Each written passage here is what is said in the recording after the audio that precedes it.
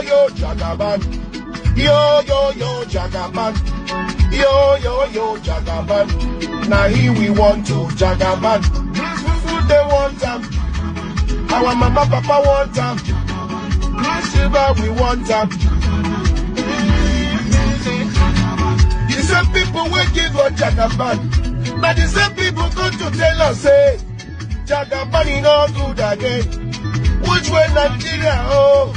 Because the government don't favor them, oh. They won't go stand touch Jagaban government, but let people everywhere. Yo, yo, yo, eh. Buhari finish in 8 years. Jagaban go finish 8 years. We know they for church. Yo, yo, eh, eh. Yo, yo, yo, Jagaban.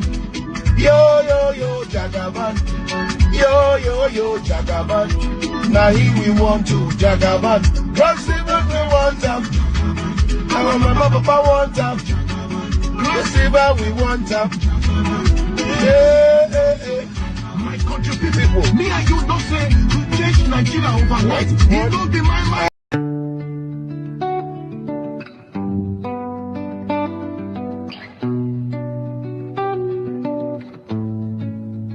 They fear one name, not because he's noisy, but because he's solid. The only candidate they truly want out of this race is Atiku Abubakar, because they fear him. They think pressure will stop him from contesting. They are pushing a campaign that says he has been running and losing. He should not contest. 20 the man is early. But listen well, Nigeria.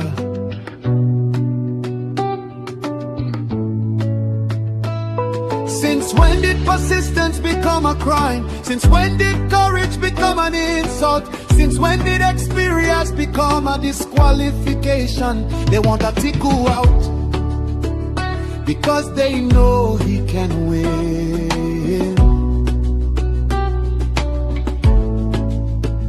Across the north, across the south, across the lines they cannot cross. If he ran before, it means he is ready. If he tried before, it means he is strong. Only cowards quit in silence. Champions return when history calls. So let the people speak, let the millions rise, let the call go forth. Atiku must contest, Atiku must run. Let all Nigerian people lift this call loud and clear, in words and poetry and song, in spirit and in fire. Our demand is simple, our message is united. Atiku must run.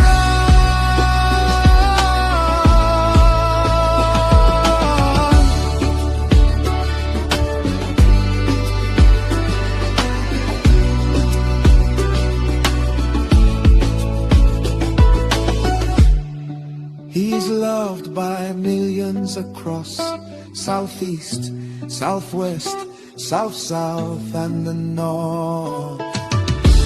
Nigeria needs him, Nigeria wants him, and history is waiting. Atiku must run, Atiku must run.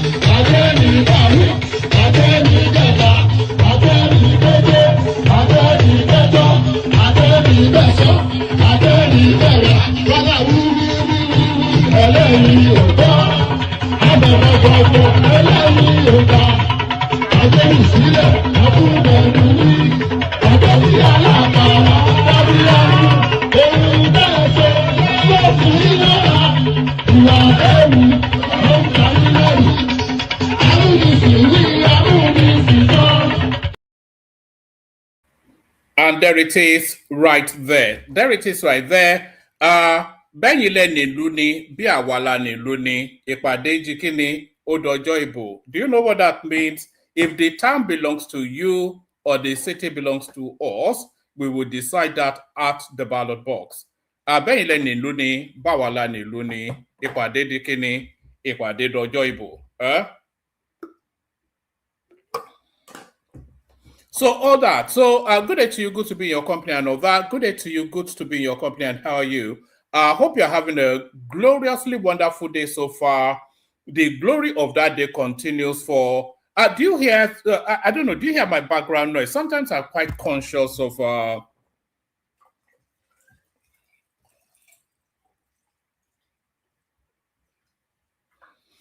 yeah, sometimes I'm quite conscious that all of the background, because this microphone is so sensitive, you know, I've gone through so many of these things. If I show you the pile, I've gone through endless computers, I've gone through endless endless headphones and whatnot. Technology is not my friend, you know. I'm a curmudgeon from the 1804, so technology is it's something I'm still grappling with. You know, I was around when we had Motorola. Do you remember the flip Motorola? So that's how far back I go.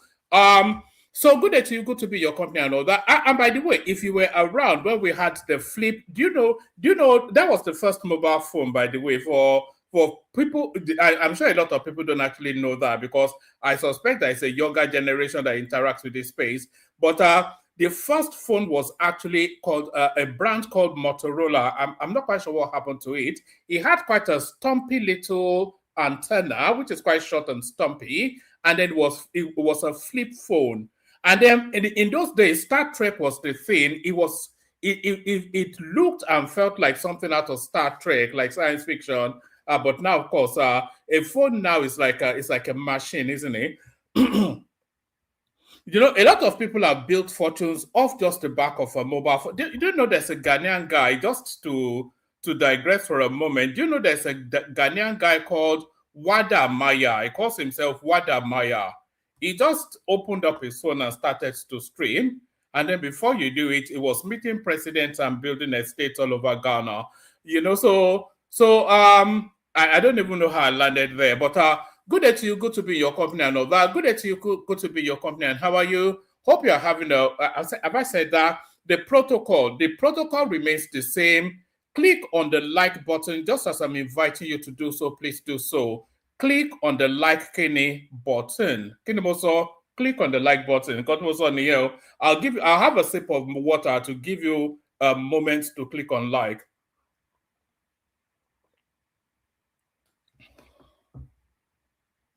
You know, I go through quite a lot of water. I've got 2 bottles here. You see, this one has ice, and this one is like the refill. So, you know, extra. Anyway, what do you care about all this nonsense? But yeah. So yes, click on the like button if you haven't done that already. Subscribe if you haven't done that already.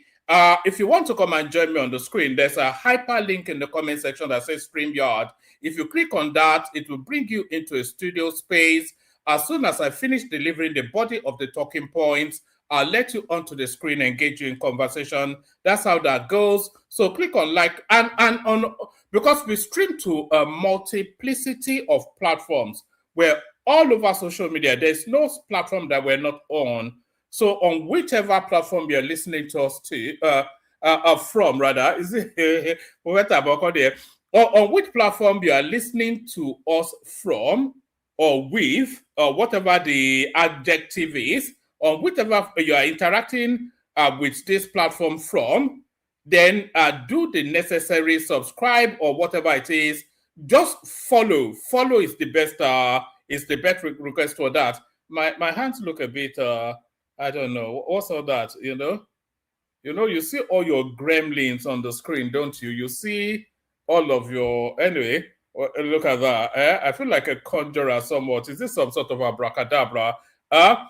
And by the way, say hello to me in the comment section as well. You know, I'm a sensitive soul, you know, and I have no friends. So let me feel as though there's somebody that loves me out there for the moment we spend together. Say hello to me. Let me know where you're joining us from so I can acknowledge your presence. Say hello back. So like, share, subscribe. Click on the hyperlink that says StreamYard if you want to come and join me on the screen.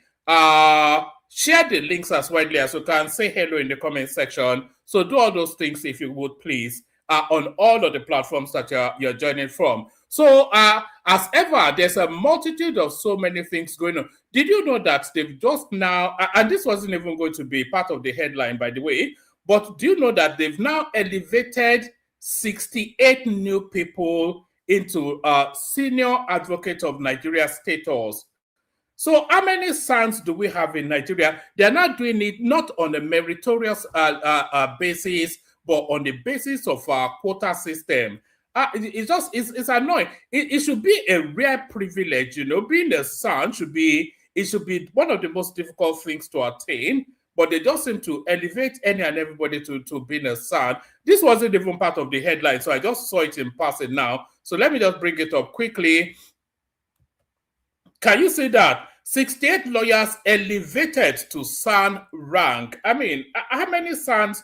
Let me actually check that now. We shouldn't have more than 100 SANs in Nigeria. You know, they should be extremely expensive and they should be extremely competent. How many senior advocates do we have in the Nigerian legal system? The only senior advocate I want to say now is Ogbeni. 900. We have 900. Nigeria has over 900 senior advocates with official records from the body of senior advocates of Nigeria showing 956 registered members. The rank is a special title given to top lawyers and law teachers. So 956 seems to be the sum. And then if you add now this new quota, it cannot be right, can it, that we have in excess of 1,000 senior advocates in Nigeria. Then every other lawyer is a senior advocate, and there will be a lot of bookies. This is the list of names. Ibrahim Genda Adamu. So he knows nothing about law to be a senior advocate. Jude Okafor, he knows nothing about law to be a senior advocate. Godwin Achibong Umar, Esquire. So it's a quota system they seem to be using. Sunday Samuel Obende, so he knows nothing about law to be a senior advocate. Adebayo Olugbenga, Adara Legbe, so he might well know something. I think he may be, well, some qualifications there. Jimson Ojovi, so that one is from the South. So I don't even know that they know anything about anything, never mind being a senior advocate. Olalekan Bade John, so even that double barrel name qualifies him as a senior advocate. Olaotan Olusegun Esquire, Philemion Adafi. The name doesn't even sound like a human being, never mind. It's like a quota system, something they seem to be doing there. But that's that one right there. So yes, it's a quota system, something they seem to be doing there. And by the way, are people sharing the links? You should be sharing the links. You know, we keep complaining that we don't get traffic, but then you people don't share the links. If you don't share the links, then how are we going to get to the traffic? Share the links as widely as you can, if you would, please. Especially the people on Facebook. Share the links on Facebook. All right. So that's that one right there. Where are we coming at it from? Where are we? Let's come at it from here. All right. Let's go from that. We seem to have started, so we just carry on. So let's go from that one to this one. Tinubu expands Nigerian army to 12. Tinubu expands Nigerian army to 12 divisions. approves 28,000 new recruits. So I don't think 28,000 new recruits is quite the answer that we're looking for, because I think there's a digit missing from that figure. So there's a digit missing. No, it should be reading like 280,000, not 28,000. What will 28,000 do to ameliorate anything that is going on in that country? Tinubu expands Nigerian army to 12,000 divisions, approves 28,000 new recruits. President Bola Tinubu has approved the expansion of the Nigerian army from 8 to 12 divisions, alongside the recruitment of 28,000 additional personnel as part of efforts to strengthen Nigeria's security architecture and improve military effectiveness across the country. The approval was disclosed in a statement issued on Thursday by the President's Special Advisor on Information and Strategy, Bayo Onanuga. So Bayo Onanuga has actually settled into that role because he was replacing Ajuri Ngalali, and Ajuri Ngalali was quite effective. And I wondered because Bayo Onanuga is somewhat staid and a bit passé, a bit old school, and you wondered if he was equipped for the fast pace of contemporary news handling. But it seems to marry technology with experience quite effectively. So it's doing a lot better than I anticipated. President Bola Tinubu has approved the expansion of the Nigerian army from 8 to 12 divisions, alongside the recruitment of 28,000 additional personnel as part of efforts to strengthen Nigeria's security architecture and improve military effectiveness across the country. The approval was disclosed in a statement issued on Thursday by the President's Special Advisor on Information and Strategy, Bayo Onanuga. According to the Presidency, the move reflects the administration's commitment to enhancing the operational capacity of the armed forces and addressing Nigeria's evolving security challenges. So I don't think 28,000, it doesn't, I mean, 28,000, Nigeria, actually, let me actually check that.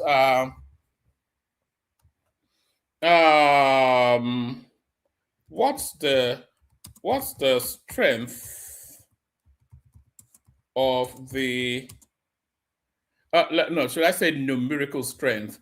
Numerical strength of the Nigerian army. What's the numerical strength of the Nigerian army?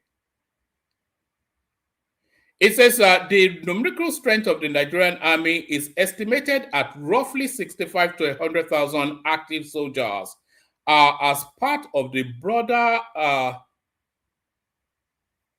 active army estimated around 65.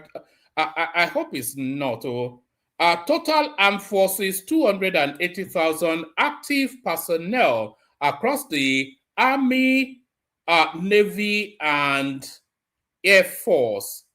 No wonder we have insecurity. If we have 230,000, that's across the board, by the way. If we have 65,000 soldiers looking after a country of near 300 million people, according to their dubious statistics, no wonder then we're in the position that we're in.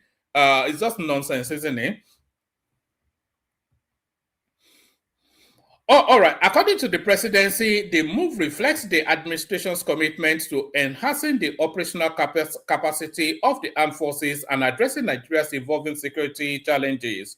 The expansion forms part of a broader military modernization program that includes the acquisition of critical military platforms and equipment, improvement in troop welfare, and sustained support for operational readiness. This it says this includes approval for the recruitment of 28,000 additional personnel, acquisition of critical military platforms and equipment, improvement in troop welfare, and ongoing support for operational readiness and force modernization, the statement reads. Under the new structure, the Nigerian Army would operate 12 divisions strategically located across the country. one division headquarters, that will be in Kaduna. So one division headquarters will be in Kaduna, will be based in Kaduna, but oversight Kaduna, Kano, Katsina, and Jigawa. Two division headquarters will be headquartered in Ibadan, and it will cover Oyo, Osun, Ekiti, and Ondo. Three division headquarters will be headquartered in Jos, and it will cover Plateau, Bauchi, and Gombe. The 5 division headquarters will headquarters in Makurdi, Benue, Nasarawa, and Kogi State. 6 division headquarters headquartered in Port Harcourt, Rivers, Akwa Ibom, and Cross River. 7 division headquarters, Maiduguri, covers Borno and Yobe State. Yeah, I'm waiting to get to Lagos. So 8 division headquarters, Sokoto headquartered, covers Sokoto, Kebbi, and Zamfara State. 9 division headquarters, Ilorin, covers Kwara and Niger State. 10 division headquarters, Jalingo, covers Taraba and Adamawa State. And then 81 division headquarters. So it's go from 10 to 81. That will be based in Lagos, and it covers Lagos and Ogun State. 82 based in Enugu, and that covers the Igbo states. 83 headquartered in Benin City, Edo, Delta, and Bayelsa. So the president, so it's gone from 8 to 12. Is that what they've said? Is that what and what does that actually mean in actual improvement of security terms? Yeah, it's gone from 8 to 12, but what does that actually mean in terms that actually affects our well-being? The presidency stated the creation of new divisions in Makurdi, Ilorin, Jalingo, and Benin City is expected to strengthen command and control structures, decentralize operational decision-making, enhance border security, and improve the protection of critical national infrastructure. The new formations are also expected to bolster counter-insurgency operations, support internal security efforts, and enable faster military responses to emerging threats across the country. According to Ononuga, the implementation of the new force structure will be carried out in 2 phases. The first phase, which includes the establishment of the 5th, 9th, and 10th divisions and the reorganization of existing formations, is expected to be completed by September 2026. So, which is what, a couple of months from now. The second phase, covering the establishment of the 83rd division and the second phase, covering the establishment of the 83rd division and additional restructuring, is scheduled for completion by December. President Tinubu also commended the Chief of Army Staff, Lieutenant General Waidi Ibrahim Shaibu. Is that a Yoruba name? Waidi Ibrahim, the Chief of Army Staff. If the Chief of Army Staff, that sounds like a North Central sort of a name. Waidi. I don't think the Northerners bear Waidi as a first name. Waidi Ibrahim Shaibu, as well as officers and soldiers.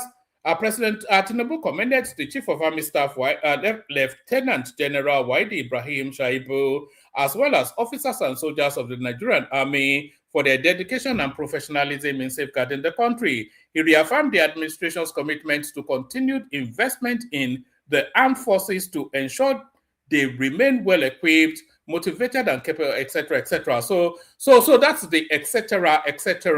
that tells us then that that the army has been they've created an additional, so from 8 to an additional 4 divisions, and they are recruiting an additional 28,000 personnel, but that is still an under recruitment. There's a digit missing, like I said, from that number right there. So let's go from that to this one. Tinubu comments,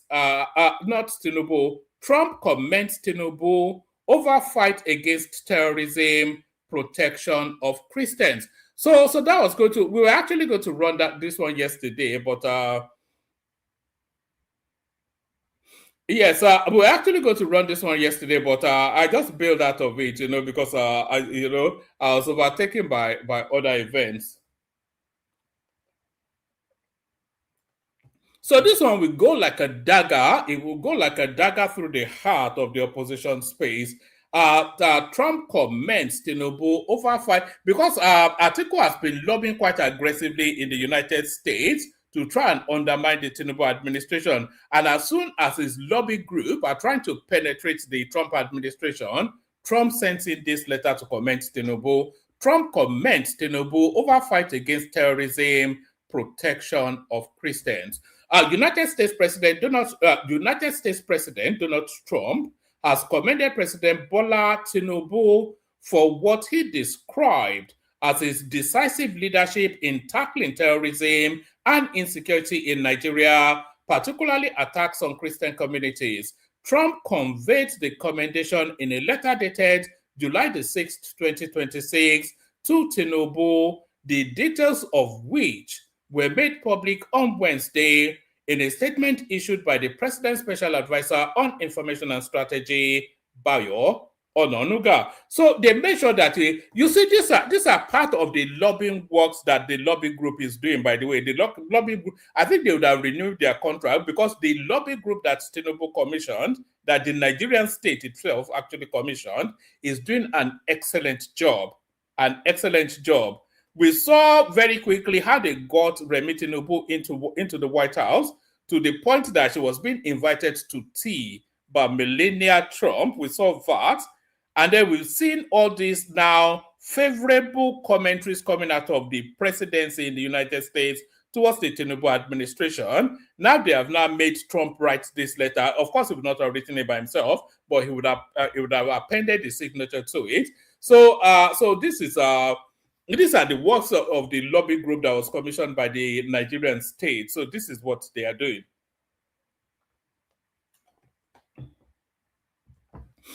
United States President Donald Trump has commended President Bola Tinubu for what he described as his decisive leadership in tackling terrorism and insecurity in Nigeria, particularly attacks on Christian communities. Trump conveyed the commendation in a letter dated July the 6th, 2026, to Tinubu, the details of which were made public on Wednesday in a statement issued by the President's Special Advisor on Information and Strategy, Bayo Ononuga.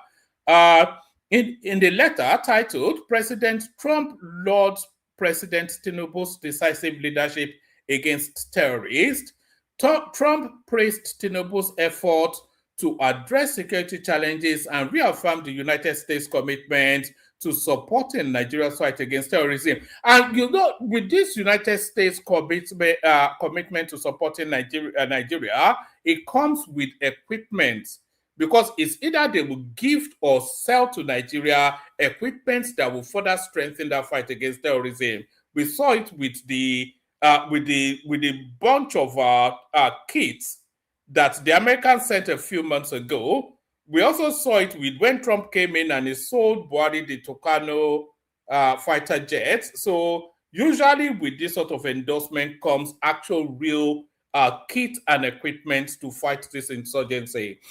In the letter titled, President Trump lauds President Tinubu's decisive leadership against terrorism. Trump praised Tinubu's efforts to address security challenges and reaffirmed the United States commitment to supporting Nigeria's fight against terrorism. Thank you for your thoughtful letter. Your kind words means a great deal to me, and I appreciate your decisive leadership on behalf of the Nigerian people. Is that Tinubu's thank you note? Thank you for your thoughtful letter. So that would be Tinubu sending a thank you for. I wonder if Trump would then send him a letter thanking him for thanking him, and they can go back and forth. You know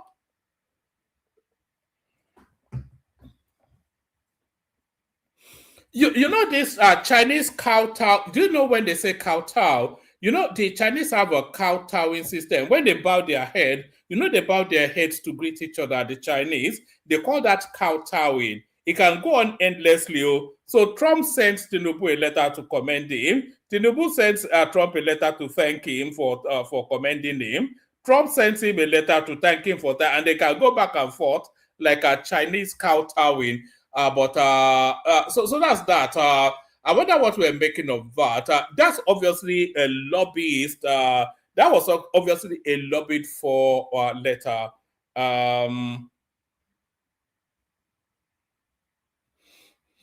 All right, let's pick it up from here. In the letter titled President Trump lauds President Tinubu's decisive leadership against terrorism, Trump praised Tinubu's efforts to address security challenges and reaffirmed the United States' commitment to supporting Nigeria's fight against terrorism. Thank you for your thoughtful letter. Your kind words means a great deal to me, and I appreciate your decisive leadership on behalf of the Nigerian people. I applaud your resolve to tackle the issues plaguing your nation, especially the violence affecting Christian communities, and it is a true honor to stand with you in the fight against terrorists and make the Federal Republic of Nigeria stronger and more prosperous, Trump wrote. The statement said Trump described the relationship between both countries as critical at a time when security challenges have spread across West Africa. The United States-Nigeria relationship is crucial at a time when conflict has spread across West Africa and around the world. We both share a mutual goal of confronting terrorism in all its forms, and our historic U.S.-Nigeria 2026 Defense Cooperation Roadmap has established a robust framework to establish this feat. So it looks like quite a detailed letter from Trump, actually. Trump also highlighted ongoing defense cooperations between the two countries, noting that the United States had deployed special operation forces to support Nigeria's military. I am proud to have deployed the United States Special Operation Forces amongst the most elite military units anywhere in the world to equip the brave men and women in the armed forces of Nigeria with the skills, tools, and intelligence they need to protect your homeland and ensure the safety and security of citizens, particularly those of faith who have been under attack. I look forward to our continued discussion over the course of my presidency, he stated. According to the presidency, Nigeria and the United States have strengthened security cooperations in recent months following the establishment of a joint working group co-chaired by the national security advisors of both countries. The statement added that the partnership has focused on training, intelligence sharing, and joint operations against terrorists. It also said one of the outcomes of the collaboration was the May 16 coordinated operations against ISIS hideouts in the Lake Chad region, which reportedly resulted in the killing of the group's top leader, etc., etc. So that's the etc., etc. That was the letter from Trump to Tinubu. So as I said, that would have gone like a dagger through the heart of the opposition of opposition spaces. Maybe the obedience will start. Do you remember when they were attacking was it Chicago State University? When they were attacking their email address, maybe the obedience will start attacking the Americans. Let them go to the White House and attack them. I defy you to do that. I defy you to go and start attacking the... what's happening? Am I frozen? Can anybody hear me? What's going on? Am I still...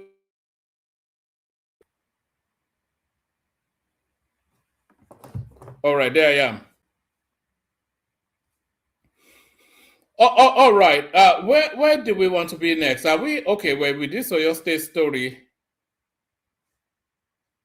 I'm not sure what's going on with my system. Oyo Governor Makinde hands over power to Deputy Reasons in March. All right. Well, it'll probably be some Oyo Governor Makinde hands over power to Deputy Presidency in March.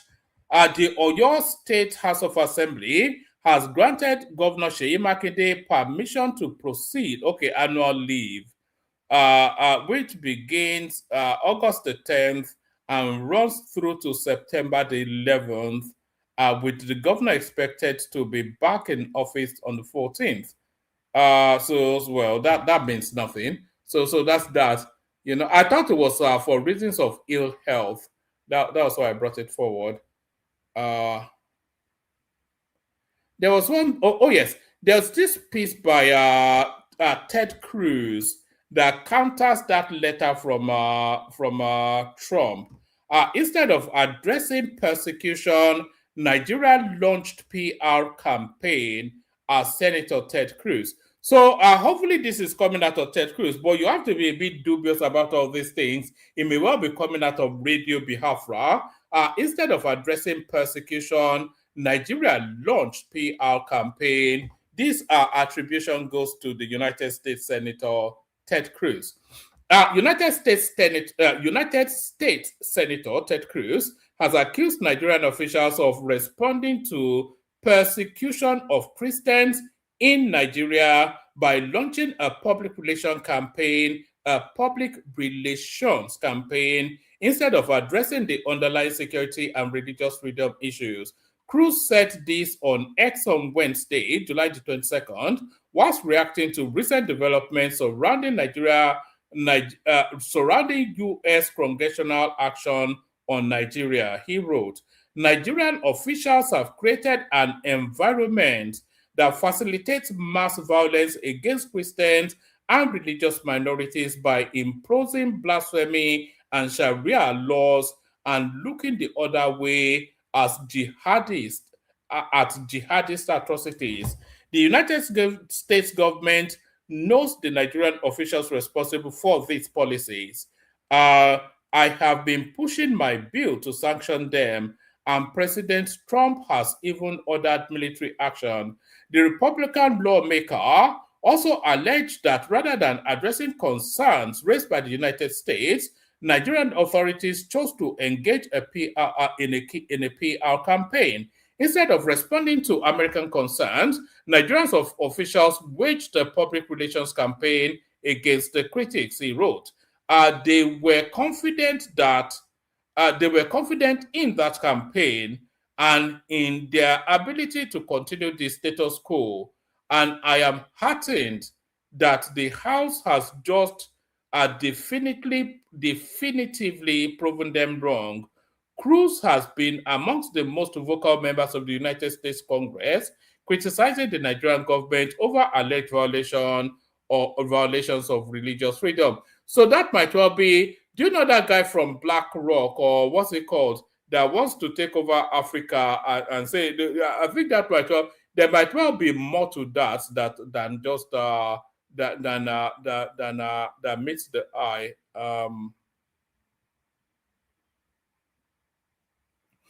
All right, what else do I have for you? All right. There's not an abundance in the news cycle, by the way. All right, let me just play you a couple of clips. I'll send. Who said the letter from the White House is fake? That's just a nonsense, isn't it? It's all over the.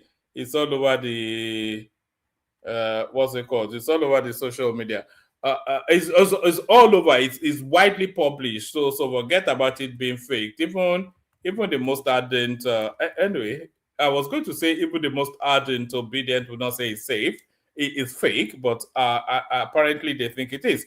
But that's the link to the studio right there. We don't have too much in the news cycle. If anybody wants to come in for a conversation, though, then come in. Let me play you the clips I have. No, we spoke about the Oyo kidnappers judgment, I think about 2 sessions ago. The last time we were out, we spoke about that. The Supreme Court, the DSS rather appealing against the judgments to give them a life sentence. So let me play you the clips that I have. All right. So here is the governor of Jigawa State who decided to check on the civil servants, not at 9 a.m. in the morning, no, to catch them.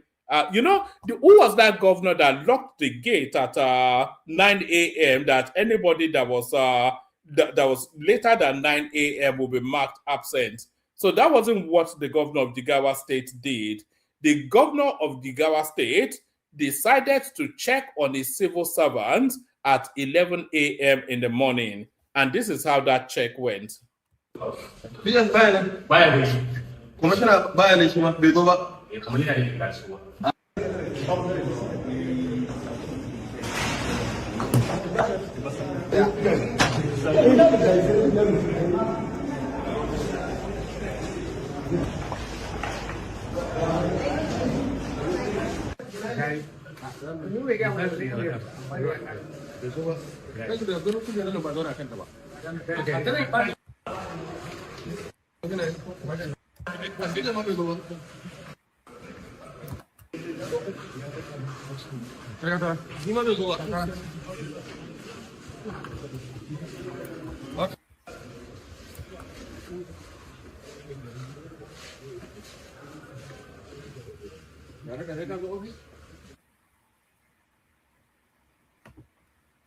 All right. So not a single soul in the office at 11 a.m. in Jigawa State. So that's that one. What else have we got for you? So I want you to listen to this girl. This girl comes out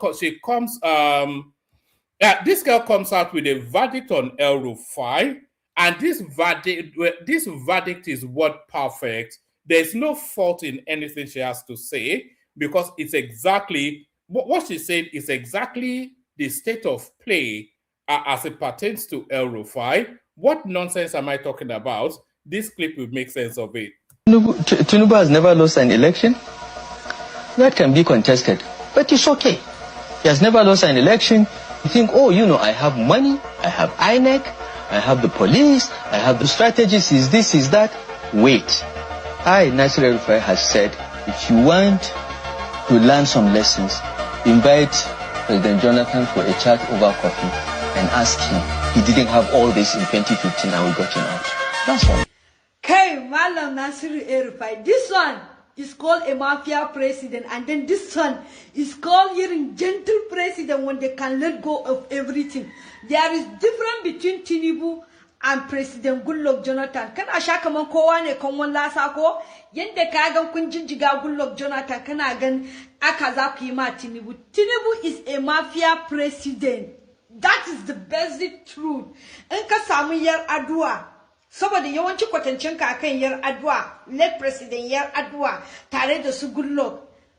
Ka samu kan wan lasa ko, but see this one now is dealing with you. That time that you were talking cho, you have freedom of speech, but now your freedom is being denied. Kai, Tinubu 2027 say you come up post wallahi. See for this thing what Tinubu do. Wallahi amutu kawai say Tinubu 2027.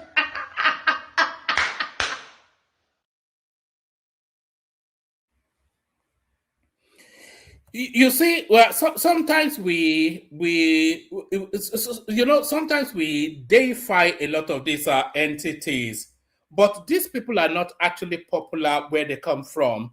El Rufai is not a popular man. You know that El Rufai never really won any of those Kaduna elections. It was Buhari that handpicked and installed him there.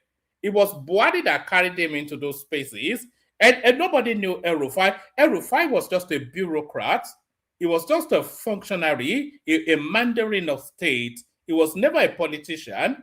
If you look at the trajectory of El Rufai, it's always been appointment. Nobody knew him in Kaduna State. It was Buhari that picked him, had him installed as the governor of that state. They brought him in, whatever it is. He just really put him there. That was all that happened. So the people of Kaduna State, they don't even like him. They don't know him. But Buhari foisted him on them. And if you check the temperature, these people purport to speak for the North. He did not deliver a state in the last cycle of elections, did he? Did Atiku not win Kaduna State in the last cycle? So these people are not popular anywhere. So I'm not quite sure all this noise that they go. And same thing for Malami. Who knows Abubakar Malami in Yobe State or wherever it is that he comes from? They don't know him now. They just know him as a chancellor and a land grabber now. And they're also glad that Tinubu is dealing with him. Who knows Atiku anywhere? Atiku cannot win an election anywhere now. It's the structures of the party that deliver for Atiku. Now that he's in a party that has no structure, we will see the real strength of his popularity. Atiku will not really make any attempt at these upcoming elections now. He knows that he's not going to win, and he knows that he cannot afford to waste the money. He will just do the barest minimum and then pack his bag. I suspect that Atiku will not even go to court after the elections. He will just disappear to Abu Dhabi to be seen no more. So but that's what the people of Kaduna State think about Rufai right there. So what do the people of Abia State think about Tinubu? Well, their first citizen tells you, watch this. I want to also plead with you to take our felicitations to His Excellency, the President of the Federal Republic of Nigeria, Senator Oyo Tinubu. I want you to please thank him. Thank him for his courage. Thank him for the sacrifices. Some people may not understand. It takes a man with courage to do what he did in 2023. Remove petroleum subsidy and follow suit with the floating of the naira. What has that done? That has freed up a lot of funds that would have been used in financing consumption, to doing other things in the federal government, in the states, and in the local governments. And today, a lot of states are not paying salaries. A lot of states are able to build infrastructure. A lot of states are able to empower people to produce rather than consume. Now, make no mistakes about it. Every courageous decision, every courageous action has its own consequences. So if you remove subsidy and if the naira, it will take its toll, and over time the economy will begin to correct. So what you see that people interpret as hardship today are the fallouts of previous bad behavior.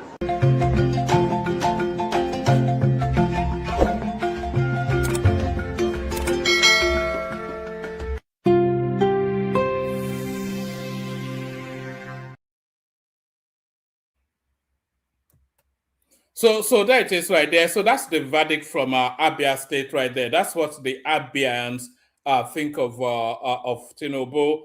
So let's go on from there. You know, all this operation run down Nigeria, that seems to be the currency with the obedience. Go anywhere. If you start to go on TikTok, you see just how vulgar that operation run Nigeria down is amongst the obedience. But it looks as though that in spite of their best efforts, Nigeria is actually blossoming, not being diminished in the eyes of the international community. So what am I saying? You would have noticed that a lot of Westerners are now coming to Nigeria. A lot of social media influencers, they're also coming to Nigeria as part of their world trips. And they're all having excellent times. You know, they come to Lagos and they don't want to leave anymore. Let me show you an example of what I mean. Officially everything done. I'm walking into a new country. I am in Nigeria, guys. I just arrived here in Lagos Airport. I see all these videos online, people warning you, Nigeria immigration, baggage check.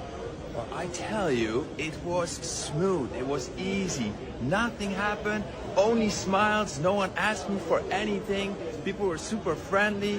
Okay, I had to wait for my bag for about 40 minutes. I just sat on a chair and bags were coming and mine was not coming. So I started sweating. Then I figured out they took it already off the belt. So I found it in the end. I must say my arrival here to Lagos, Nigeria was super, super easy. And there it is right there. In spite of the best efforts of the obedient to color that country bad, it looks as though the international, the cachet, the swagger, the steez of the Nigerian, and by the way, the Nigerian steez is a Yoruba steez. So I think that's not even a controversial thing, is it? The Nigerian steez is a Yoruba steez because it's only the Yorubas that understand swag and steez. So the Nigerian steez is a Yoruba steez. Anything innovative is a Yoruba. Even I innovated this streaming thing, and a lot of people now do it. Not streaming though, but this sort of format. But the Nigerian steez is a Yoruba steez. I don't think there's any control. The Nigerian style is a Yoruba style. The Nigerian elegance is a Yoruba elegance. The Nigerian culture is a Yoruba culture. I don't even know how I landed on that. But let me go on to, let me play you this. But I said the Nigerian this is a Yoruba this and the Nigerian that is a Yoruba that. But if you look at historical documents, that may well not be true. Did you know that before even the Yorubas, before even they discovered and migrated to Ile-Ife, did you know that there was already a thriving Igbo community there in Ile-Ife? Go to the Onis Palace and you see evidence. You don't believe. Go to Oyo. Before the Oyos got there was already a thriving Igbo community there. People just don't understand these things because they've removed history from the Nigerian books, so we don't know history anymore. But do you know that as far as Zamfara, before the Malams got there was a thriving Igbo community there? You don't believe me? You want proof? You want evidence? Watch this. Okay, the last time I talked about the Igbos in northern Nigeria, indigenous Igbos in northern Nigeria. The last time I spoke about those in Zamfara, okay, that has been there for the past 400 years, older than the Fulanis of Nigeria. Okay, I talked about that. It will also interest you that we have a lot of them that are over 1,000 years. Okay, indigenous people in where you have today as northern Nigeria that is over 1,000 years. Okay, now this video is going to take 3 phases. Okay, it's going to take 3 phases. Okay, so I will post today, post tomorrow, and post next tomorrow. Please stay tuned. Okay, just stay tuned to my channel. You will learn and understand a lot of things. Okay, there are those that are over thousands of years. Okay, residing in where you have today as northern Nigeria. And don't forget, all these words I am using, it's because of the colonial system that created northern Nigeria and all that. Okay. As of then, there was nothing like that. Even what you have today as Cameroon, Nigeria, and all that, there was nothing like that. So the old Biafra map stretched to Adamawa. That is why you find these people over there. They are indigenous people. Aside those that migrated with time from some other Igbo communities that migrated with time to those Azis, there are indigenous Igbo communities over there. Do you understand me? That is why the Biafra map, the old Biafra map, stretched across to Adamawa in northern Nigeria. You get what I'm saying? So I will tell you the accounts of migrations, how they migrated, those who has already been there, and some others who came and settled with the people there and all that, how the movement happened. I will tell you in the course of this lecture, okay? I will let you understand all these things, okay? All right. It goes on and on for an additional 3 more minutes, but I think you get the drift of what he's saying. It's just the passion with which this and the conviction, not even the passion, yes, but it is really the conviction that these people speak bullshit. That's the most. There's very few things to admire, but the conviction with which a Southeasterner spews bullshit is something to be studied. It was the Igbo people that before God got to heaven, the Igbo people were already there. I think that will be the next. That will be the final destination of that narrative. Before God got to heaven, the Igbo people were already there. And if you look at the old Biafra map, you will find all the evidence of that. Let me play you this now last clip. The ingenuity of the Nigerian drug dealer is unparalleled. There is nowhere in the world that can match the ingenuity of the Nigerian drug dealer. Watch this.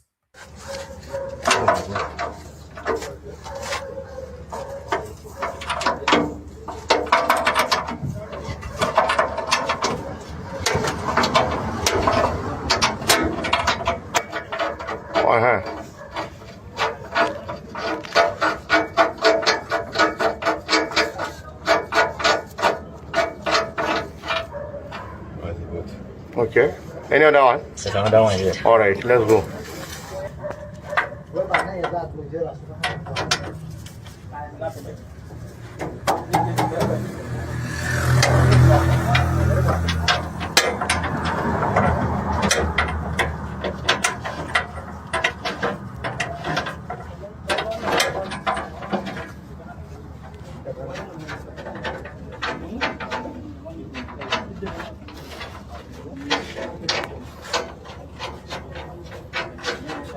Yeah, about to come out.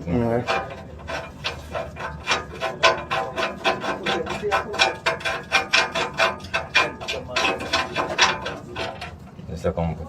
I want to slice this back. Oh, yeah, slice it back. Let's go.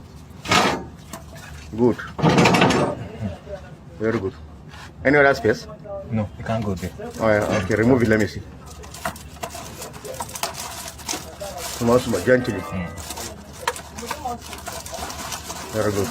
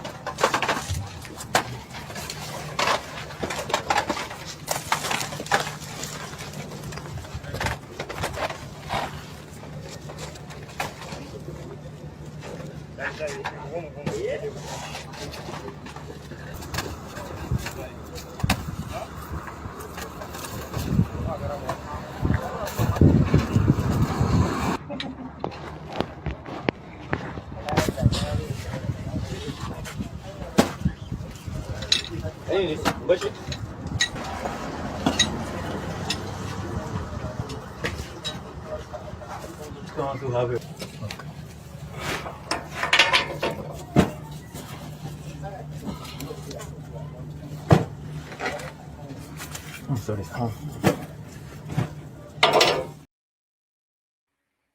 All right. So that goes on for an additional 3 minutes, but it's just the ingenuity. Do you know that they drove that truck that you're looking at there, they drove it all the way from Togo all the way through Benin Republic to Nigeria. That was carrying tramadol. And I'm not quite sure how tramadol suddenly became like a narcotic. I thought it was a painkiller. That's what I thought. And then I checked just as I was watching that thing, and it is a painkiller. So how has it suddenly become an illicit drug? It's no different from apparently, allegedly. It's no different from. It says tramadol is a strong prescription-only painkiller from the opioid. Oh, okay, so that's where it comes in, from the opioid class, used to manage moderate to severe pain. It is typically prescribed when non-opioid medications like ibuprofen and paracetamol are not effective or cannot be tolerated. So, and that's according to the NHS. So I think it's the opioid element, but how much of the opioid is in there for it to become an illicit drug? That's the question. But that's that. Oh, somebody was just telling us here that if you look at the Ethiopian, but this is according to DJ Dodoye, not me. According to DJ Dodoye, is telling us that if you look at the Ethiopian Bible, you will discover that the first man and woman on earth were Emeka and Ngozi. It was only when they did the translation to Hebrew that they decided to substitute the name. So, according to reliable source, DJ Dodoye, the first man, and this is you will find this in the Ethiopian Bible, which is the oldest Bible in the world. If you look at the Ethiopian Bible, the first man that God created was Emeka, and the second and the partner for him, they ripped from his that they took from it to form Ngozi. So that's the first man and woman right there, Emeka and Ngozi. And this guy says it in jest, though. But if you go on social media tomorrow, you will find another character wearing that Ngozi, Nnamdi Kanu beret, telling us that there's some Biafran old map that charts all the way to the formation of mankind. So the link is in the comment section. If anybody wants to take on the conversation, come in. I'll play you the Kegite music. We'll see what happens after that. The Kegites. Only water, where they see my water. Oh yes,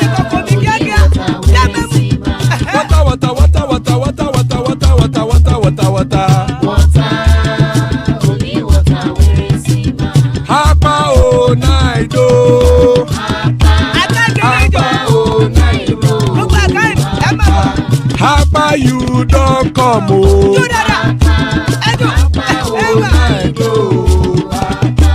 Hapa oh night oh.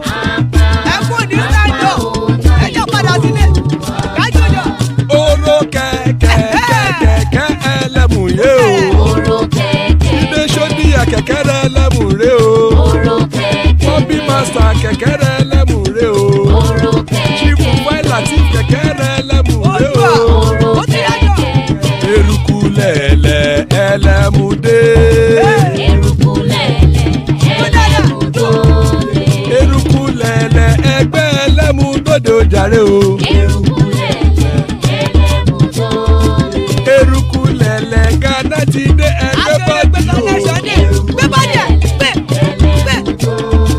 ọmọ ẹlẹ́yẹ ẹyẹ o ó dilé o Odúyẹlá ẹyẹ o ó dilé o Petrosonana ẹyẹ o ó dilé o Petrosodunke ẹyẹ rẹ ó dilé o ẹlẹ́kọ̀ ọ̀run mú ìní o.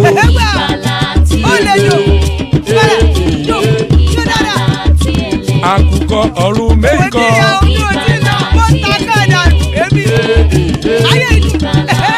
Ikú kò ní ríwà gbéṣe o.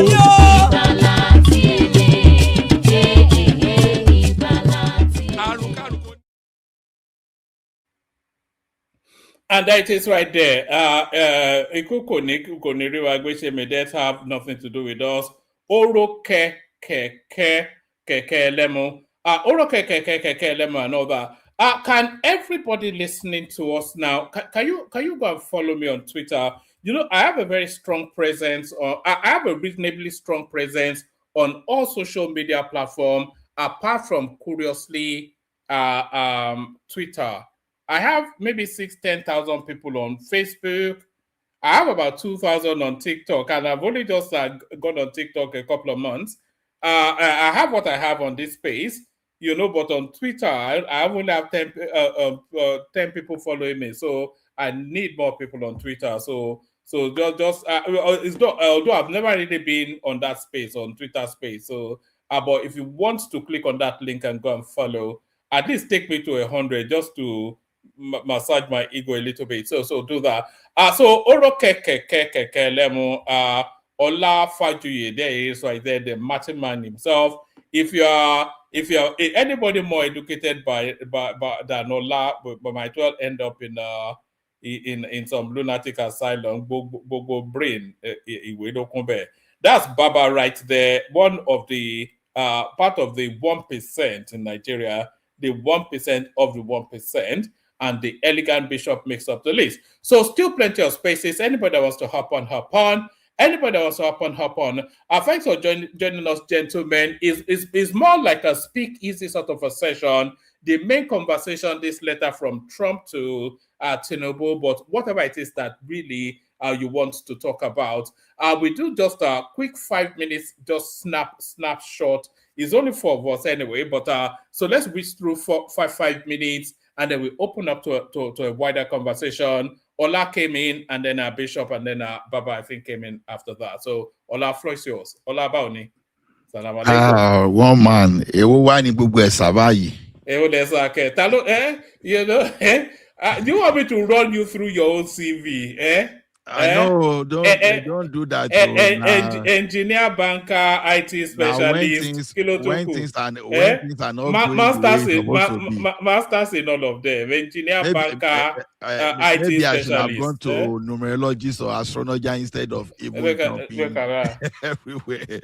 So maybe Bishop and Baba can go first. So let's maybe Baba. Because and I know that I'm going. I might join me later, boss. Let Baba and Bishop start first of all. Let me give them that floor. Oh, all right, brother. So that's the. Have you changed your mic? Have you changed you're clear and lucid? Did you buy it? I don't know whether it's internet, whether it's mic, but it has always, I use this. I don't know, so that they won't sue me for this thing. I actually use Shure. The mic they call Shure. No, that's what I use. So it's a dynamic mic I use. So I don't know. Maybe it's because of internet sometimes. I don't know, but is it what investing in? I want to get a crisper mic, but I don't know. Oh man, I will show you. I will send a picture to you. You will see the mic I'm using. I will send you the picture. All right, send it to me. Maybe I'll see if I can get hold of it. All right, thank you. So that's all. Of course, Ola needs no introduction on this platform. He's a landlord. So thank you, Ola. Bishop, we'll kick it up with you. Bishop Baoni, Hafa, Salam Alaikum. Happy Hadaka. Bishop is not ready. Okay, let's go with Baba. Baba. Okay, go ahead with Baba. I was looking for a hand to unmute myself, but go ahead with Baba with you. Are you ready? You sound like you're in the middle of something still. Yes. Okay. All right, let's go with Baba as Bishop settles down to come. Okay. So Baba, floor is yours. Hola, Bishop. Don't leave me alone to be talking and talking. Baba, you're not alone. By the grace of God. I did, but I just even want you to speak first. That's why, because me, I feel Dabaru, everything go, because I see that one man did not mention what Niger State governor did, so I feel carry on. Sorry, is it that story about the Niger State governor speaking to the Fulanis? Yeah, I did hear that thing that he removed all the district head, and I've been asking people, and they said it's genuine. That guy don't. All right, I think somebody sent it to me. Let me see if I can find it as Baba speaks. I sent it to you actually. Oh, was it you, Baba? All right, let me. I'll check. All right, carry on, Baba. Yeah, like Ola, Bishop, and several others like me, all we are waiting for impatiently is January 16th to come and go, and Ashwaju is restored for a second term, and then on the 6th of February for Guba election. That's all. Not much to say other than because all of this nonsense will just stop at once, or else some people will be flogged into submission, whether they like it or not. We have to be very, very plain, because it's just becoming, the noise is becoming too much. The nearer we shift towards those dates, the more frenzied they become, the more cacophonous their voices, irritating voices. People don't wish our country well. And they've made us to start asking, how do we occupy the same space with this kind of people? Why am I harboring people who hate me so much for doing them nothing? They say they are the richest I considered, despite the facts say otherwise. I check Forbes list. Forbes list is telling me otherwise, 1 to 10. Best of the best, both the one in America, both the one in England, both the one in Nigeria. It's telling me otherwise. Oh, they are the most educated I considered. I didn't make noise.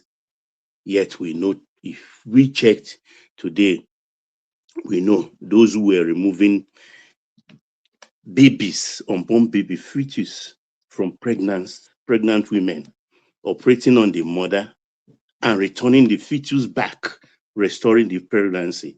We know those who could do that. So and so on and so on and so on and so forth. We know those who tick all the boxes. We know those who stay in their land and thrive. We know those who are not covetous. But everything I considered, yet they will not stop knocking me every day, my head, yet their finger is in my mouth. That's why I say, people like me are impatiently waiting. If that will settle it, that January 16, so be it.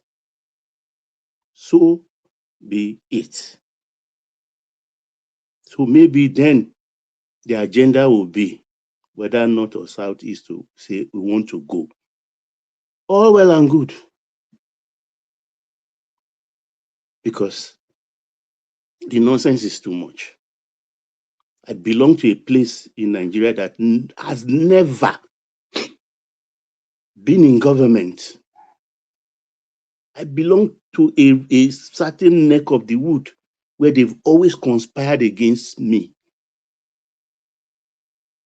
Yet, I've always thrived and helped the other side of Nigeria from my resources, from my space, with my space.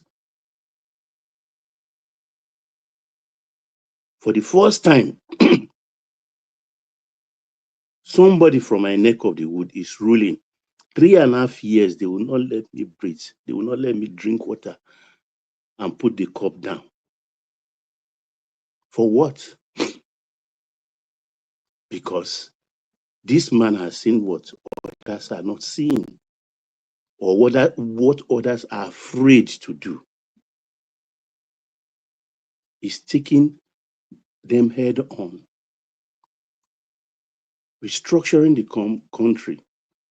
He didn't kick the can down the road like cowards that have ruled before them. All those were cowards. With the one who says is all in all and still gallivanting all over the place. That is the epitome of wisdom, the fountain of wisdom. He has not, none of them has done half of what this man has done. Do we start from the police, state police, local government autonomy, student loan,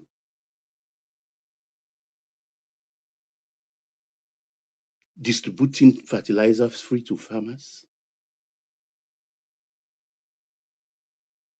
He has increased everything the way we know it.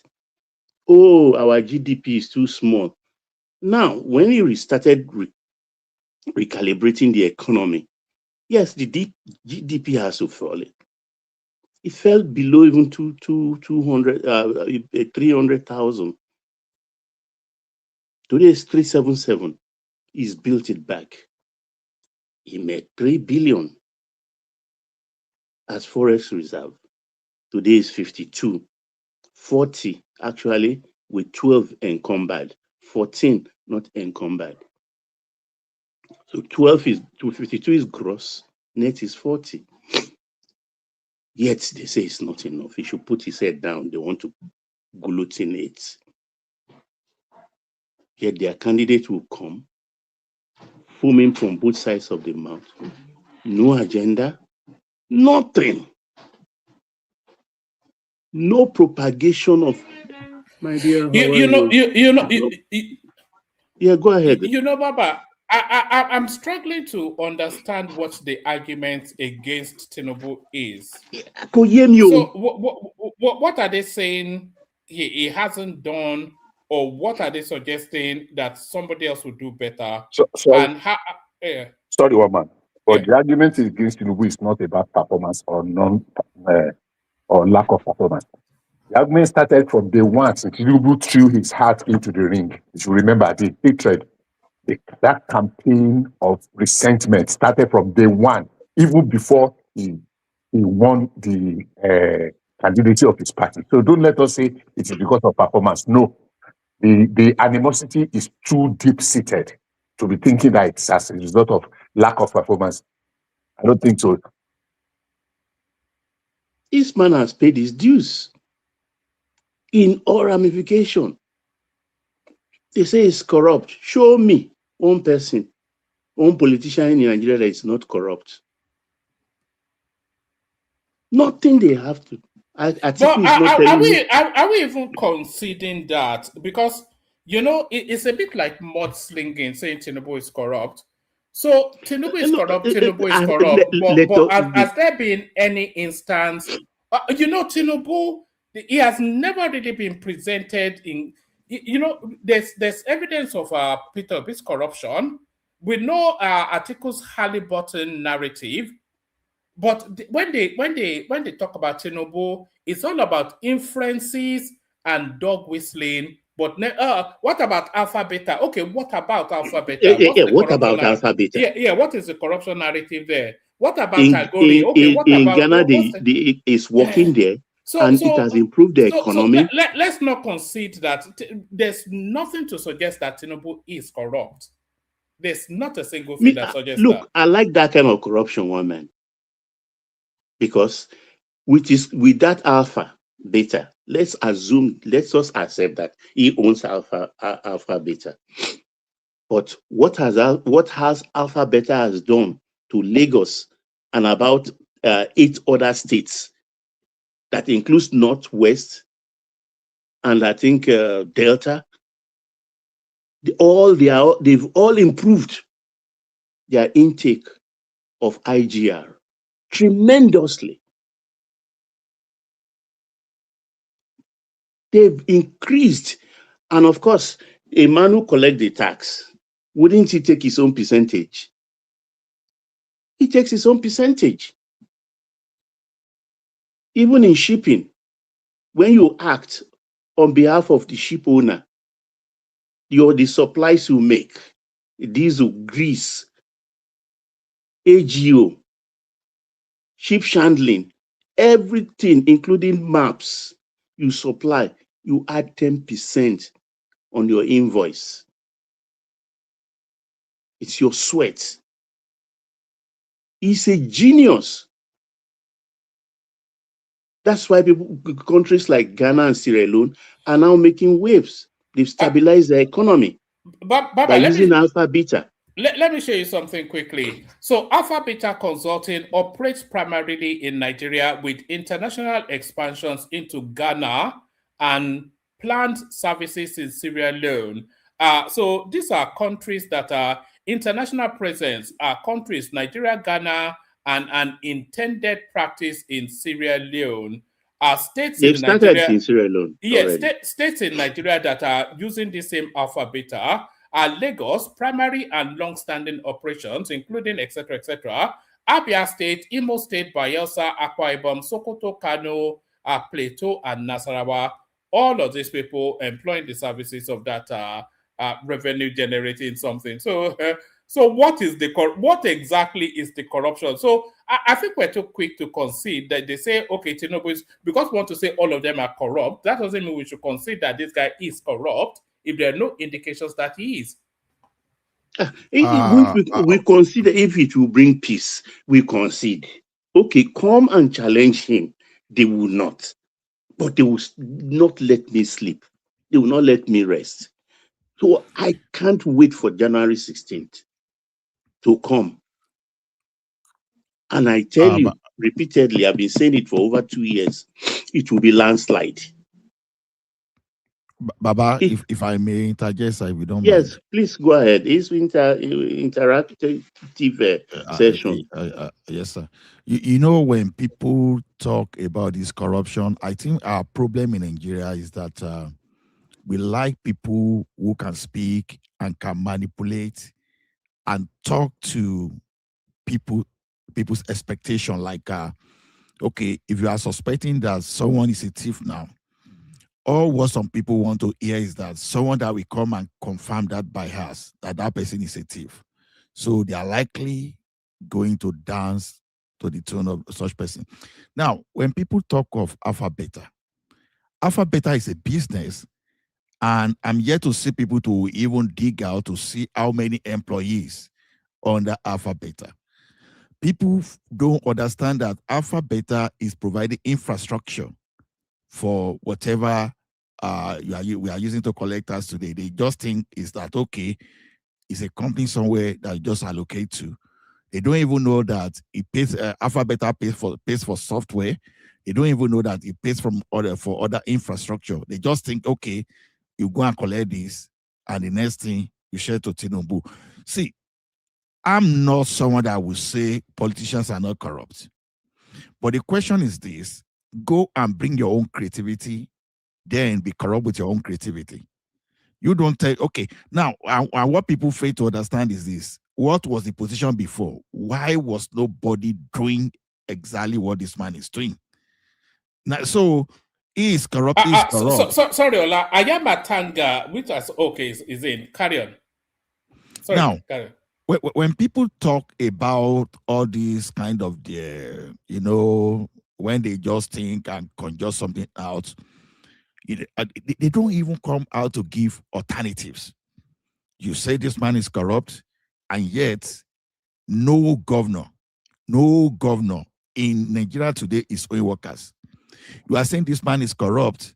He's dealing with Atiku. Why Atiku is jumping up and down and trying to bring out the narcotic case that was already concluded. You understand? So this guy is paying all those government enterprises that he privatized while their workers were not paid. He's paying all the backlog. Pensioners. All the pensioners, and he is corrupt. He is corrupt. He's able to expand the military divisions. He is corrupt. He is building more roads. And he is corrupt, is blocking all the loopholes. What this guy is good at, he understands. But all you are listing, Ola, is not an anti-corruption argument now. The fact that it's not, they're not saying it doesn't, that's his capacity to govern now. But what they are alleging is personal enrichment. Okay, one man, let's look at it this way. Now, if you have the like of Malami, if you have like 10 of them in the government, what will be happening today? Just 10 of Malami and the country will collapse. Yes. Exactly. The country will have gone bankrupt now. Yes. Now, what is happening in Nigeria today is that this guy came with a framework because he did it before. It's not a surprise to me because he has always been an auditor and finance person. A good auditor, you are not looking after the thieves. You are blocking the loopholes. You don't even want the thief to steal. That's a good auditor for you. But you're not arguing against him being personally corrupt now. Are you? What you're saying is he has capacity to govern, but that doesn't counter that he's not corrupt now. When you say it's corrupt, the person that alleged must come out to prove. What I'm seeing in Tinubu is blocking all the loopholes. Me, I'm suspecting him that is corrupt, but I don't have the evidence.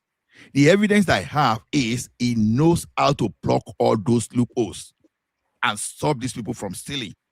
From the removal of subsidy, from floating naira. What happened? You sent some rent seekers out of job, and you are now moving the country forward.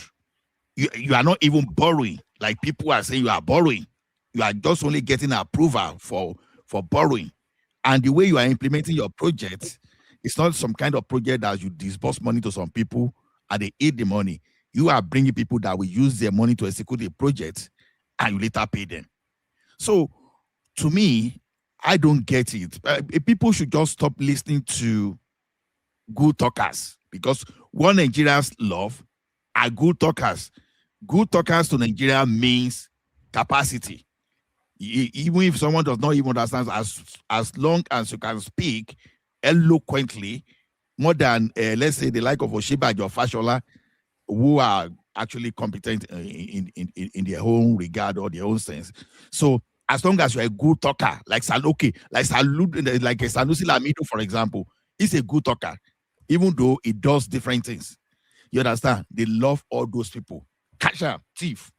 Lock them up, thief. Those are the people that people want to action without having any positive things that brings to their life. So thank you, Papa. Baba. Yes, Ola, because I'm at a loss exactly. Because if you look at, for instance, all those states mentioned in Nigeria, not to talk outside Nigeria, about 10 or so more states. In Lagos, for instance, in 2025, the IGR for 2025 was 1.87 trillion. 1.87 trillion. Imagine just 5% of that, no talk of 10%, going to alpha, beta. Do the maths, ladies and gentlemen. Do the maths. That's from one state alone. If we say he's the owner of alpha, beta, see what is going into his pocket. And this has been so for many years. So why wouldn't he? He prepared for this. I think, in my considered opinion, he is the only person who prepared himself, groomed himself for governance to be president of Nigeria since 1960. He is the only one. I can confidently say that. Others were just like given the presidency or prime ministership, they don't know what to do with it. They didn't plan for it. Even those that have come have their second coming. They don't know what to do with it, other than kowtow to the people who gave them the power. I say it confidently.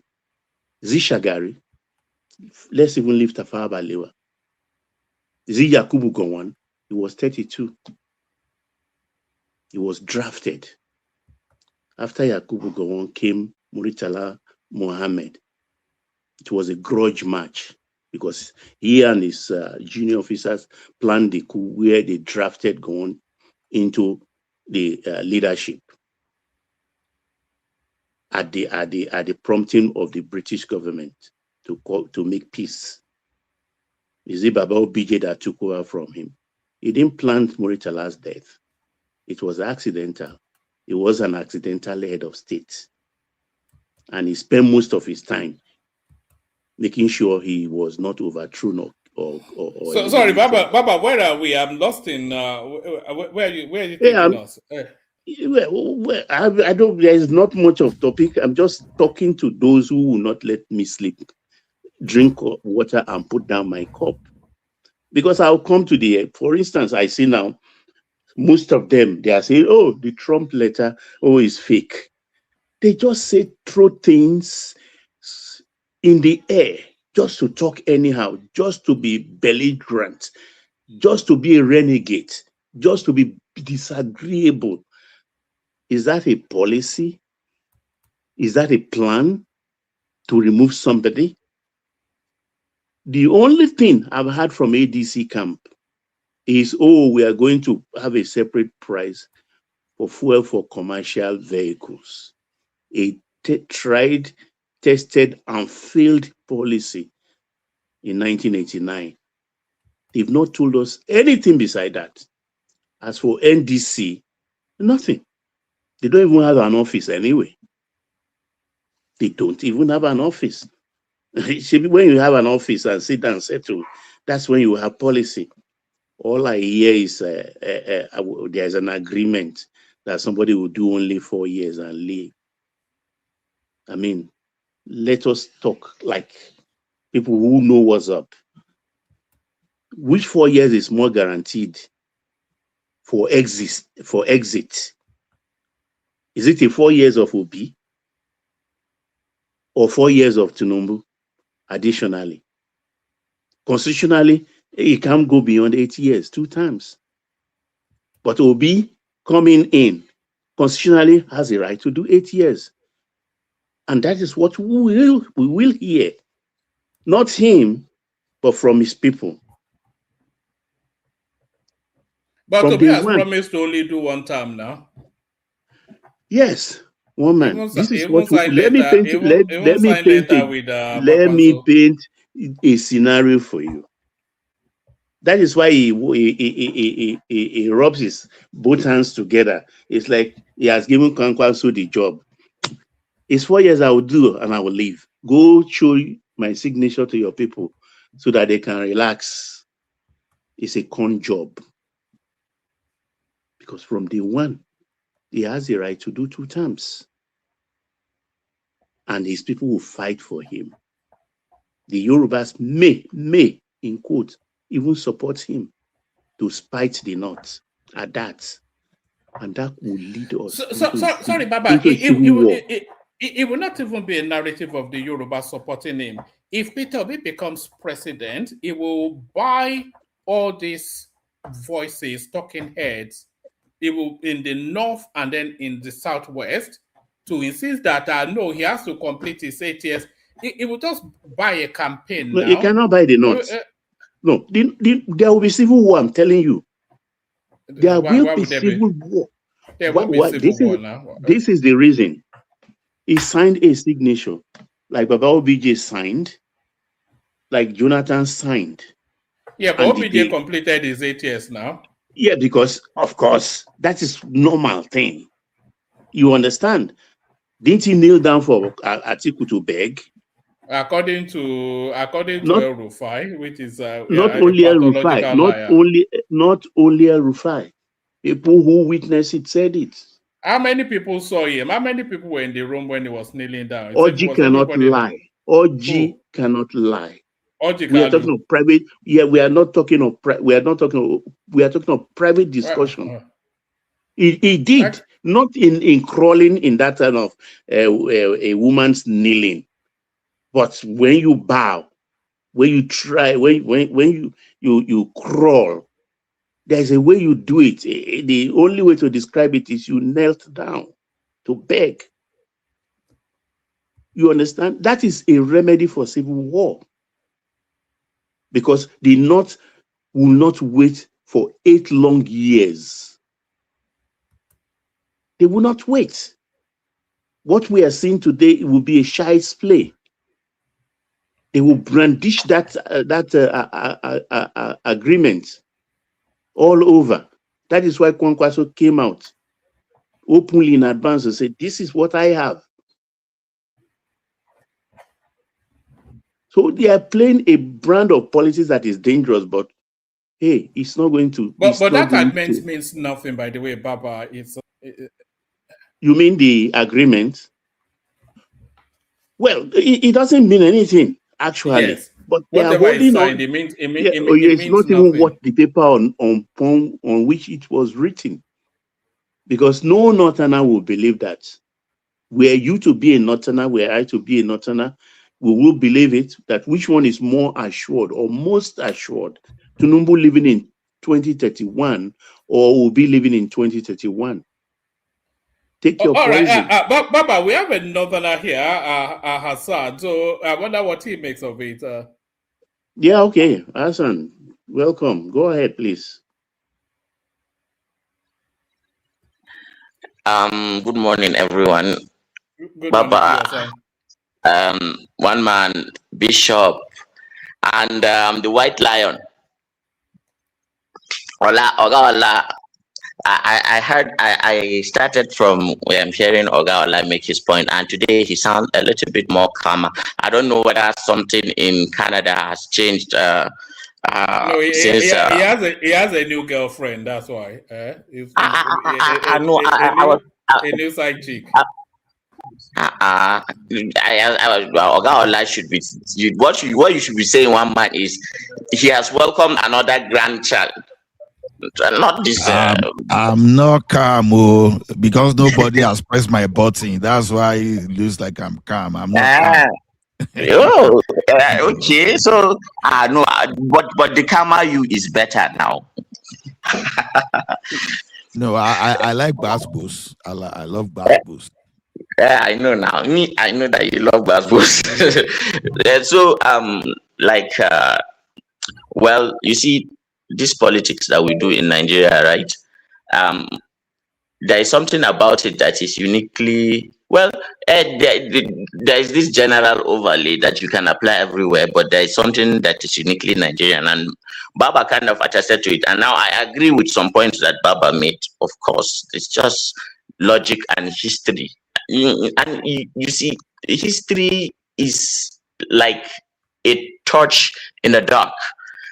Anybody who does not pay attention to history will not understand even today's reality, talk less of even having the ability to prognosticate or to predict or to think of something or scenarios that could be likely.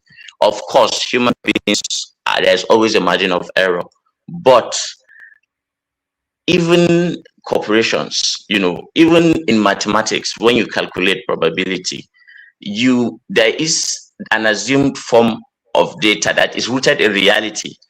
That even if you flip a dice, everything is rooted in reality, and history is reality. So sometimes when we make judgments, we make those judgments based on. But what we must avoid is to assume that our predictions are 100% right.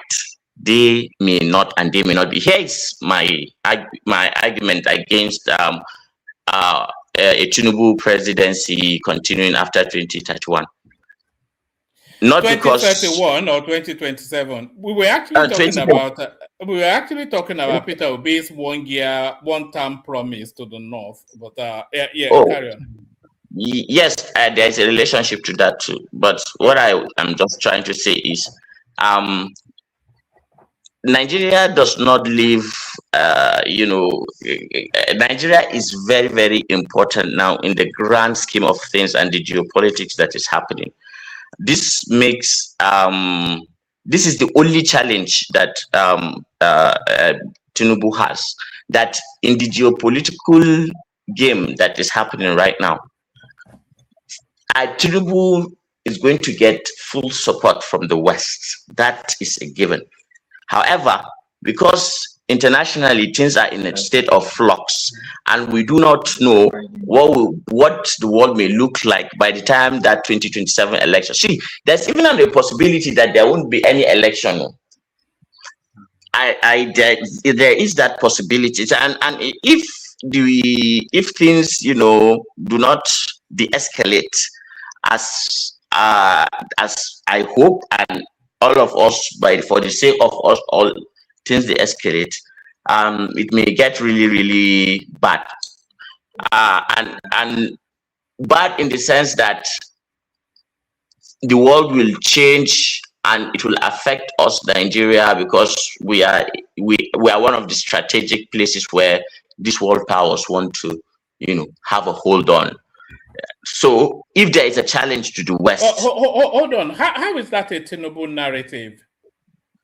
Okay, good. If, say, for example, you see, usually Nigerian politicians strike a deal with the West to get to power, right?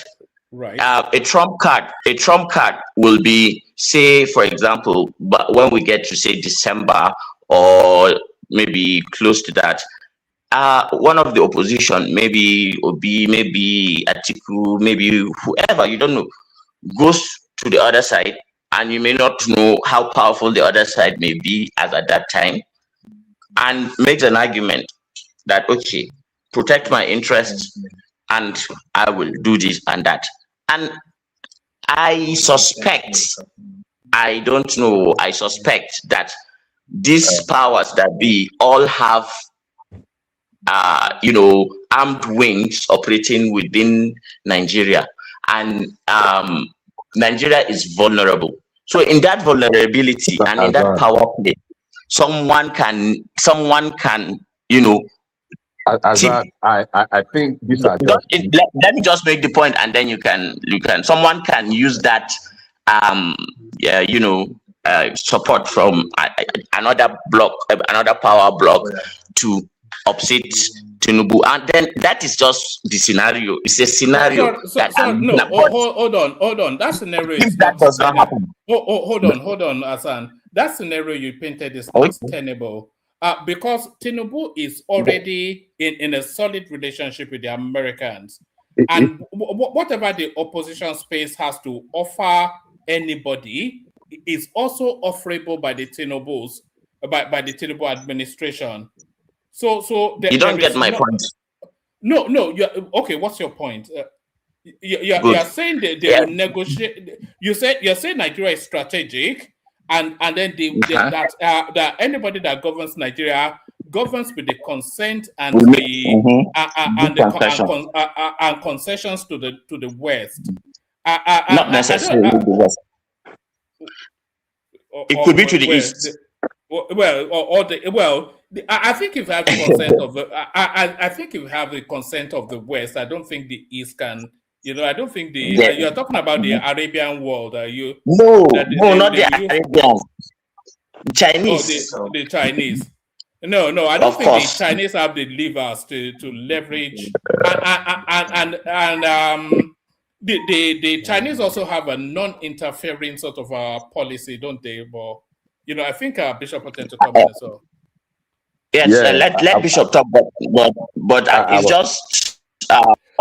Let me put something. The way the world hold on. I'm saying this to say how the chances are. Okay. Can you hear us? Go ahead, Bishop. I'm just saying it to say how slim the chances are. No, he wants to put something to you, and then you can wrap them both together. Yeah, Bishop. Yeah, I was just going to say that what you were saying are just mere speculations, and it's a complete diversion from what we were discussing. It is the agreement, the what they are calling it, of what value, the weight of that paper agreement between Kwakwanso and Peter Obi, and the likelihood of it not being able to hold any water to convince anybody up north that okay, because it's just a complete waste of time. So you completely, moved to a completely different topic. One thing we have to agree with ourselves is, and you as a Muslim also, look, nobody is even sure of tomorrow. So if you are saying that we are not sure of election is going to hold in 2027, that is less speculative. Who knows whether there's tomorrow? It was this edition of if tomorrow comes. In one of the so we are not even sure. So if you are saying that we are not sure, the government is speculating. Some people said the war will end in 1989. Some people said in 1990. So how many times have they predicted that the war will end? So that maybe there will be no election. It's mere speculation because speculation because you are not attributing it to anything of substance. Now, at some point before Tinubu came, some people were calling him what do they call it? U.S. assets. If you remember very well, it was one of the things that was used to campaign against him. That he was a U.S. asset, that it was a CIA. I don't know if you ever heard of that nonsense. Something. That is always alleged now. If you're a politician in Nigeria, that those allegations must come. It's either you are Boko Haram or you are this, you are that. So the fact that at present where we are, no matter how much money anybody wants to spend, I think Tinubu still has, even though I'm not basking in that, it's not nothing to me, but it still has more confidence of the West than either Peter Obi or Atiku. And that's just a fact. So for me, that agreement, it is a game between, I used one analogy yesterday. Maybe Baba was here. Baba, the other we call Oshiki. Otiki, Yeah. Obeltiki, Abi Yeah, Ishapa. I remember you use it with that Ishapa too. That when two white Bishop and men, this Ishapas, two you wise you said people, it 3 days ago. 2 days ago, that when two white people are eating Ishapa soup, at the end of the day, one of them will the two of them will be outdoing each other, and that's exactly the game that Kwakwanso and Peter Obi are playing presently. So, as to the best of, I mean, honestly, it's just a topic for light banter topic. Let them continue to bask in Wait, that opinion. Hassan, what woman asked you? Wait, Hassan, what woman asked you? You are a Northerner and you are a Muslim. He wants your perspective, open perspective on that issue. I So think tell us. Hassan dropped. I think his connection dropped. Okay, when he comes back, he will meet us here. It's just taking us. Even the conversation has just gone in its own direction. But that's good, though. It's an organic sort of something. But Baba or Bishop or Ola, 68 lawyers elevated to SAN ranks. And then I was checking, and we have well in excess of 1,000 SANs now in Nigeria. Do you approve of that? Is that excessive? Should SAN not be something that is difficult to attain, and there are very few of them that are elevated to that status? Sorry, my phone just misbehaved.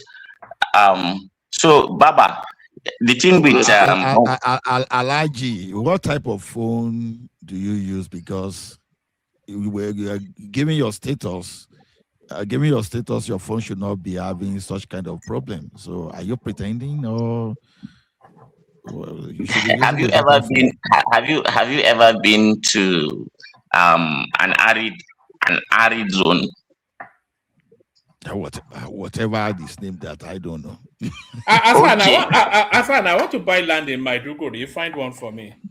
There is land in Maiduguri. Maiduguri is safer than a lot of other places, even in South. I know.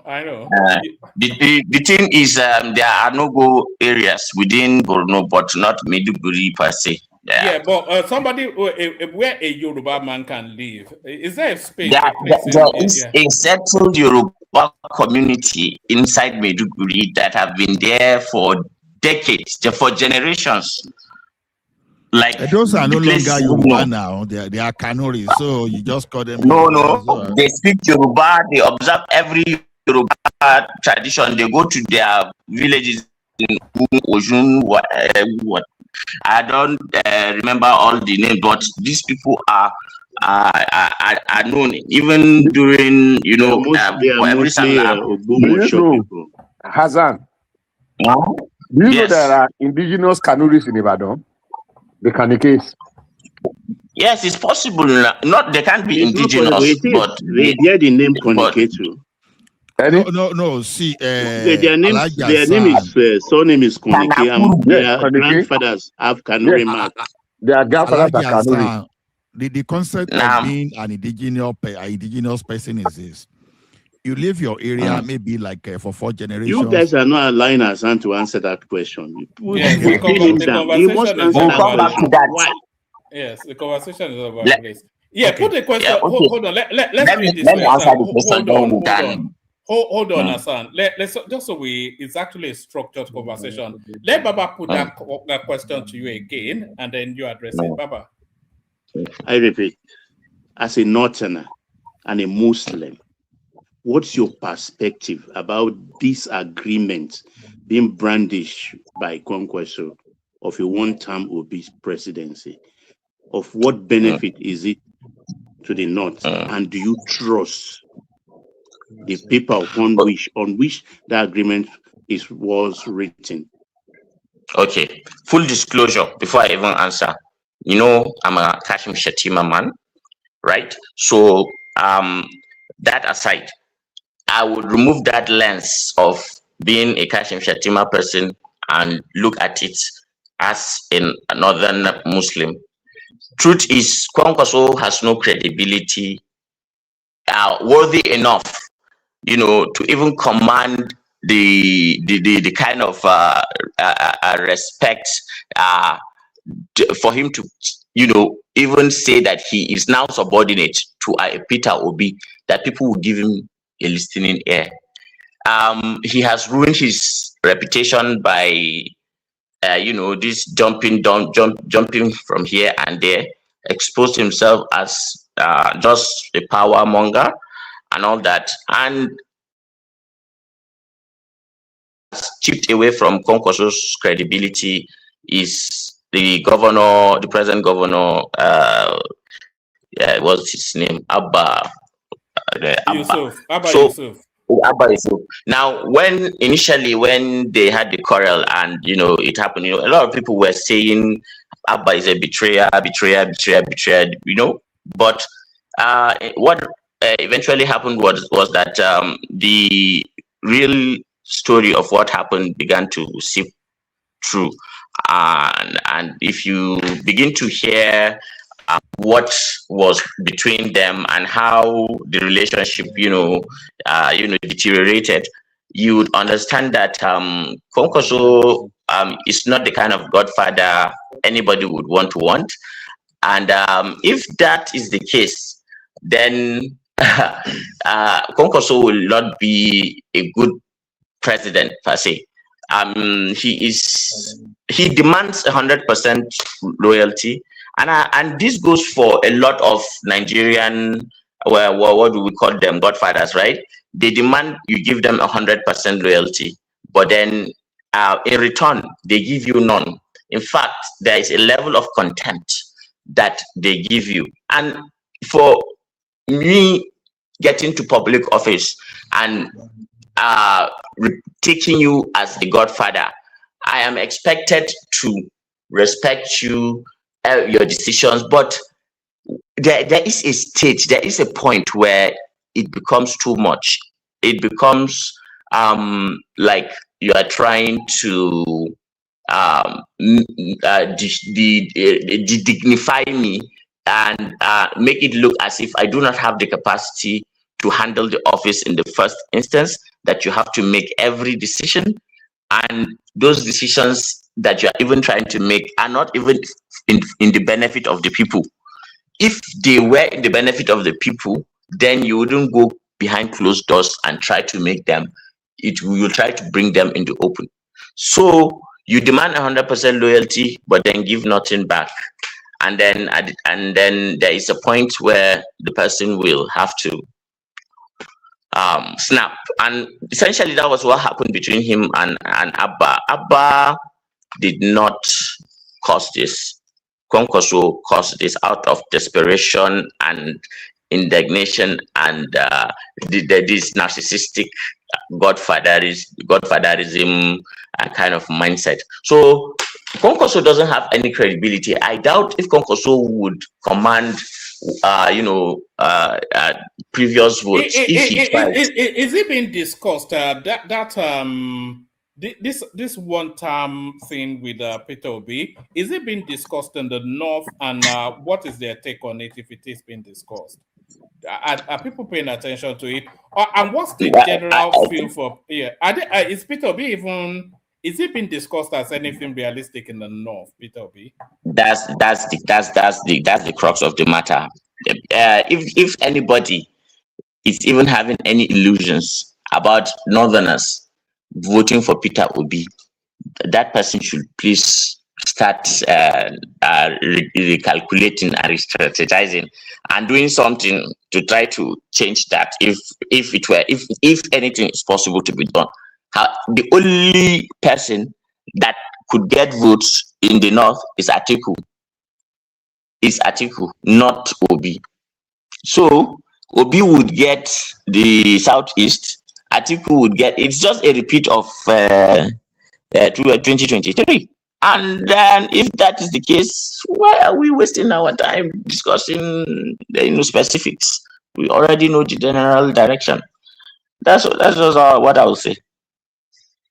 All right. You came in saying that you would rather Tinubu did not win 2027. So give us the reasons why, but condense it into a short summary, and then we're going to Bishop. I think you misunderstand me. All right. What I was trying to say is that there is this possibility that before 2027, the world is in flux right now. We may not be feeling it, but I assure you, in the next couple of weeks and months, everybody will feel it, and that may change the whole global, geopolitical calculation. If that happens, and that is a big if, okay, then, and it emerges that this Chinese, Russia, and Iran, resistance against the Western dominance and hegemony, actually takes shape, then it opens other doors for others to negotiate, not necessarily with the West right now, but with the East, who are now in direct competition. Now, the concession. Are you saying that the Iran war is going to consequence on the Nigerian elections? I'm not saying it's going to. I'm saying that there is a possibility that if things continue as they are now, escalating, and if at that point in time when we get there, the general perception of the world is that the East, that is the Chinese, Russian, Iranian bloc, actually holds more power, and strength, economic strength, which in PPP is already true, and all that. And it becomes very clear that the United States is in decline and as in ruins. Then you can understand how that could affect the calculations. That's just what I'm saying. Right now, the way we have been doing things is to go to Chatham House and you go to Capitol Hill and do your things and then come back to Nigeria. But another door is opening. Look at our borders to the north. There is something is happening. The world is changing, right?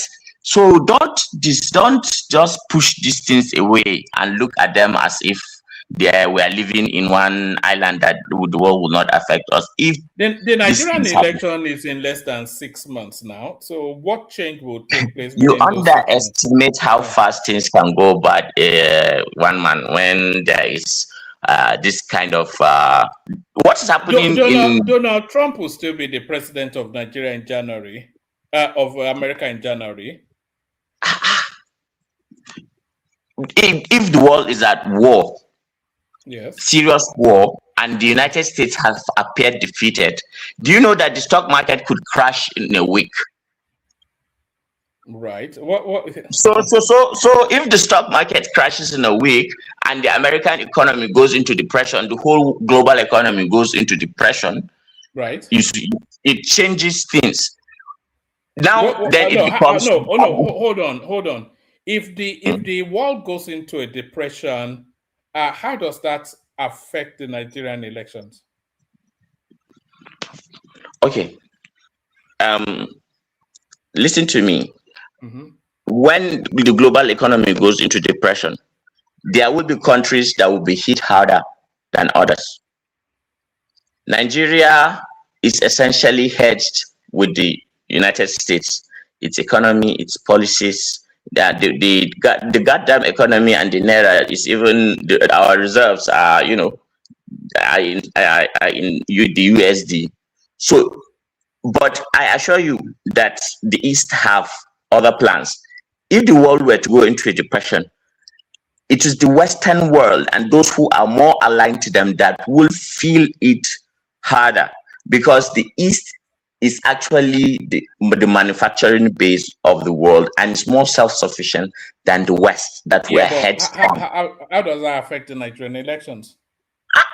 I'm telling you, you think it doesn't? What I'm telling you is that one of these candidates, whether Obio, whether Atiku, can see the opportunity to go and make a deal with China or the East. Look, The Americans are weak. Why will Tinubu not make that same deal if the America collapses? He cannot make two concessions. They will know now. They cannot concede to two powers. That will. Why not? Why not? One man, don't say that now. Hold on. Whatever Tinubu is conceding to the Americans is what Obi or Atiku will concede to the Chinese. So, and for them to concede it to the Chinese, he has to be removed from the Americans. I can't see where the logical flow through is in whatever it is. No. You take double speak as if it's an accepted strategy in international politics. Well, there is strategic ambiguity. I agree with that can happen, but what you are saying now is just pure hypocrisy, and it's a man who lacks integrity or that will do that, and you'll be taken as a fool that you are. You cannot sell a piece of land to the same to two different people.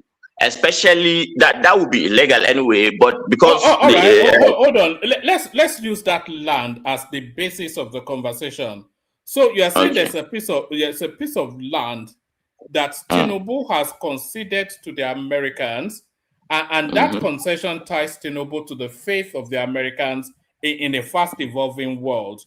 But you are saying that Atiku or Peter Obi can form because the land is the price that Nigeria has to offer. So you are saying that that Atiku or Peter Obi can concede that land to the east, but then for them to concede it to the east, then they have to take it away from the west.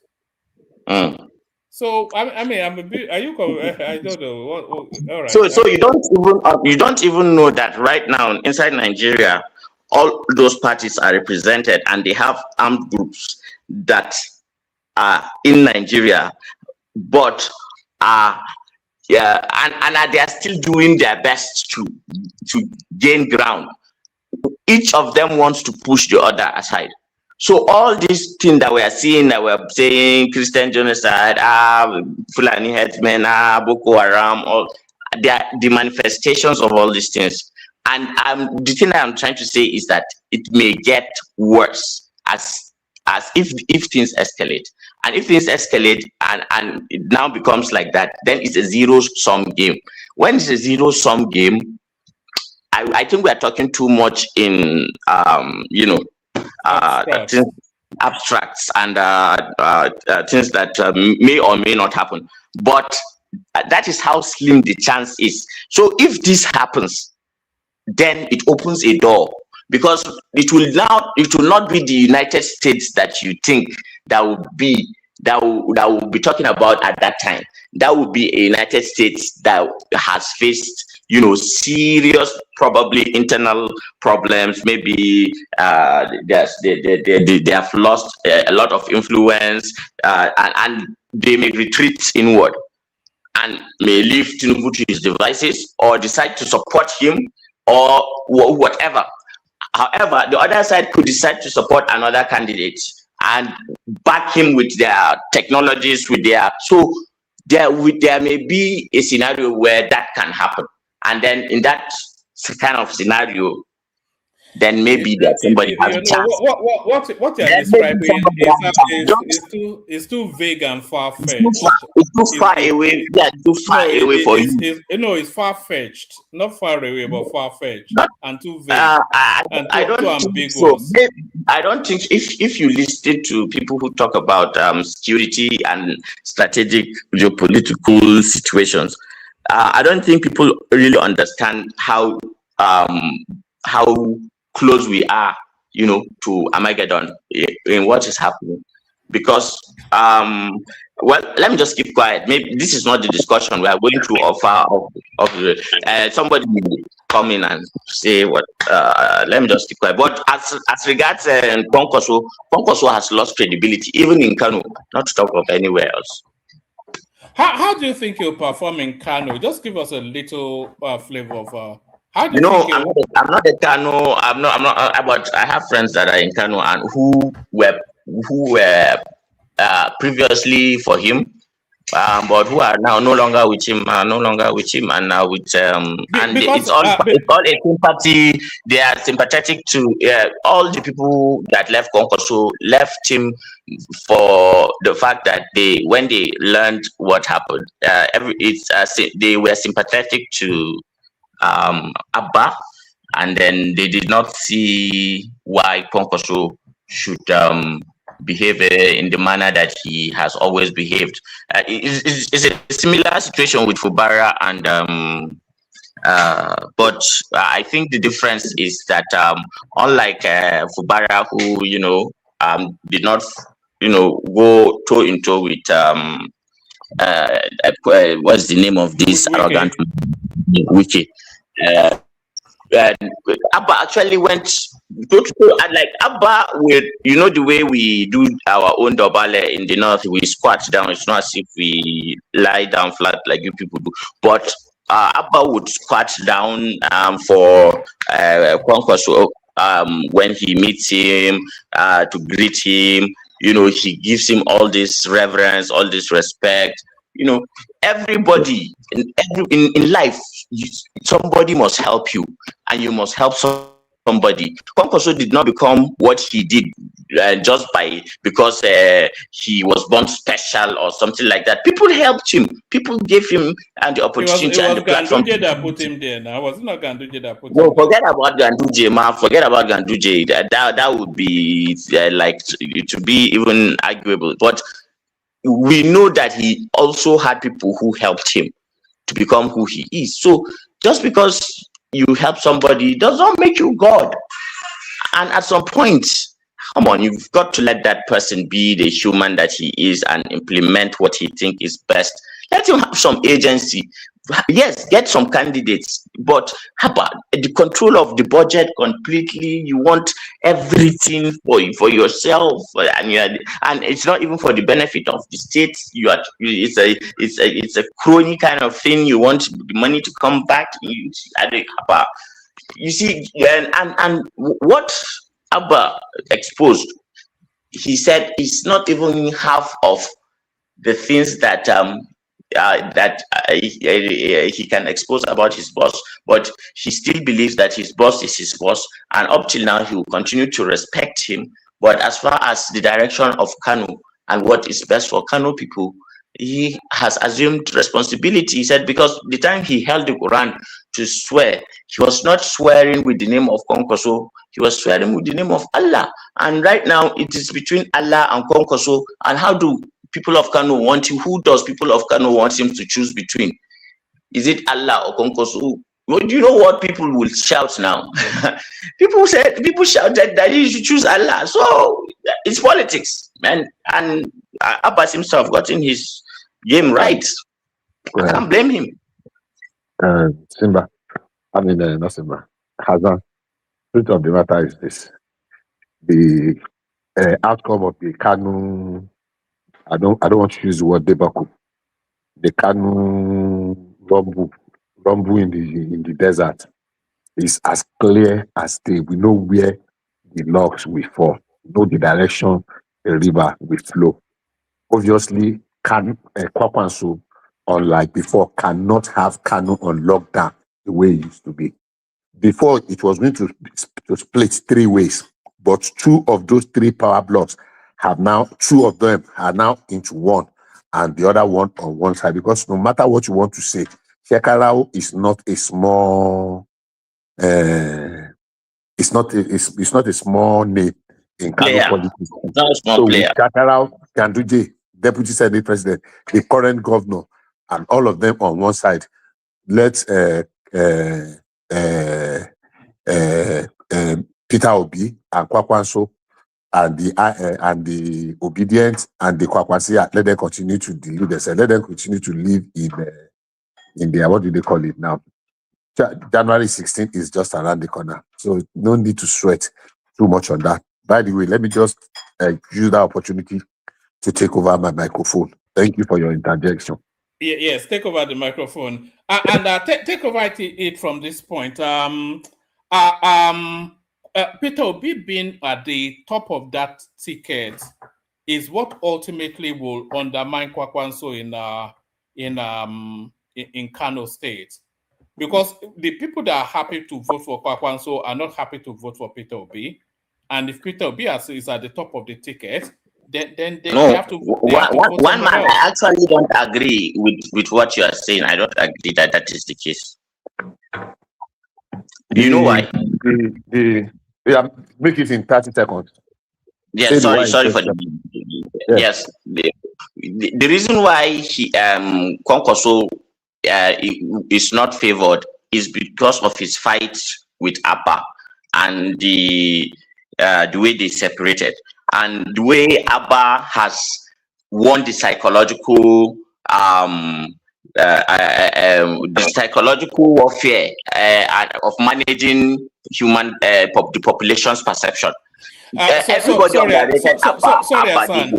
Sorry, Hassan. That wasn't what I was saying.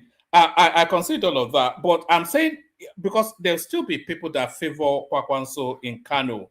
But what I am saying is that those people that favor Kwakwanso in Kano, they would not favor a ticket where Kwakwanso is subordinate to Peter Obi. They would not vote for Peter Obi now as with Kwakwanso being a bad boy. That will be a hard sell. That will be a hard sell. Let me just continue. Continue. Thank you very much, Hazan. Truth of the matter is this: with Kwakwanso and Peter Obi, with Atiku and Rotimi Amechi and Tinubu and Shetima, whichever way they pair them, Tinubu is in a better place today than he was in 2023. There are so many places because the forces against Tinubu then, if you remember very well, we were here on this platform. We were doing an analysis. Tinubu, people put a wedge between Tinubu and even Buhari. The party machineries was hijacked away from Tinubu. A lot of people that should have supported Tinubu with funding, all of them at Rotimi Amechi, and named them, they held back. The state immediately used Naira scarcity to punish Tinubu. NNPC used petroleum scarcity at the eve of election. So the odds were stacked. It was monumental. It was gargantuan. The odds against Tinubu there. Now all of these factors are now working in his favor. Did you listen to the pronouncement of the 5 Eastern governors yesterday? I was saying somebody on this platform a few months ago that Tinubu will get the minimum of the 25% in majority, at least more than 3 of those Southeast states, Southeast, I mean. And somebody was arguing with me. It is obvious now. Tinubu even has the South on more of a lockdown than he had the Southwest. So the factors are really, really, really in favor of Tinubu today. Now, let us paint a two-way scenario. Let us assume, without considering, that Atiku and Peter Obi are on a ticket. Then, with all this that is working in favor of Tinubu today, it will still be a battle for them to be able to edge him out, being the incumbent and all the things. Let's assume now that they are not together, they are scattered like anything. It's going to be a stroll in the park. Yes, I'm not saying that Tinubu should go and sleep, but quite honestly, this election will not. I mean, it will be easy to call. It will be too easy to call. The only thing that keeps, I'm not surprised because Nigerians are eternal optimists. We are so optimistic that somebody that has not done anything will believe that there's a 50-50 possibility that he can open his door and meet $1 million on his bed, even when he has not done anything. So that's how optimistic some of us can be. And we believe in all these fake prophecies and marabouts and the rest. But as it is today, if anybody wants to be very objective and is a very critical analyst, he will tell you that Tinubu is in a better position. Forget all these things that and Fayose used to say, is your life better off today? People are hungry, 53 million people. Tomorrow, 163 million people are living below poverty. People are dying. And when you ask them, where are people dying of hunger? They will turn it against you because of the public sentiment. So the bottom line is, whether it is from Kanu or Kaduna or from Jigawa or from Borno or even Adamawa or Yobe, name it, or is the South. with 34 governors working and saying that they are going to work, even the ones that are not working for him, Bauchi governor and SEYI Makinde, they cannot openly come out and say they want to campaign against Tinubu. SEYI will not do it in Ibadan. Forget all this small sniper thing is doing. So the odds really, really favor Tinubu as against them. That's by the way. Woman, put your question back. No, let me help you, Bishop, here. Look, there are only two politicians standing today. One, the Jagaban. Two, Nyesom Wike. Wike was in the same position Kwankwaso found himself. Wike took his structure back. Yeah. To the consternation of people like me and several millions of others. He took back his structure. Jagaban was tested 2 occasions in Lagos. Yeah. He got back his structure. Those are the hallmark of politicians who know their onions. Absolutely. Absolutely. Absolutely. Thank you, sir. So, I mean, on the forthcoming election, I think we can just rest it at that. On the other things, the letter from the American president, I don't know whether it was deliberately that it was delayed. I don't know whether it was because of whether it was just a coincidence that they released, but whatever is what, America sent their resources. They sent their soldiers, their personnel. Bishop, that letter is a bad news, yo. It's a serious bad news. No, I don't agree with you. It's a bad news for obedience now. Oh, okay. Okay. Now I was wondering. Okay. It's a bad news. They have not even been able to recover. It's fake now. And that's what they're saying. Now that's the fourth default that is fake. So that's okay. Let them continue to where are those descendants of those army from where those who campaign? I have not been hearing from them lately. Army from where? The IPOB?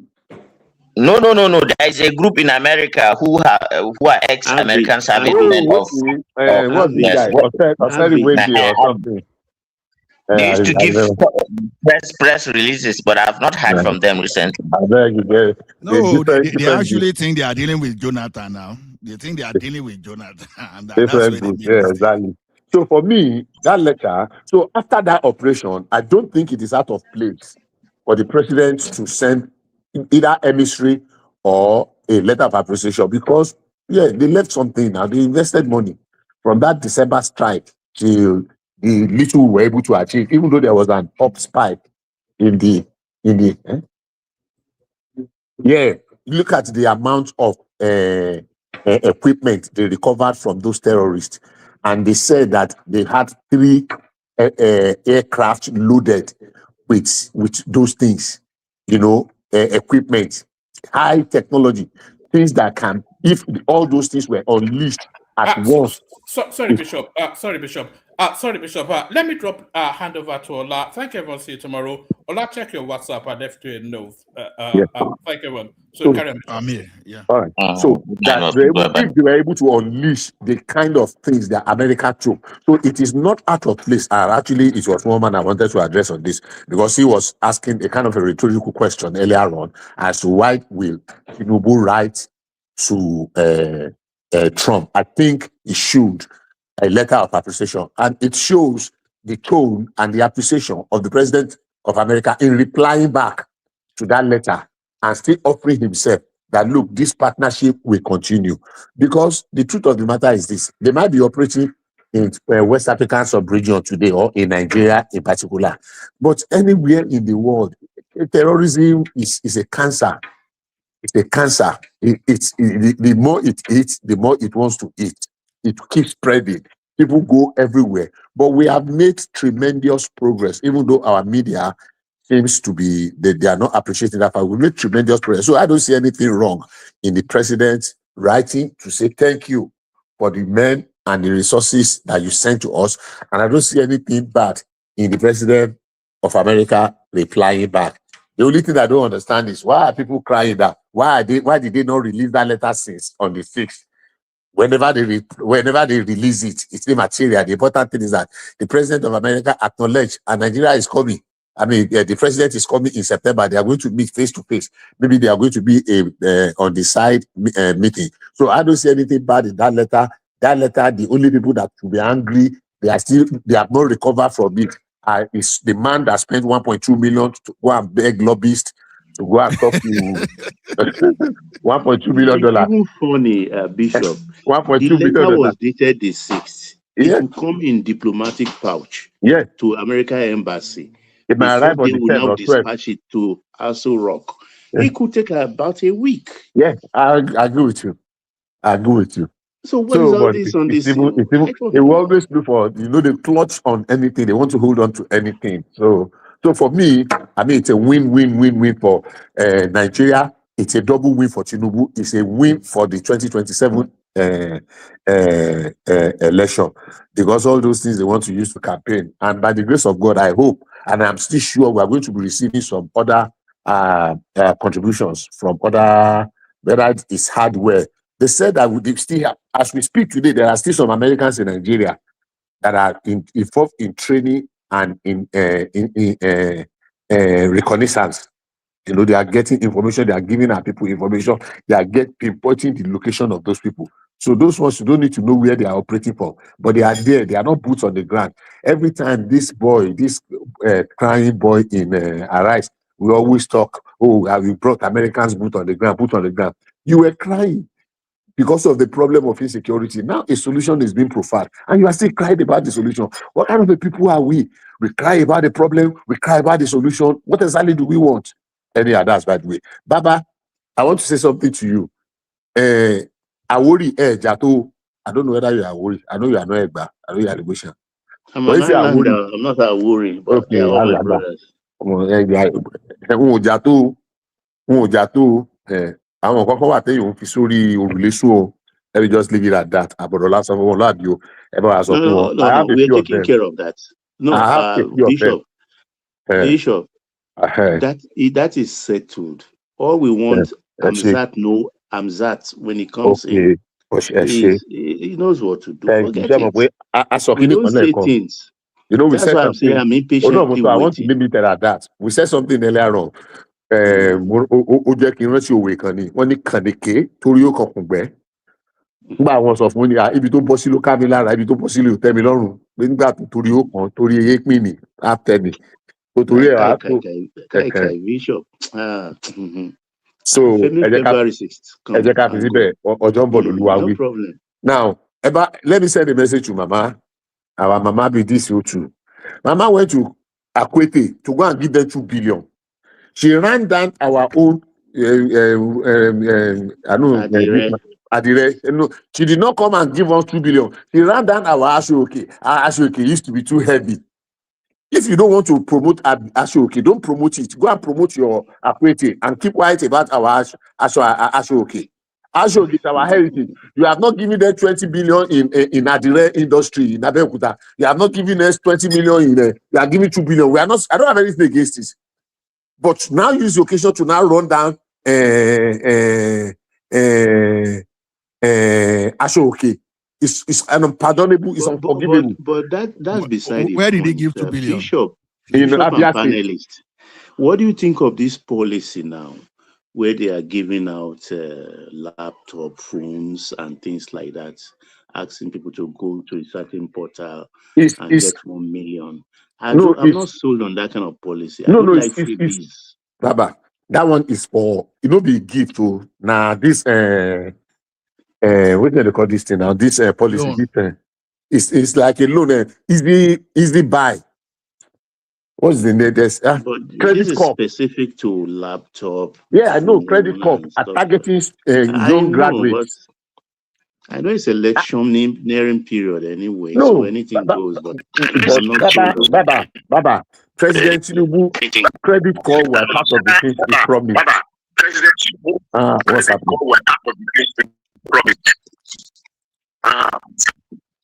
What's happening? Alhaji Azan, you know how your Your system is sounding like all please. those I Brigadier Sani Abacha.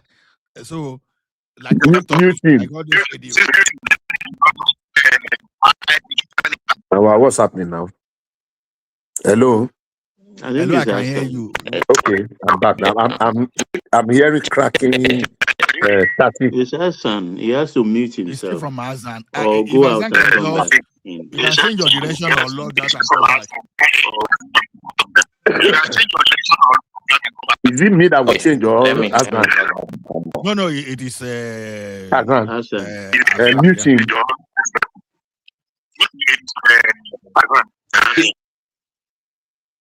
Okay. Yeah. Yeah, thank you. Okay, go ahead. Thank you. So, I mean, I was not really too pleased with that. I mean, the other time they were making mockery of the Southwest, that you give them rice in the Southwest. You went to Owerri, you go and distribute cars and electronics to them because they have more value.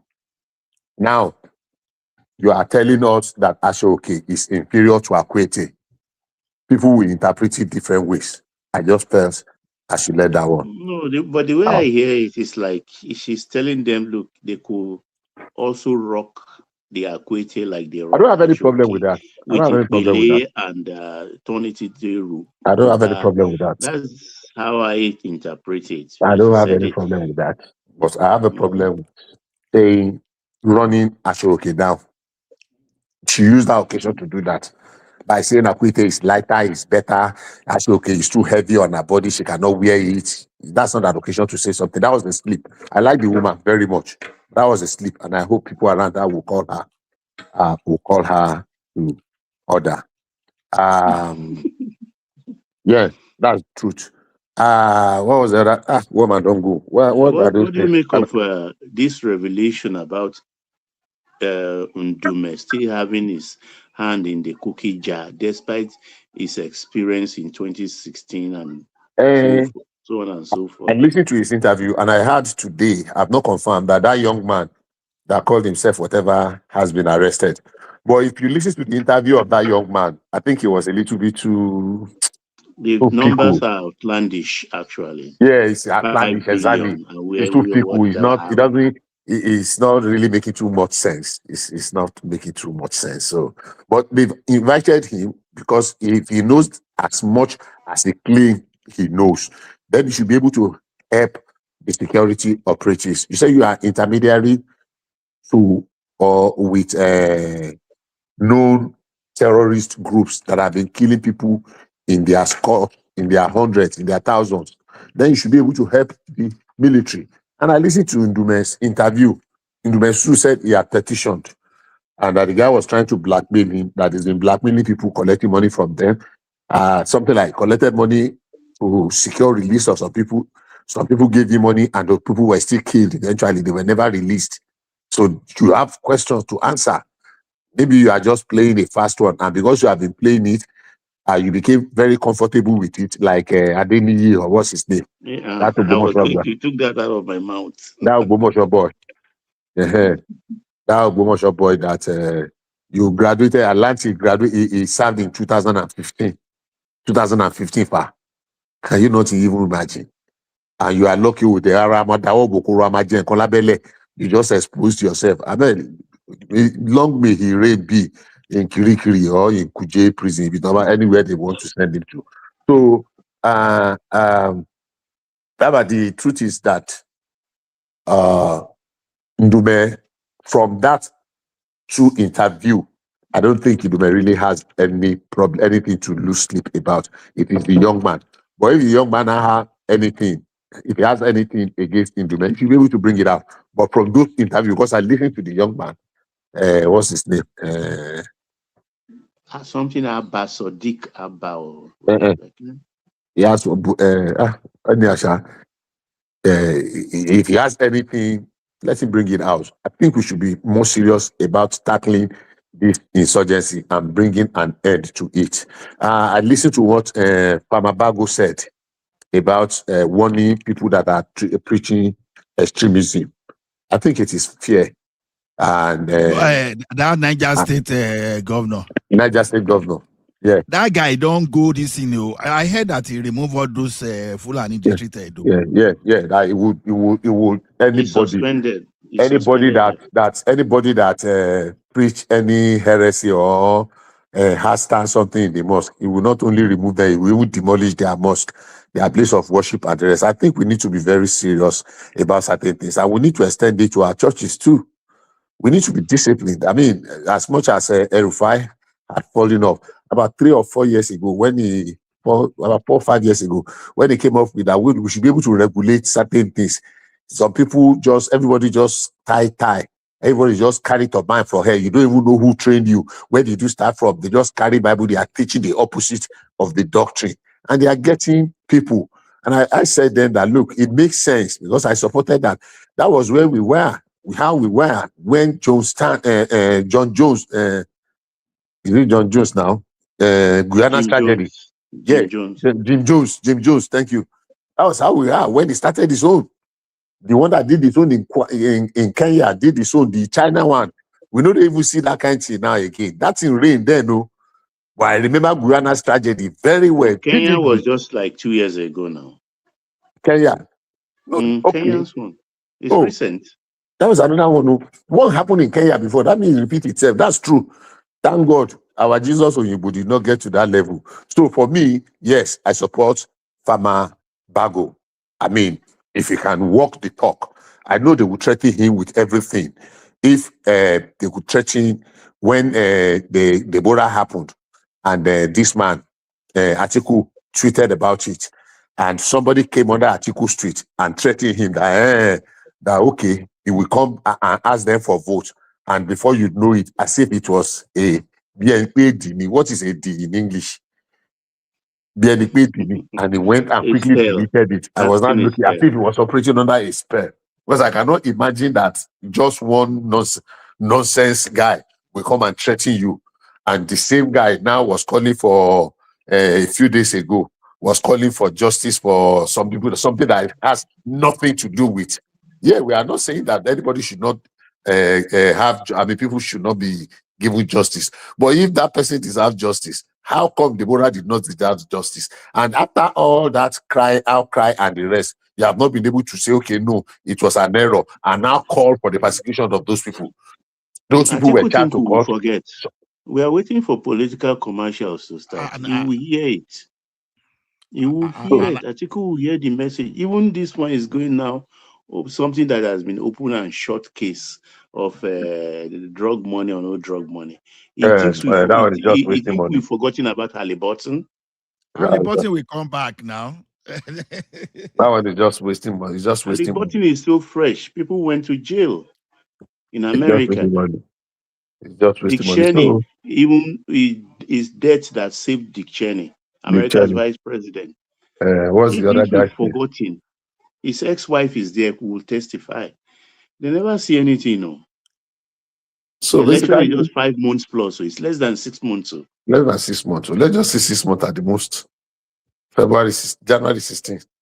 And the guy that said, the tape that a woman played sarcastically about the man that said that, he said something like that before, that there are indigenous Igbos in so many of the Southwest states, that they even said that it was Igbos that own Ile-Ife, that owns Ijebu Igbo, that owns Oke Igbo, that owns Bode Igbo, that owns...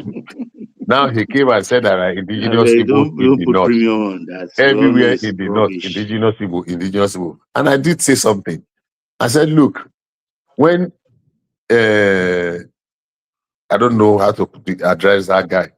People like this talk, and their leaders, nobody is calling them to order. They are setting themselves up for a very, very terrible thing to come. Honestly. Because they will just say silence is content. When they were saying this exactly, when your children were saying these things, what did you say?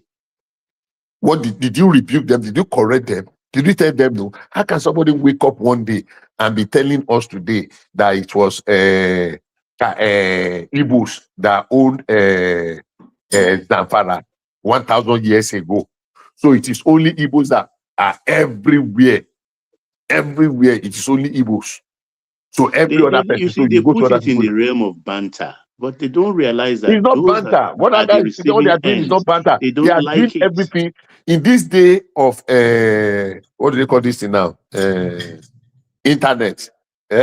AI and internet. By the time you keep regurgitating some of these things, people will now ask in the future. The AI will now be bringing them out as facts, and that's the mistake a lot of people are doing. If you bombard and you are peddling the same story, and the thing becomes so overwhelming, very soon it will not be becoming a reference point.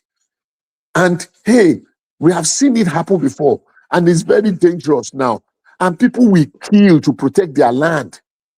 So if you are saying this and people are not responding to you, they are only waiting for you because one day you now want to act it out. You now want to prove that, yeah, after all, because you believe the lies because of your gullibility. And I'm concerned because they are just pushing themselves to the precipice. One day there's going to be a pushback, and that pushback can be violent. It can be an uprising. So Hassan was speaking earlier on. He said something about Doomsday Armageddon. I remember one article that was written by what's this man's name? This former Secretary of State. No. Henry Kissinger. Henry Kissinger. I was going to say Lance Morrow. It's not Lance Morrow. Henry Kissinger. I said, look, there was an article I read many years ago that about the doomsday when he was talking about the race. Mutual assured destruction. Yeah, exactly. Mutual. Thank you, sir. You read it. That article is probably more than 40 years ago now, if I'm not mistaken. Because I think I must have read it about over. But I still remember some of the lines when he said that, look, we are doing like we are running a race. You know, like the doomsday Armageddon is imminent. It's like it's coming. So if we are not careful, we are pushing ourselves to that precipice. When Azan was speaking earlier on, and he made that reference, I was almost going to say that when he was talking about the likelihood of the world, what it was, I said, are you expecting a nuclear debacle, or are you, in the Middle East, with this ongoing, unending, senseless war, like the wars we've had before? If you read America's Senseless Wars, there are too many of them. Are you expecting something in that region, which is a possibility? So if this will keep pushing, one day other people will push back, and their own pushback might not be your own kind of ordinary empty talk. They will carry it out. You have no need to us in the Southwest. They are not taking it to the North. It is the Igbo that own the North. Go ahead. Waju. Thank you very much. I forgot it. I've forgotten the meaning of the Azan is topic. not now. Like what I used to say. You see, Igbo and Fulani, they are the same. They're all about them is land grabbing, And when you even look at their performance in this last even VAT, VAT, this thing, you understand? Funny enough, it's very similar. That means that one is not producing, is creating mayhem in his territory. Another set of people is like they don't stay at home. So they do everything. They are the one moving the economy forward. They are the one building Nigeria, and yet, I think Oyo State is performing more than the entire Southeast in terms of VAT, if I get that data right.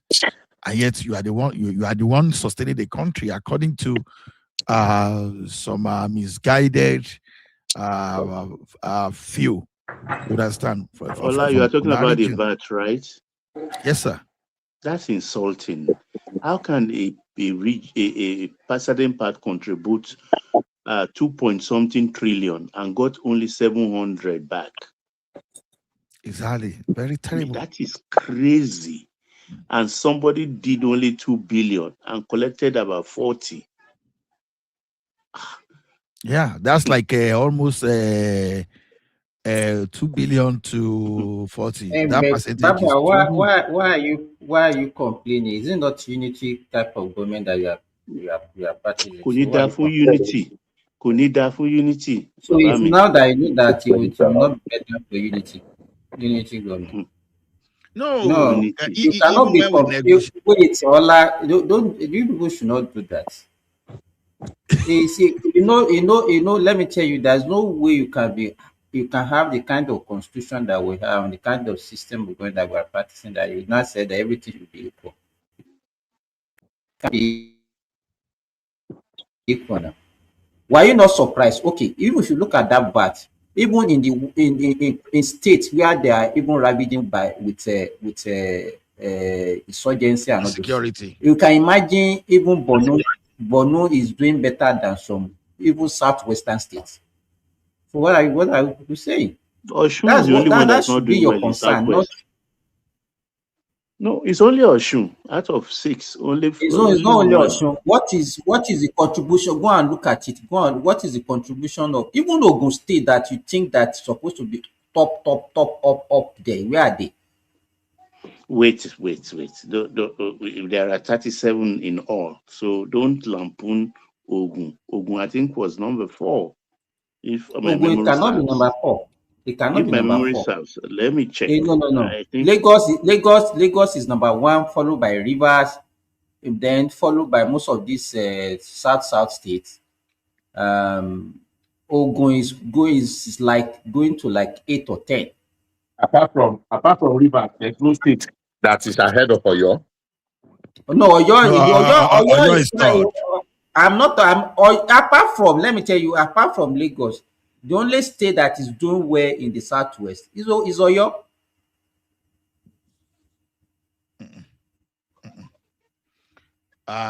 It depends on how you want to look at it. Now, I don't know the year, are you talking of 2024 or 2025? I'm talking about the recently released one, the first quarter, the H1, what do they call it now, of this year, 2026. Okay. Yeah, I have it. I'm scrolling and down. it is 24 on that list, right? If my memory serves me right. What does that want me to you? So if you are 24, is a good mark. Like, seriously? Okay, go ahead. I won't say because Ekiti used to be around 16, so whatever led to that 24, I don't know yet. That's what I'm saying. If you look at that, the only state that still maintain their usual this thing was actually Oyo and Lagos. The other southwestern state, they are down.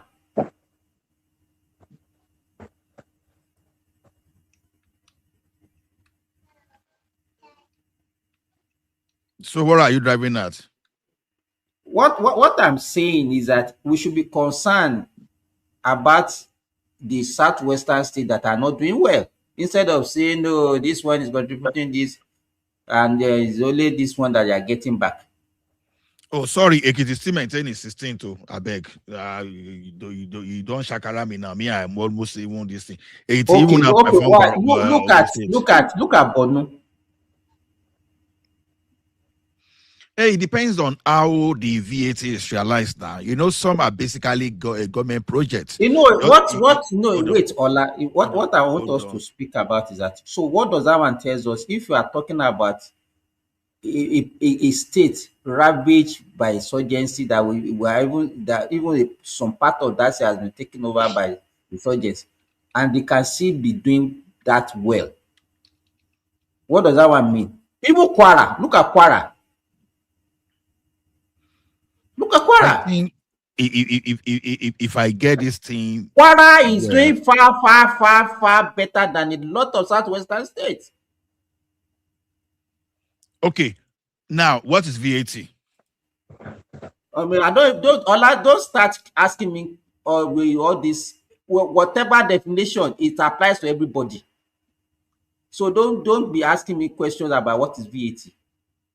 Whatever the definition, whatever the mode of collection, is applied to all states equally. Okay, hold on, Oga. VAT is a consumption tax, right? It's a consumption tax, not necessarily production tax. Okay?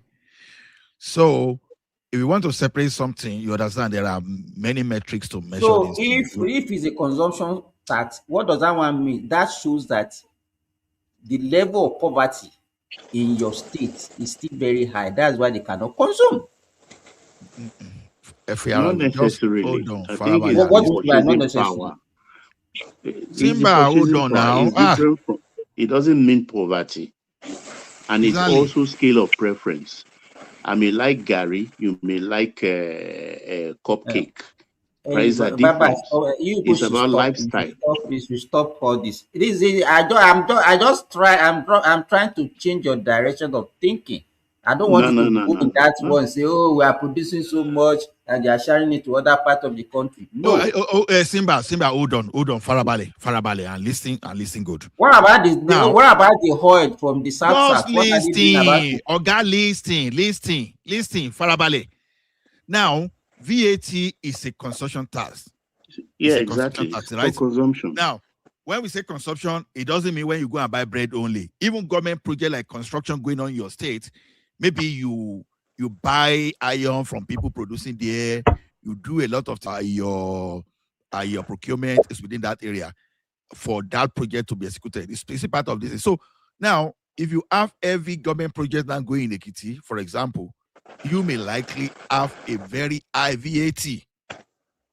Now, what does that tell you is this? If government of a particular region is doing critical projects, they are going to pay VAT. So now, let's give it this way now. You understand? You can give 10 billion to Ekiti State, and Ekiti State may decide to use the entire 10 billion for construction. And by the time you calculate 5% of that Ekiti State VAT, you understand, you are going to get 5% of the entire 10 billion. Whereas some states you have that 10 billion, you now ask yourself, what are they doing with their own 10 billion? Now that states are getting more money, there are supposed to be a lot of projects going on. So the question is this: what are they doing with the money? So that's the area you want. So when you want to look at maybe production tax and other so the money that is coming to our own state, the state in the southwest, what the question is supposed to be asking them, what are they doing with their money? And the other thing that it also shows the activities apart from even what the state is doing. It shows the disposable income of the people in those states also is a reflection. Now, the point is this. Wike was the one that argued these things seriously and was even battle ready that time. You understand that? Why do I spend my own money?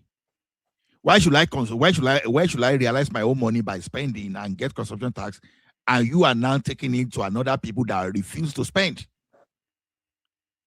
Now, the question is this. The people that you are saying now, Ola, the people that we are now saying they are not spending, they are not spending more than us. Ooh. What do you mean they are spending more than us? When you take it zone by zone, you will realize. Baba, I don't want a zonal thing. Forget about zone by zone. I don't find the table actually. We have 6 states in the southwest. You understand? Even with all the industry and everything in Ogun State, look at the performance of Ogun State now.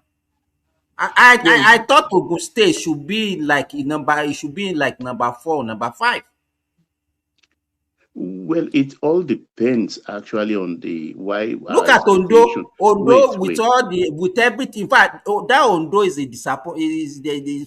Ondo, I don't even know what is happening in that state. Don't forget, Simba, not all items are vetted. There are some items that I don't like giving. Well, don't give is it not a fact that petroleum is not? Simba, you need to understand it first before you even fight. Okay. I will yield to you people. If you people want to just follow what you want to follow, you people should go ahead. What I'm saying that I'm disappointed in the performance of our state, and you are saying you are trying to exonerate them. You must know the basis, the reason why you are disappointed. Why are you disappointed? Because of the performance. Why? What type of performance? Okay, so why are you praising Southwest? Say they are contributing more. Hold it now. If Ekiti State budgeted 200 billion to construct road, and everything is procured locally there, you understand? And assuming they are going to pay 7.5% of 200 billion. That is the amount of VAT realized there. But if it is not having 200 billion projects, They won't have that VAT. So So what are they what are you doing? talking What are about? they doing with their money? Ola, what are they doing with their money? Oga, Ekiti, I still maintaining the position that it is. So for Ekiti VAT to increase, that means they have to increase their projects.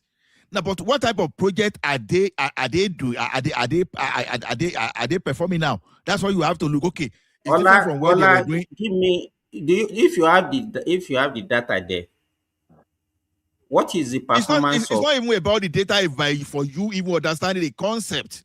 You understand? So you know one thing I don't like the way you normally when you want to say no, you are missing it. You are missing it. And I'm not missing anything. It's the same thing. It's the same way you behaved last time when we were having a discussion. You will believe that somebody don't understand what they are saying when they are not agreeing with you. That is your problem. Hold on. We are talking of so VAT. you want to tell me that I don't know what VAT means? Hold on. We are talking of VAT. Now, when we are talking of industrialization now, for example, we know that Ogun State is supposed to industrialize. If they are charging corporate tax, it's totally different. If you are charging payee, it's totally different. Ola. Just like okay, continue. Ola, let me ask you this. You don't understand this thing, but you are if you have saying this thing. If there's no major project for VAT to be realized, you are not going to get it. But what we are fighting for is this: why should I execute project in my state? So and you are limiting VAT. Ola, so what you are doing now, you are limiting VAT to only government project. Is that the way it is? Get this thing first of all before you even argue it. Get it before you even argue. So what is there now that I'm not getting? I don't understand you. What is there that I'm not getting? Okay, hold on.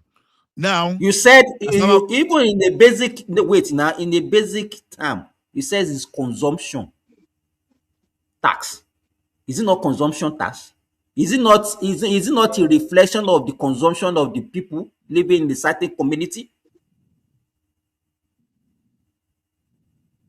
I don't understand though. If there's any other meaning, just give me. Let me tell you something.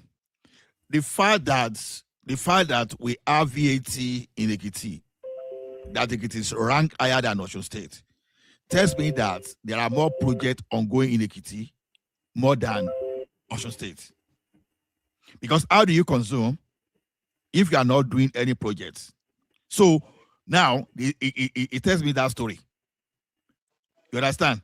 But when we are talking of other things, like maybe Osun State is getting the payee and is getting some other taxes, they are supposed to make more than Ekiti for sure, because Osun State is supposed to be a larger economy. But despite that, Ekiti is making more VAT because there are more projects going on in Ekiti more than Osun State. Right? But if I don't have a project going on now, I won't just go ahead and boost my VAT for nothing. So then I will have to move away from VAT and look at all that. But my own hunger is that why should a state be doing a project and realizing VAT, and you are giving it to an area where they are not doing projects? It's just because of part of my money is what you are spending. You get your money, you are not carrying out project to realize VAT. There are those people producing that VAT, you are getting their own money, and they are getting multiple times of what I realize in my state. They are not talking of payee now. We are talking of VAT. Because we know that payee in most cases, we go locally. And corporate tax now, the federal government will collect that one. So definitely Ogun State is likely to get a very high corporate tax. Like maybe you do your end of year report, and as a corporation, you are paying. Ogun State, maybe by the time you take maybe Lagos State, if not Ogun State will even be higher. You understand? Let's say Lagos State is the highest. Maybe Ogun State, Rivers State, and probably Oyo State will be the next when you are calculating all those stuff because of the level of industrialization. But this VAT is consumption. So consumption will come from different things: your population, the volume of project that is going on in your state. So if I'm creating economic activity in my state, and you are not creating your state, why should you use part of my money now to say, okay, because you are not getting this, you are not giving to those people that are impoverishing their people? That's where the problem is. So Ola, no, let me now ask you now. So if I go and buy a television now, or I go and buy something in a store, it, you understand? Is it not a reflection of the disposable income also of people living in a certain state? Can it That's be? correct. That's correct. So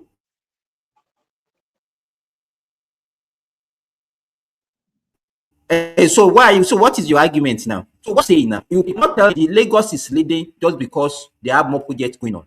It's because people there they have more disposable incomes. That's why Lagos is ranking first and the population. Look at Kanu also. Kanu, you can say because they also have a lot of disposable income. They have a lot of rich people in that place, and they have the population. So you cannot tell me that it's because of the project that's going on. River State, we can say they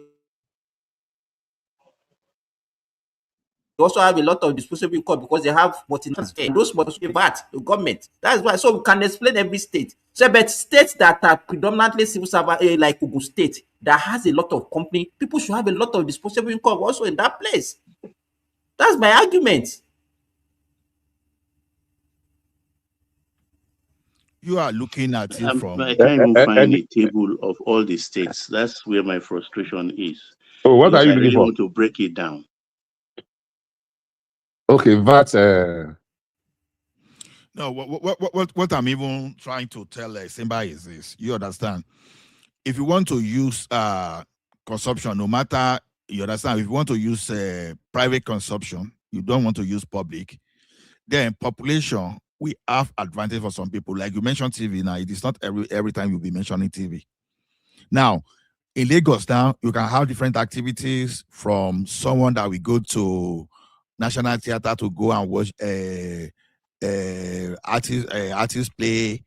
So you can go to some recreation park, you can go to some kind of ocean view to go and enjoy. On Friday, you party, you organize different shows and all those things. You understand? A lot of activities going on there. So you can compare to area like Ekiti, for example. Now, for Ekiti, maybe simple life, you buy your TV, you are not going to buy TV every year. You do some other thing. So where most of those VAT will come from will be public projects. So now, as it is now, Ekiti seems to be having some frequent public project that is still giving that VAT, that make that VAT to rise above Osun State. So where is Ekiti? Normally, Where is Ekiti? You say what? Getting Ola, where is Ekiti getting money to do those projects? Where are they Where's getting the Ekiti money? What? To do more public projects? From Where is the Ekiti getting the money? From the allocation from the federal government and private investors.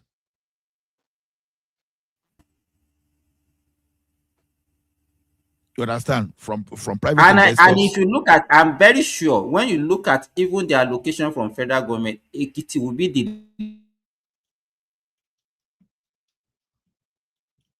least in the southwest. Your microphone is failing you, so can you repeat that?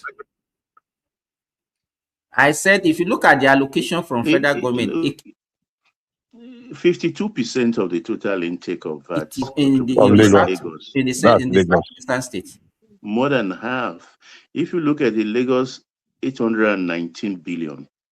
Rivers, 278. Almost 3.5 times. Before Oyo State with 79. Look at 278 of Rivers to even Oyo 79. So the disparity is there. They have more disposable income in these places. But what I'm saying, right, if you say places like Ekiti or Osun are not firming up when it comes to VAT, it all depends on what is happening in those areas. Their priority is different. Because in Osun State, I don't think they have plenty of hotels or house of cinema houses or bars and stuff like that. So it all depends on facilities. They are all developing states. Exactly. Because what I'm trying to explain to Simba is this. You understand? Now, we have a farm now, for example, which is private. That place, I heard that that place owns the largest, the single largest cassava farm globally. Right. Then we have airport projects that, yeah, we can say it has finished to a particular extent. Where do you think Oyo is getting? Where do you think the VAT is Not coming even from? less soiling someone land that you are jumping to another question. How will you even understand this when you even argue this way?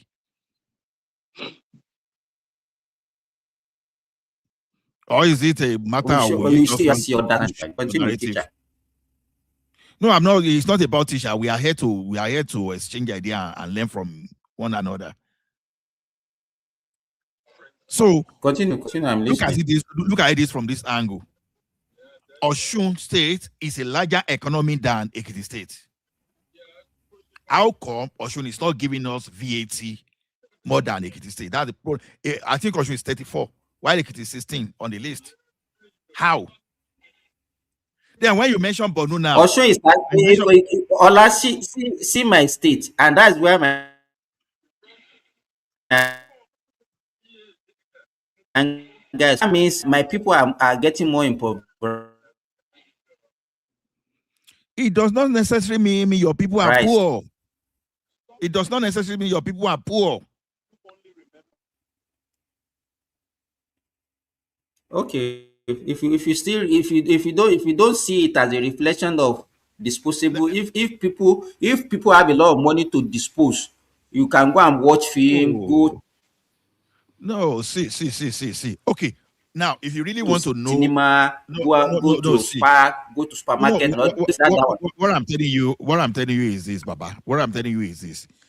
Ekiti, you see now, if you take away some major project that is happening in Ekiti currently away, they are going to have less VAT than Osun State.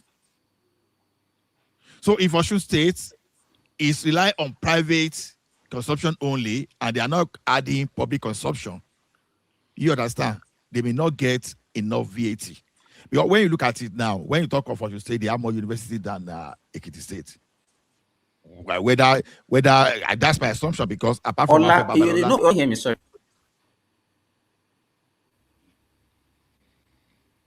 Go ahead. Hello. We can hear you. Go ahead.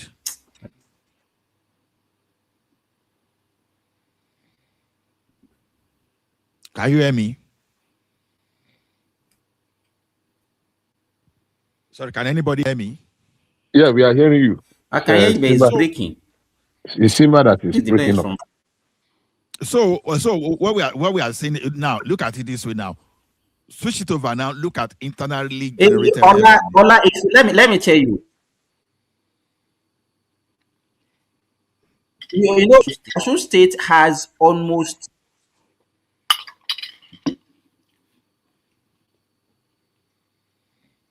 20. If you count it, Osun State has almost 20 universities. Okay. And so all those ones are then not paid. Why should they perform that? Now it depends on what they are consuming. Are they paying on food consumption? Are they paying VAT on food consumption? When you buy your rice and beans and all those, are you paying tax on? Are you paying VAT on food consumption? Are you? Ola, if they are not paying on food, Ola, there are so many other things that people take transportation. Yeah, that's so many other things is what I'm interested in. I don't know your state like you.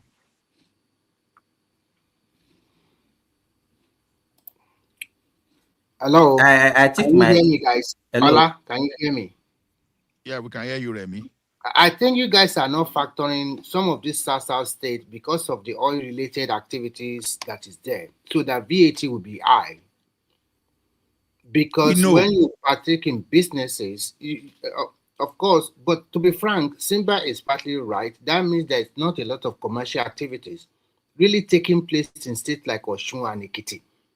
And the reason why Oyo was there is because Oyo has been the major capital city of Southwest since long time ago, and they have a lot of industrial hubs, and they are still there. Maybe they are not performing at optimal level now, but they are still there. Some of them are still operating, and the population also helped them. So that is the major reason. So I think for me, I think all the other Southwestern states should up their games. Because when you look at the VAT breakdown, if you really look at it very well, you will see that the South states are performed because of the oil and gas activities in their region.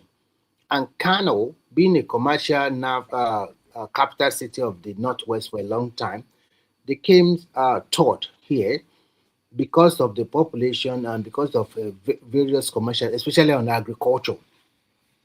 So we actually, to be frank, Oshun and Ekiti should up their game a lot.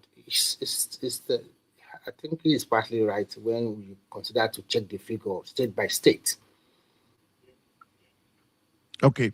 Now, the thing is this. You understand? When you say there's no economic activities, you understand? I did not say there's no economic activity. Maybe no. Because that's the basis for which you are supporting Simba. You understand? No, I say it's partly right. I know. I'm not saying it's. Hold on now. Hold on. I understand you. Now, what we are missing here is this: we forget that we have formal and informal sector. An informal sector in our country alone is about 60%, even moving closer to 70%. Now, if Ekiti want to capture its VAT now, it's going to be on the formal sector. You understand? Mostly. Although there be some area whereby someone in the informal sector, you go patronize a formal setting that you don't have an option, you have to pay. For example, if you are going for any services at the university, in quote, assuming there's VAT, which I don't believe there's VAT anyway, there's no VAT for your school fees or whatever, because I'd be surprised there's VAT for your school fees. But look at Afelo Babala University, for example, now. If he's doing a major project expanding his faculty, you understand? There you are bound to pay more VAT. If you are having Ikuderi farm expansion, you understand, working in a Promacedo, you are going to pay VAT. If you are constructing road, you are buying materials VAT exempt too.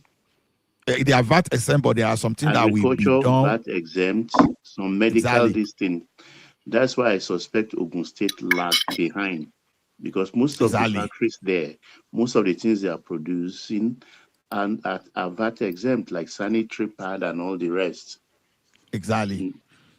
So, but my problem is this: since VAT measures consumption within your state, I think the sharing formula is not fair. You understand? Yes, I agree that's what I think. So because now, if I'm still going back to Wike. Wike said the project it was executing in Rivers State was the reason for that number of VAT. That's so how can I get my own money and use it for a project and generate VAT, and someone got his own money, pocketed it, and you now want to share my VAT to the person? That's one of those grudges. So the thing now is this: people think when they say VAT that it has no. Now, when you now look at internally generated revenue now, you understand Osun State is making more than Ekiti, which is expected. It's expected because it's a bigger economy, larger workforce, and it's proximity to Oyo State. Sir? I say Osun proximity to Oyo State helps also in that IGR thing. Exactly. So when we look at IGR, it's another thing. VAT is another thing. So the way everybody keep his own IGR, his own payee, why can't we find a way that even if you are not going to keep the entire VAT, keep 90% of your VAT. Don't go and give to someone that will break bottle of beers, that will now generate $1 billion, for example, and you are be giving them like 50 billion. Where's that done? Because you are not allowing activities that will generate VAT within your state. That's the point of contention here. Last sorry, I was just checking the VAT receipt for 2025, and I was checking states like Borno that contributed as little as hold on, is it Borno? Yeah, no, Bauchi. Sorry, Bauchi contributed only 24.66 billion, and got 98.62 billion, about 399%. My God, for God's sake, why some state like Lagos that they contributed almost contributed about 3.4 trillion, and they got about 673, about something, 16.62%. What kind of country is this? This actually encourage laziness. You don't need to do nothing. You don't need to contribute nothing. You understand? Okay. Let me give you an example. Remy. A state sponsor bandits commanders to Arch. Now, I don't know whether there's a VAT attached to tickets for this, but I know that naturally there's supposed to be something. Now, if you use that money, for example, to say, okay, you want to build some infrastructure, while you are buying a rebars, I mean that iron. Hold on, Mafarabale, let me land. Now, when you buy iron rebars, for example, you are going to pay VAT. Probably on your Dangote cement, you are going to, is there any VAT on building materials? I don't know. So don't let me just talk about that. So there are some other materials that you are going to buy to finish that construction that is going to command VAT. So because of your project, because of what you are doing in your state, you are now generating more. It simply means that because VAT sometimes can signify that you are doing something meaningful. That you are doing something meaningful in your state. You see, we've had this debate about this VAT thing before. One of the things we are not considering and we have to put into consideration is, apart from the VAT exemption, there is always this headquarter effect on VAT. For example, almost everybody in Nigeria uses MTN and they pay VAT on MTN. Or the MTN, the VAT on our calls and data goes to Lagos. For example, all the banks, I know how much. Now let me debunk that thing, because it's just I heard that argument that time, but I didn't say anything. What do you want to debunk? Let me tell you that one there's thing. no headquarter effect. No, hold on, sir. All those organizations can be mandated to granularize all those VAT. Now, MTN can trace card that Richard Card bought in Kaduna easily, because when you recharge the point of that thing, you will get the point of you connected. So because when in the bank we used to divide transaction per region, per city. Hold on, sir. They can does not mean they are doing it now.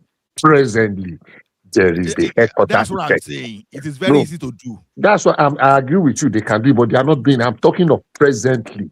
The amount we are referring to now. Bank transactions, they are localized now. Is that not? Exactly. That's what I'm saying. Because when we work in the bank, they are not localized. Bishop. Release, I'm coming, sir. Hold on, Bishop. I'm just asking a question. Hold on. Myself and Patoski work in the same bank. We know that VAT in this thing, they are localized. We know. It's not that this is not that they are telling us. There's head office effect, we know. Actually. Because there are transactions that in Ekiti, it's in Ekiti. The one you do in Lagos is in Lagos. No, now when it is reported, it's going to be done by head office. So I can't hear head office. Head office, no man report. Head office, no. So I agree with him on head office. Let me give you a practical example. Somebody that is buying, let's say a company produce something in Ibadan, and somebody order the product from that company from Ibadan to Ilorin, and that person is just selling to people because they're giving high price. Okay, this is the price she just put her own price. She's not collecting VAT. The VAT has already been collected before they even sold the goods to her in a lorry. So where is that VAT going to be? Is it going to be in a lorry or is it going to be in a bad? Of course, it's going to be in Ilorin now if they do No, their the VAT calculation very is well. the VAT. No, hold on. Let me The tell you. VAT, the VAT is going to No, be in Ibadan, not in lorry. no, hold on. No, no, You no, see, the no, no. VAT. Sorry, can I land? Sorry. Right. The VAT is going to be in Ibadan for him, for that person. But when the person is selling it in a lorry, if it's also a seller, the VAT Hmm. eventually will pass on the VAT. So the person who actually end up paying VAT effectively is the final consumer, because Yes, the thank you. VAT tó ń san, the VAT that the middleman pays is added to his own cost of goods. That's what I'm saying, but it's already in Ibadan. No, I don't get you. He bought No, the no. You thing. buy no. Let's say I buy, let's say, a biscuit. A company is in Ibadan manufacturing biscuits, and I buy the biscuit from Ibadan. Let's say maybe I bought it like, let's say, 10 naira, and they've already included VAT on that 10 naira.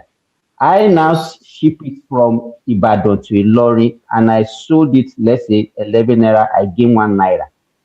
So where is the VAT going to be? The final consumer is in a lorry, no.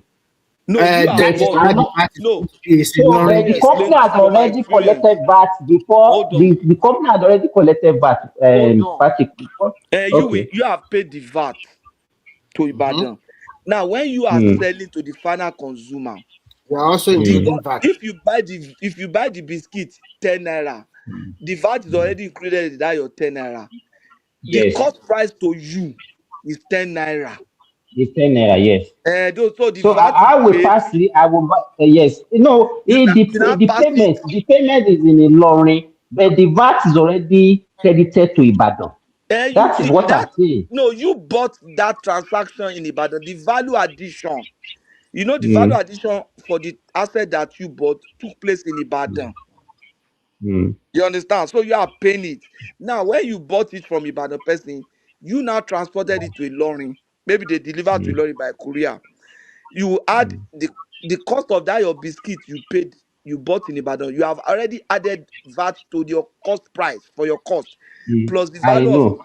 transaction. You will now do VAT on that to the final consumer.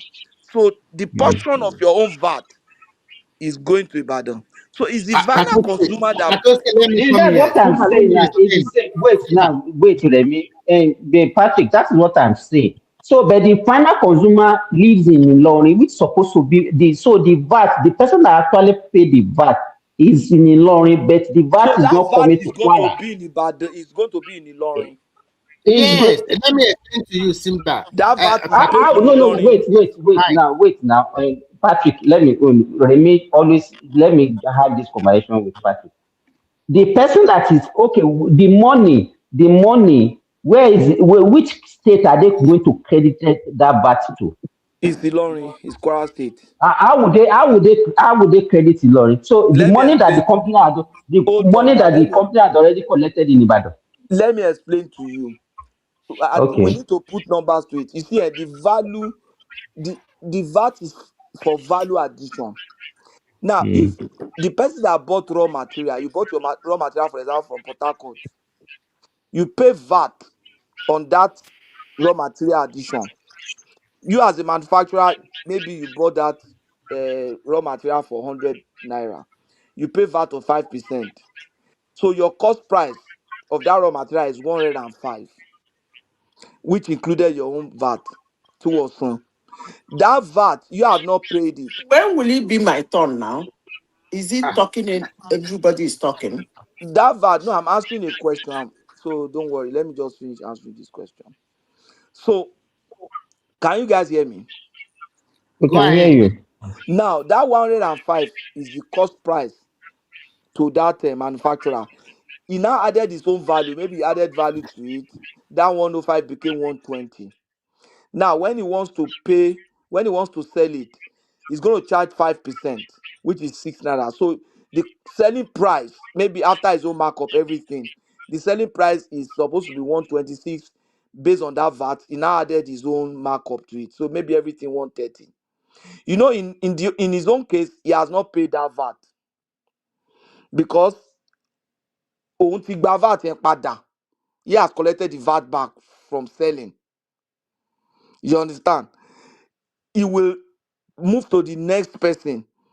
Effectively, it is the final consumer that is selling to will now pay VAT. You know that guy is not selling to anybody. He's the one that consumes the VAT. But every state, manufacturers are paying VAT based on the value that they have added to the asset. The man in Oyo State that added value to the raw material I bought from Port Harcourt is collecting a higher VAT than he paid. You understand? He's collecting a higher VAT than he paid. Are you following? Are you hearing me? I don't Yes, think. sir. Now he's collecting a higher VAT than he paid. So the question is that, you know, that man in Lagos, for example, he paid $5 naira as a VAT, but he collected 6 naira as a VAT, right? Now that 5 naira, hold on, let me not you are confuse. making it more complex. Yes, you are No, let making me it more explain to you complex. why it happens that way. There are two kinds of VAT. There's a VAT payment and the VAT collection. If you're a manufacturer, for example, you pay VAT of maybe 5 naira on a particular item. That VAT you paid on that raw material, government will refund it to you as a VAT credit. So when you are I doing don't your really, VAT, you people cannot explain because you're always no, let me bringing this explain your the Western hold on, idea let me explain the into logic to what you. you This will which you will who's understand this thing. returning Hold on, what in Simba. Hold Nigeria. on, Simba. Just give me 1 minute now. I will leave it. There are two sides to VAT. There's a VAT payment and VAT. There's a VAT final payment and there's a VAT credit. If as a manufacturer, I buy something, you understand, and I processed it. Maybe I bought something of. Why can't you explain this thing based on what I just explained to you? No, this one will make you understand. Hold on now, Wait. because Okay, okay. what you said is only explaining one aspect of the VAT, and that will not make you understand. If I'm a manufacturer now, okay, let me explain based on what you have said. That woman came to Ilorin. That woman paid a VAT of maybe 5 naira to the person that I bought the biscuit from in Ibadan. Are you following me? And he now sold it to somebody who consumed it in Ilorin. Now, maybe somebody who consumed it in Ilorin paid additional VAT of 5 naira or 6 naira this time around. You see, that woman that sold the biscuit They in don't Ilorin. pay. Wait. The woman in Ilorin. If that's what I'm saying, you people that are still abroad, you don't know how that thing work in Nigeria. In Nigeria, is the company that is selling to the wholesaler that collects the VAT. They are just The wholesaler is not paying VAT. The wholesaler will just buy. It's okay. They see everything at the cost price, and they But will VAT just has put been our markup. included. VAT has been included. But what I'm saying is the company that have already gotten the VAT from the wholesaler. You What I'm understand? They've telling you already now, passed what it. I'm telling you is that the wholesaler will also add VAT. They don't have VAT. That's what I'm saying. The No, wholesaler that's the in system. Ilorin. Then that That is not the system is system. wrong. I'm That talking. system is wrong. I'm telling you. Wait. If you say it's wrong, but that's what we practice in Nigeria. No, I'm sure they will. I know I'm sure what the new tax law will correct it. I don't know, but what normally happens is that when a manufacturer manufacture goods, by the time they are selling it out, they've already added their VAT to the cost. You understand? Then so the wholesaler, the retailer. So if you buy biscuit, how will you know? They just say biscuit is 5 naira, you pay your 5 naira, you go. You And now, but understand? VAT So is already included in that biscuit that I bought. what I'm saying is already so the VAT is already paid to the company. It's not paying it to the wholesaler and it's not paying it to the government of that state that is getting that the person is consuming the thing No, from. That's what I'm saying.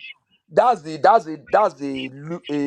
leakage in that system because the company is losing money. Patoski. Patoski, let us move away from this topic. You know, Simba will no go agree. Simba don't have his own mindset on this. So No, I think Simba is right, but this system, that system is wrong. Hold on, let's Zita. Hold on, hold on. I'm going to Zita. Let us Hold learn on. from the system. Hold Let's on, learn I say from I'm this moving one. away from the topic. We are moving away from the topic. Zita, Okay. Why are you Zita, moving away? Because I want to move it away. I don't have any reason. I want to move it away so that Madam Zita, I'm calling you now. Okay. I don't even know why you are calling her, because some people came even before her now. You've not called the people that came before her, just because she talked. That's why you are calling her name. No, we came before her. Remy was there before her. Remy was there before her. That's not true. That's not true. Zita was there before Remy. Because Zita came. When I came here, she left. You know, he came and dropped, then came immediately. So then Remy came after. So Remy, have your floor now. Okay, can you? I think you are discussing about what is the major topic? I'm sorry. Can you just refresh? Oh, okay. The one of the major topic is the OLODO of United States of America said Tinubu is his friend in whom is well placed. So that one he wrote later, but unfortunately, it's a sad news for some people. I don't know. So let's keep it at that. Then the other one I added is the guy from Niger State sacked the Fulani district head. So anybody that remember the remaining topic, I beg, please remind me. Okay, I will not take too much time. I think you mentioned about the what do you call it? The lobbies by Atiku. That's another one too. Thank you. But the other one you spoke about, I did not even hear it because your voice was cracking, or we couldn't hear. But whatever. Oh, my voice is cracking? Yeah. We couldn't hear what. Yeah, it was off for some few seconds, so I couldn't catch you. Yeah, but let me just quickly talk about the lobbies. It's just that I think people are right now that the opposition, they don't know what they want. This particular thing, you went to America, all of this thing, you are putting it again, thinking that the president, Trump, what can Trump do? The question is that. You just come from America and then remove Tinubu because of that. This is a closed case in America. No, not remove Tinubu only, and install Obi or. Yes, I don't understand. Sometimes I just laugh over it. I think sometimes, like, you were paying about $1.2 million for this kind of stuff. Why don't you use that money to create more employment for your home state in Adamawa State? Why don't you use it to help them in agriculture in your state? Is it a must? You must become a president, but it's okay because the money was stolen initially from day go. I think Remy, it is his right to use everything that he has to win an election. I'm not saying it's not his right, but this one has been this particular case. It has been overstretched for a long time. If you go back to what can America do, open the case again. What again? It's already closed case. The guy already paid. They already removed fine and what about forfeiture some money. Fine is luck. If he gets it, fine. If he doesn't get it, that is it. It's just fine is luck. It's an exercise in futility, because the guy you are dealing with, the president of America today, is a deal maker. It's all about money to him, and the money is about his own interest first, and then American interest. So what kind of thing? What can he gain from that? So to me, I just think it's an exercise in futility. So I don't know what to talk about that one. At the end of the day, it's a dead case. So, but the point I don't like about it is that you are just watching. Dirty line and everything. You yourself, that you go there, you are not so clean. Your wife was jail. A senator was jailed because of your scandal. So when you come with a clean hand, you two do not have. You have more dirty hands. At the end of the day, they will not attack you back. So do you think?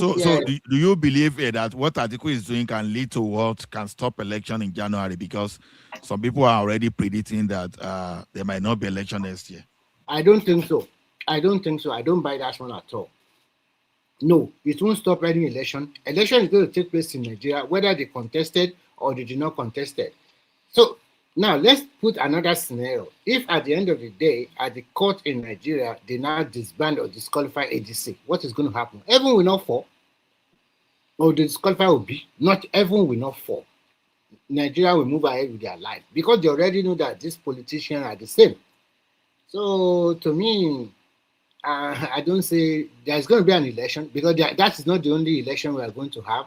The senatorial election is there, the gubernatorial election is there. So why should the ambition of one man now truncate the everything?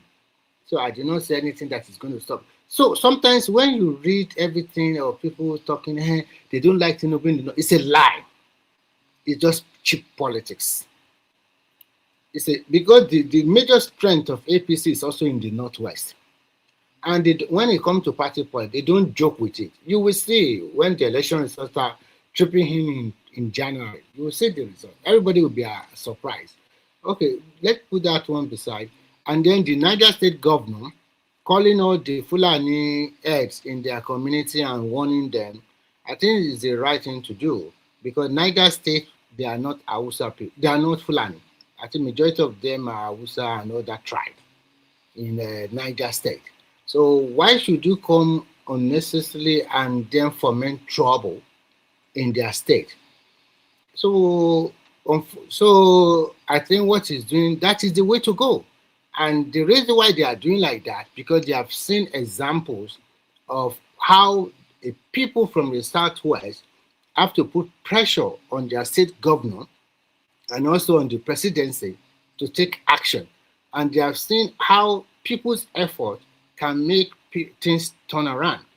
You will see that when this thing happens, majority of the Yoruba people start profiling people in their state. They start pointing fingers to people who live in their community. That is the way to go. That is a very good example. That, oh, I know this Fulani man living there. Even if it's not a terrorist, actually they will profile him. That is the way to go. This security is with everybody, and it starts from us. You say something, say something. Don't just keep quiet, because when it happens, you might not know whose head is going to fall on. So you reporting people that you suspect is good. And at the end of the day, I like how the Southern Western people rise up to the occasion and start profiling people.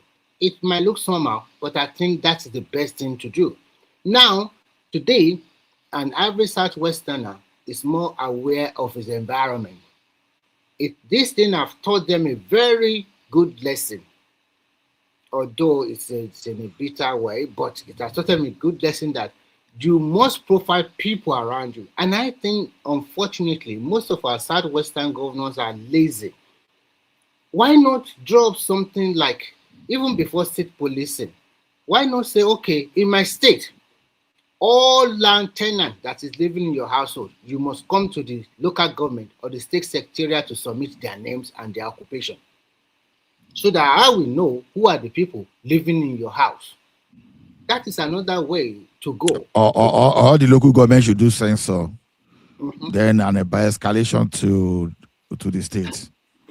I think the local government should be able to do censor better now. Even they cannot do that censor, even before we have the state police, because there's so many things on governed spaces, and there's so many things we are not doing in that country.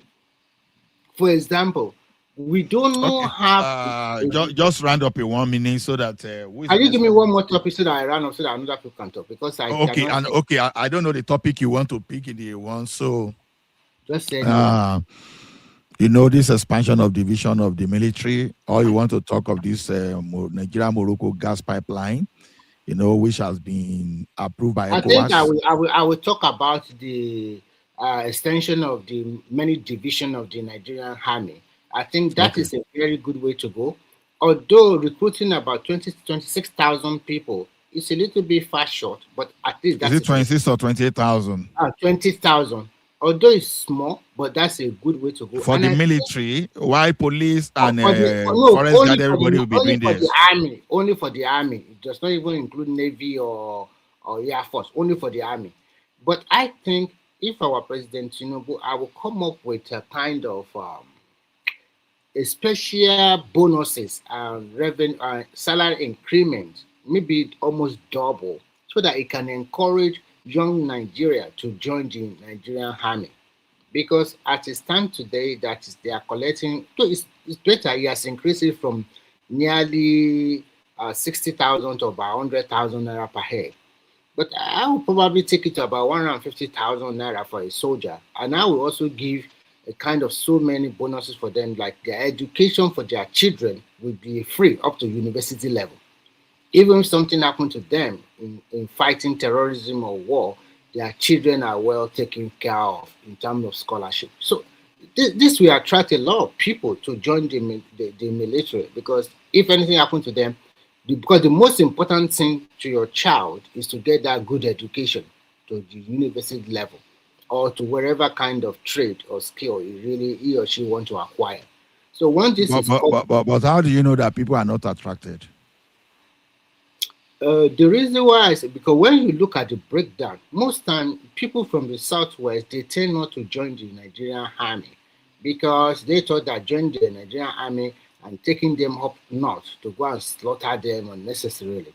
So it discouraged them for joining, and that is one. And then the perception in the southwest is like that: why do you want to join army? Why can't you become a lawyer, a doctor, a this, a that, or something like that?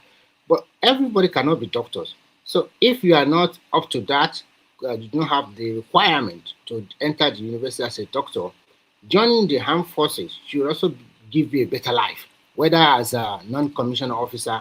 So when you lay all of these things down for people, that free ed for their children, free education for their children up to university level, I think this is good. But the form for the military, the recruitment form, is usually oversubscribed. So why do you think people when you said about oversubscribed, where are the oversubscription coming from? Is it from the northern part of the country or is it from the southern part of the country?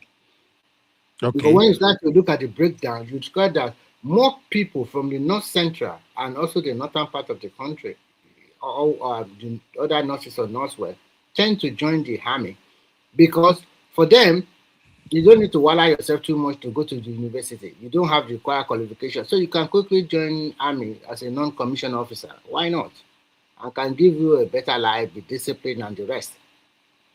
So, but there will be a caveat that if you do not serve the Nigerian army for like 15 years, then maybe your children cannot get that scholarship to university level, because you cannot just serve for 1 or 2 years and then say you are going out. You don't want to gain.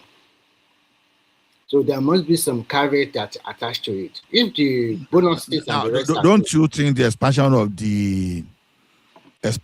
the division, and the way they are building a depot across the country, we encourage enrollment. So, unlike when yes, of course, you are right. Part monopolize. So, don't you think that's one of the problems? It will encourage enrollment. It will also encourage good security. And I think he said recently that he increased the divisions to 11 or 12 or so. Yeah, I think to 12. Yeah. To 12. Yeah. And he asked 20,000 new soldiers to be employed, to be recruited. No, let's look at it now. In space of 3 weeks now, the 50,000 constables recruited under the Nigerian police force, they will start their training soon. And then and before this 20,000, I think it was last year, or maybe they have already recruited about 10,000 to join the Nigerian army. I think some of them have passed out. One of them is the one that passed out in, is it in Benin City or Makinde, or the one that recently passed out? So I think this president is really, really, really trying. This is the first time in the history of that country that we see massive recruitment into all these military and military parastatals like NDSC, Nigerian Coast, Nigerian Forest Guard, the Navy, the Air Force. In fact, I think coupled with that, luckily for Nigeria, the private sectors are also recruiting. So if you have a cousin or nephew or whatever, a junior brother in Nigeria that is looking for a job and he has a good certificate, I think it's the best time to look at Dangote, Bua, all of them are recruiting now. So I think we are on the right track. So I hope we can be on this track like for 20 years. Then maybe Nigeria can be a better country. Okay. Okay. Yeah, thank you. Thank I'll you. stop here. Yeah. Who is the next person? I think you'll be. Who came between? Remy who spoke came before between me. Remy and- Eh? I came before Remy now. Ola, call I'll be Zita calling you again. now. Call Zita again. Call Zita again. Zita. Zita, oh yeah, fire on. Madam I don't Zita. know what you know they talk now. Okay, I will give you the topic. So your Is she responding? Is she responding to you? But I can't she's hear her responding. voice.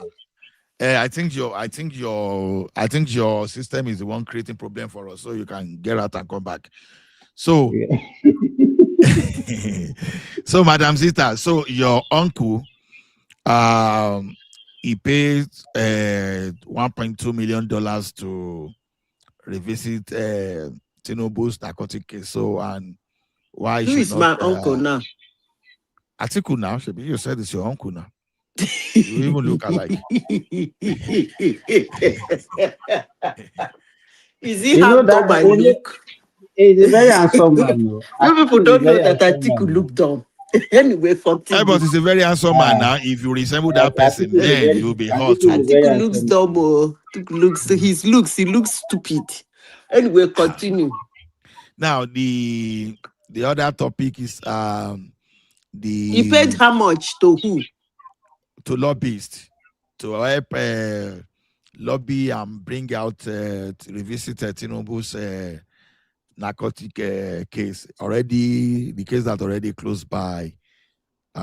Is Tinubu America. contesting for the president of America? He's not the president of Nigeria. Another topic is this the letter from United States of America president to say, Tinubu, good job. I did here for you. So, that has been I thought they say it's an old one.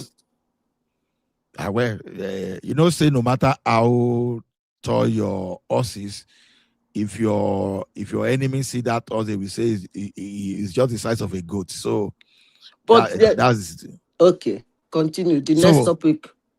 So then, in Niger State, the governor of Niger State, is going after the Fulani in district S. So he removed them. Then again, I think he's been telling any extremist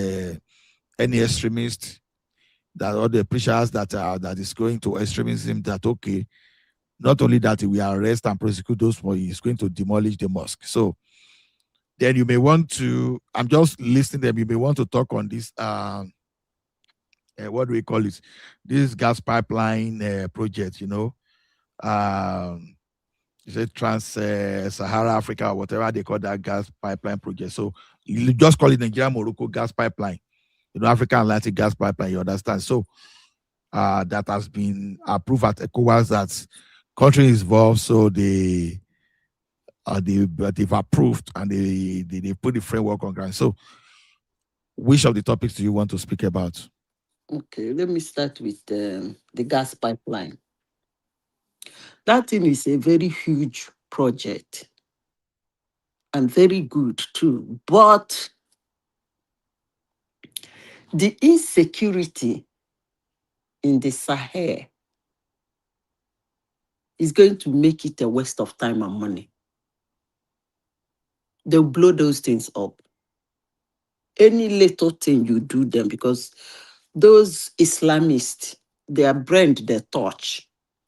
Any little thing that happens to them, they can even go on a conquest and their leader is being killed. They'll go and blow those pipelines. So before we talk about such a long pipeline, we have to get the insecurity in West Africa. Get it to a reasonable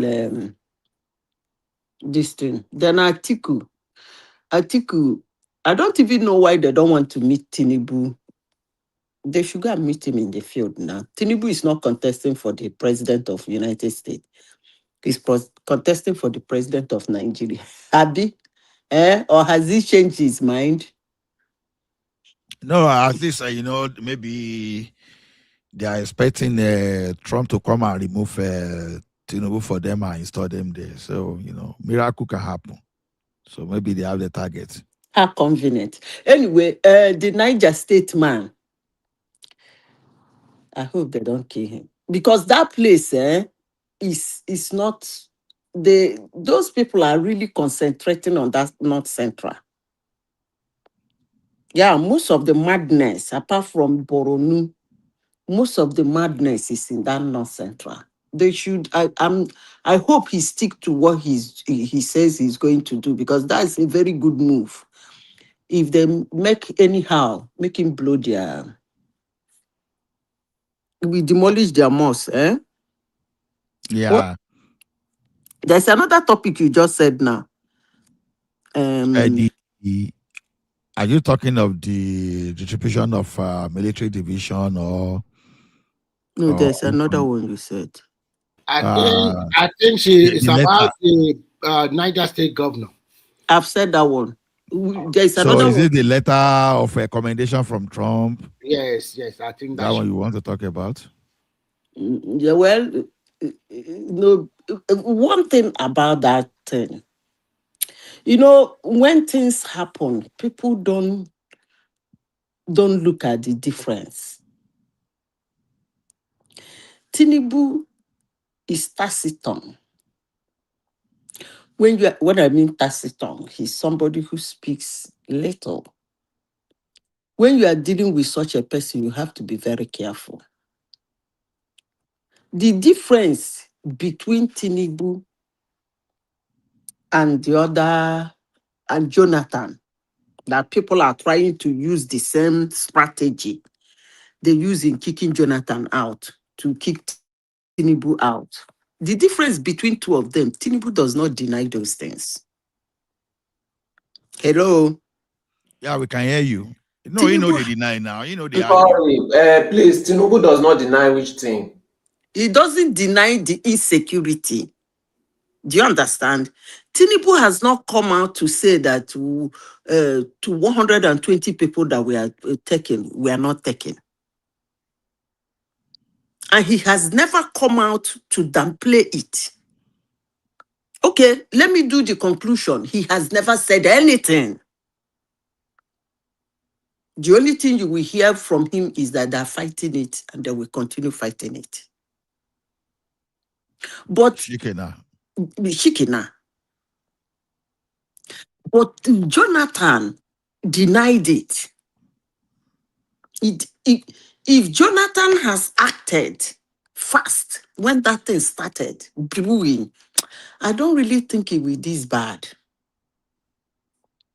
You know what we give them? Bass. Scatter everywhere at that beginning. Take a decisive madman decision. I don't think insecurity in Nigeria would have been like this. Because if you talk to Northerners, during the time of Jonathan's government, if you talk to Northerners, they will tell you that that thing was happening. They buy police, they pick children, they buy this thing, they've been doing, and the government was hiding it. He said they used to ask any Northerner, maybe any day Hassan come here, you can ask him. The government keep hiding it. Jonathan was doing it as if it was no news. That thing was raging in the north, and they ignored them until that Chibok girls, which he denied, but it caught the attention of international community. And that was what brought those people to the limelight. Because of Chibok girls, they later recognized them, and they were like, okay, if we take plenty, they go carry on for news. So it became the order of the day. If he has handled it, I don't think they would have been able to do that Chibok girls. So what am I saying in essence? Tinubu is not, I'm not talking about the letter. I don't see any letter. But what I'm saying is that he's not denying it. That's the difference. And the whole thing is in the news. Hey, 120 has been kidnapped. Hey, this person has been killed. Hey, these children, hey, they've gone to the... He's not covering any of the news. The news are out there for anybody to read, and he has never come out to say, this one did not happen. This one did not happen. Should I tell you why Tinubu does not deny anything? Why? It's part of his strategy. He will let you complain. Then he will now put your complaints and rank it. He will solve your complaints. Then you will now praise him for solving your I wouldn't go there with human blood. No, I But wouldn't that's do how that. he has always. I would not sit down here and say that, because this is one of the things I fight. No matter what you're doing, those people that are kidnapping are young girls. They're kids. I even heard that a 2-year-old child was kidnapped in that of Oyo. So I wouldn't sit down here and say that it's for us to complain. I wouldn't go that route. The only thing I will say, keep the kids out of it. As long as we are doing the madness, keep the kids out of it. I don't think so. I don't think it's complaint. That insecurity in Nigeria is beyond the physical eyes. A lot is You going. don't understand what I mean by complaints. I'm not talking specifically. I'm talking about like if there is a problem, right? It's not going to immediately solve the problem. It's going to wait till he can use it to his advantage. That is how Tinubu does. No matter how you attack him, no matter what you do, his own strategy is how can I use this to my advantage? If he had solved if he had solved these issues, majority of these issues at his first year of entering office, what will he have left to for you to congratulate him for at the end of his campaign? Majority of these problems are going to be solved when it is getting closer and closer to the next election, so that you will have a lot of voters saying, oh, this is what Tinubu has done, no, this is what Tinubu has done, and everybody will start praising him. He has been doing this thing for decades. Can you listen, please? Let me tell you something. I'm sure you are not in the military, and maybe probably the way you are talking, you've not listened to any of your military family members who are in the military. Insecurity is not something you solve immediately. Insecurity is not something you solve immediately. That is number one. The problem with Nigeria insecurity is that our military is the insecurity. I will keep saying it in this platform. Hate me, like me, I do not care. That is the only difference between Nigerian insecurity. Our military is the insecurity. You can be solving in a country, you can be solving insecurity. Something happened in Oyo, you are battling that one. Before you say Jack Robinson, another one has happened in Kanu. It is a country, not a house. As they're battling it, you will hear that Imo State, something has happened there. It is a country. The only thing is that over the years, with the experience and circumstances and situation that happen in a country, they start putting on some security measures. Not that insecurity will not happen. So for you to say that he leave, solve it to his credit, his job is actually to solve the insecurity. Whether it's not all the insecurity in Nigeria that he has solved. So why would you say that he keep till he solve it? He can only solve the ones he can solve. Those ones in the mountain in Borno State, he can't solve them.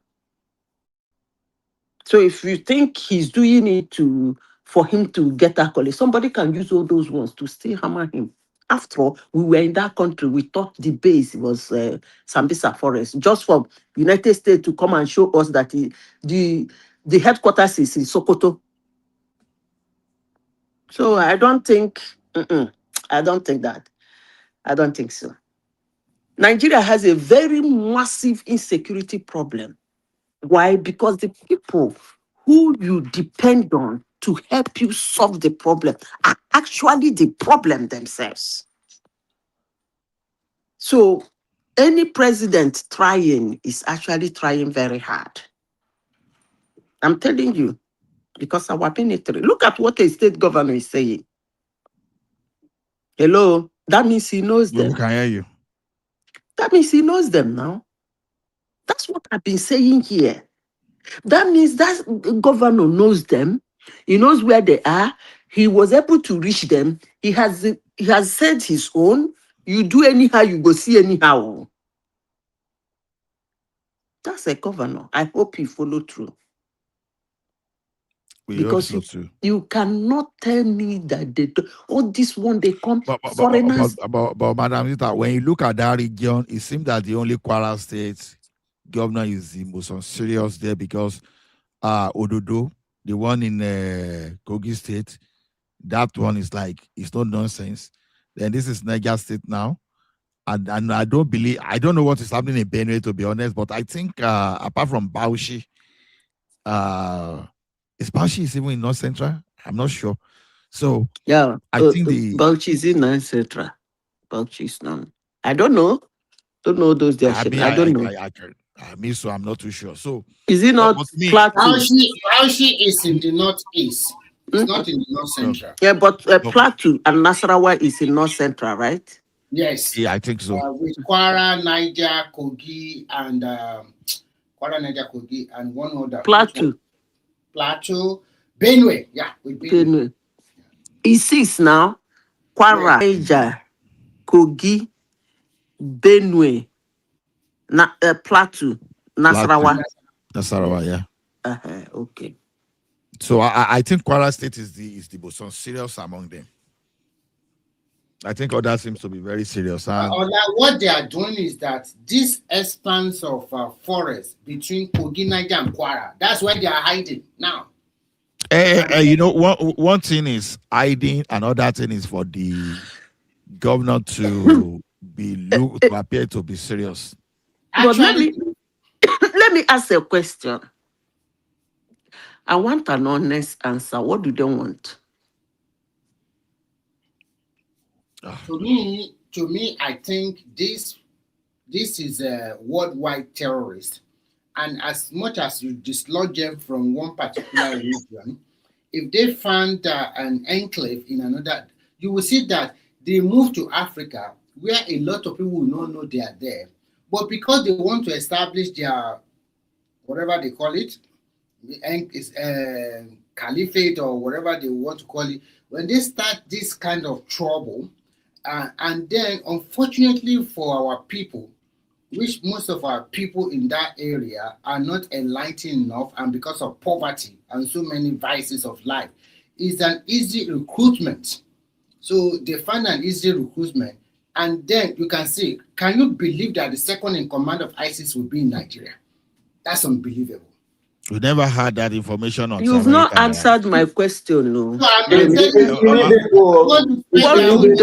Terrorism, they want something now.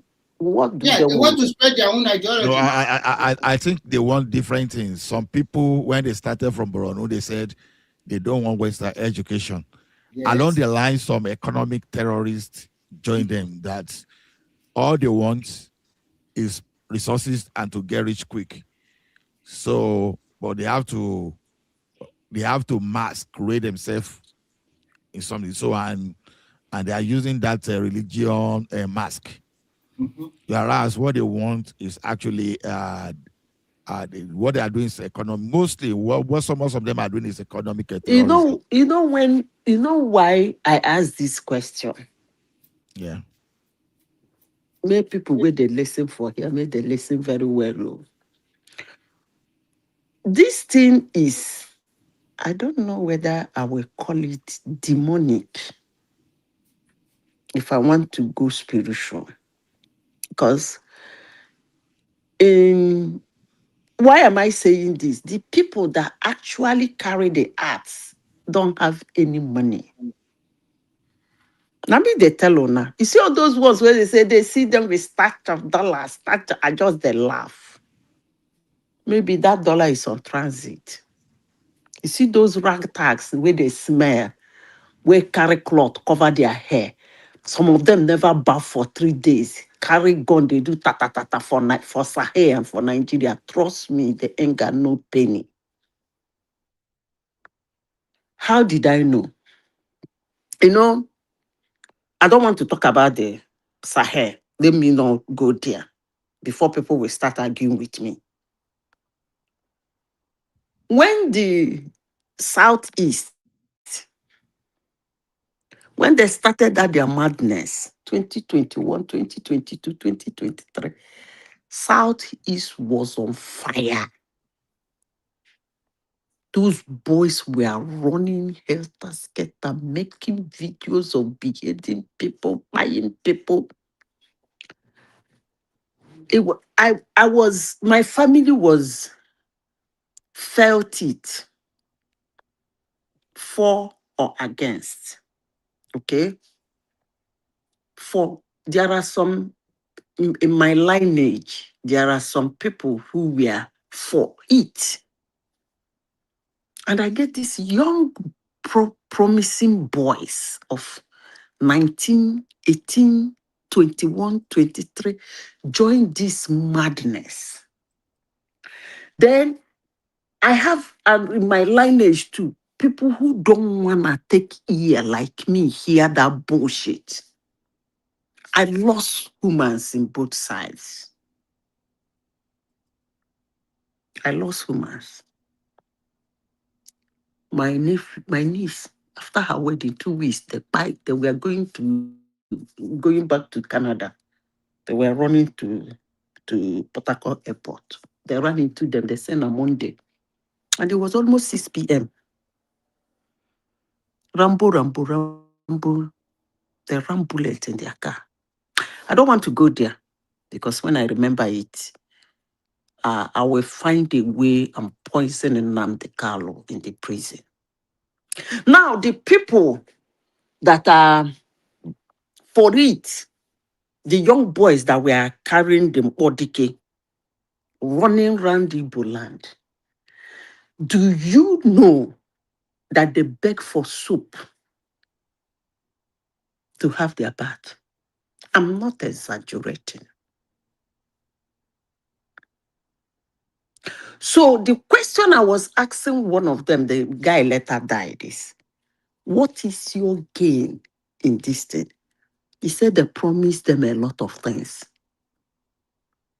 Because when they do this thing, people will be shouting, who is sponsoring them? Who is sponsoring them? You find out that their sponsors are mean. They just hand guns to these boys and then allow them to litter everywhere, committing havoc. Actually, they loot. If you watch that, remember that one, the church was, is it in Kwara State, right? It's in Kwara now. Lokoja. Hello. The one that happened before December now, that United States Congress was using as an example. Church service was going on. They came in. The camera of the church carried everything. Kwara State. Do you know that those people came? They were carrying handbags. Watch the video. No, sorry, Madam Zita, let me call Roaster so that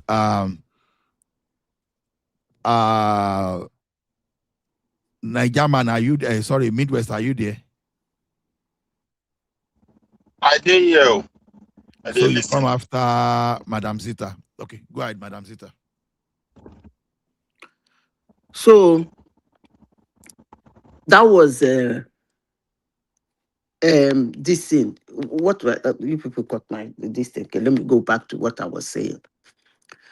Those ones that are for these guys, they just give them Their sponsors are very mean. If you watch that video, the guy was actually, those guys was actually carrying handbags, picking phones. Does that show you the attitude of somebody that has $1 stashed in his pocket? So that's why I asked the question, what do they want? What they want is it? They may be picking phones so that you will not call. Just because the ones in the east don't have money does not mean. No, I'm talking about the Kwara State. Forget about These ones the in east. the north have money. They have money. Because if I come with my own, That we are carrying women hand. Go back and watch that video, please. They look something very well before I start to the comment. Make phone calls. Come on now, Solly. Come on. You walked into we make which phone call? You walk into a church, everybody run away, leaving their things. Then what do you mean by you don't want them to make phone call? Where they were busy running for their life, is it where they will make the phone call? Come on now. This is a common sense. Who even brought this idea of they don't want them to make phone call?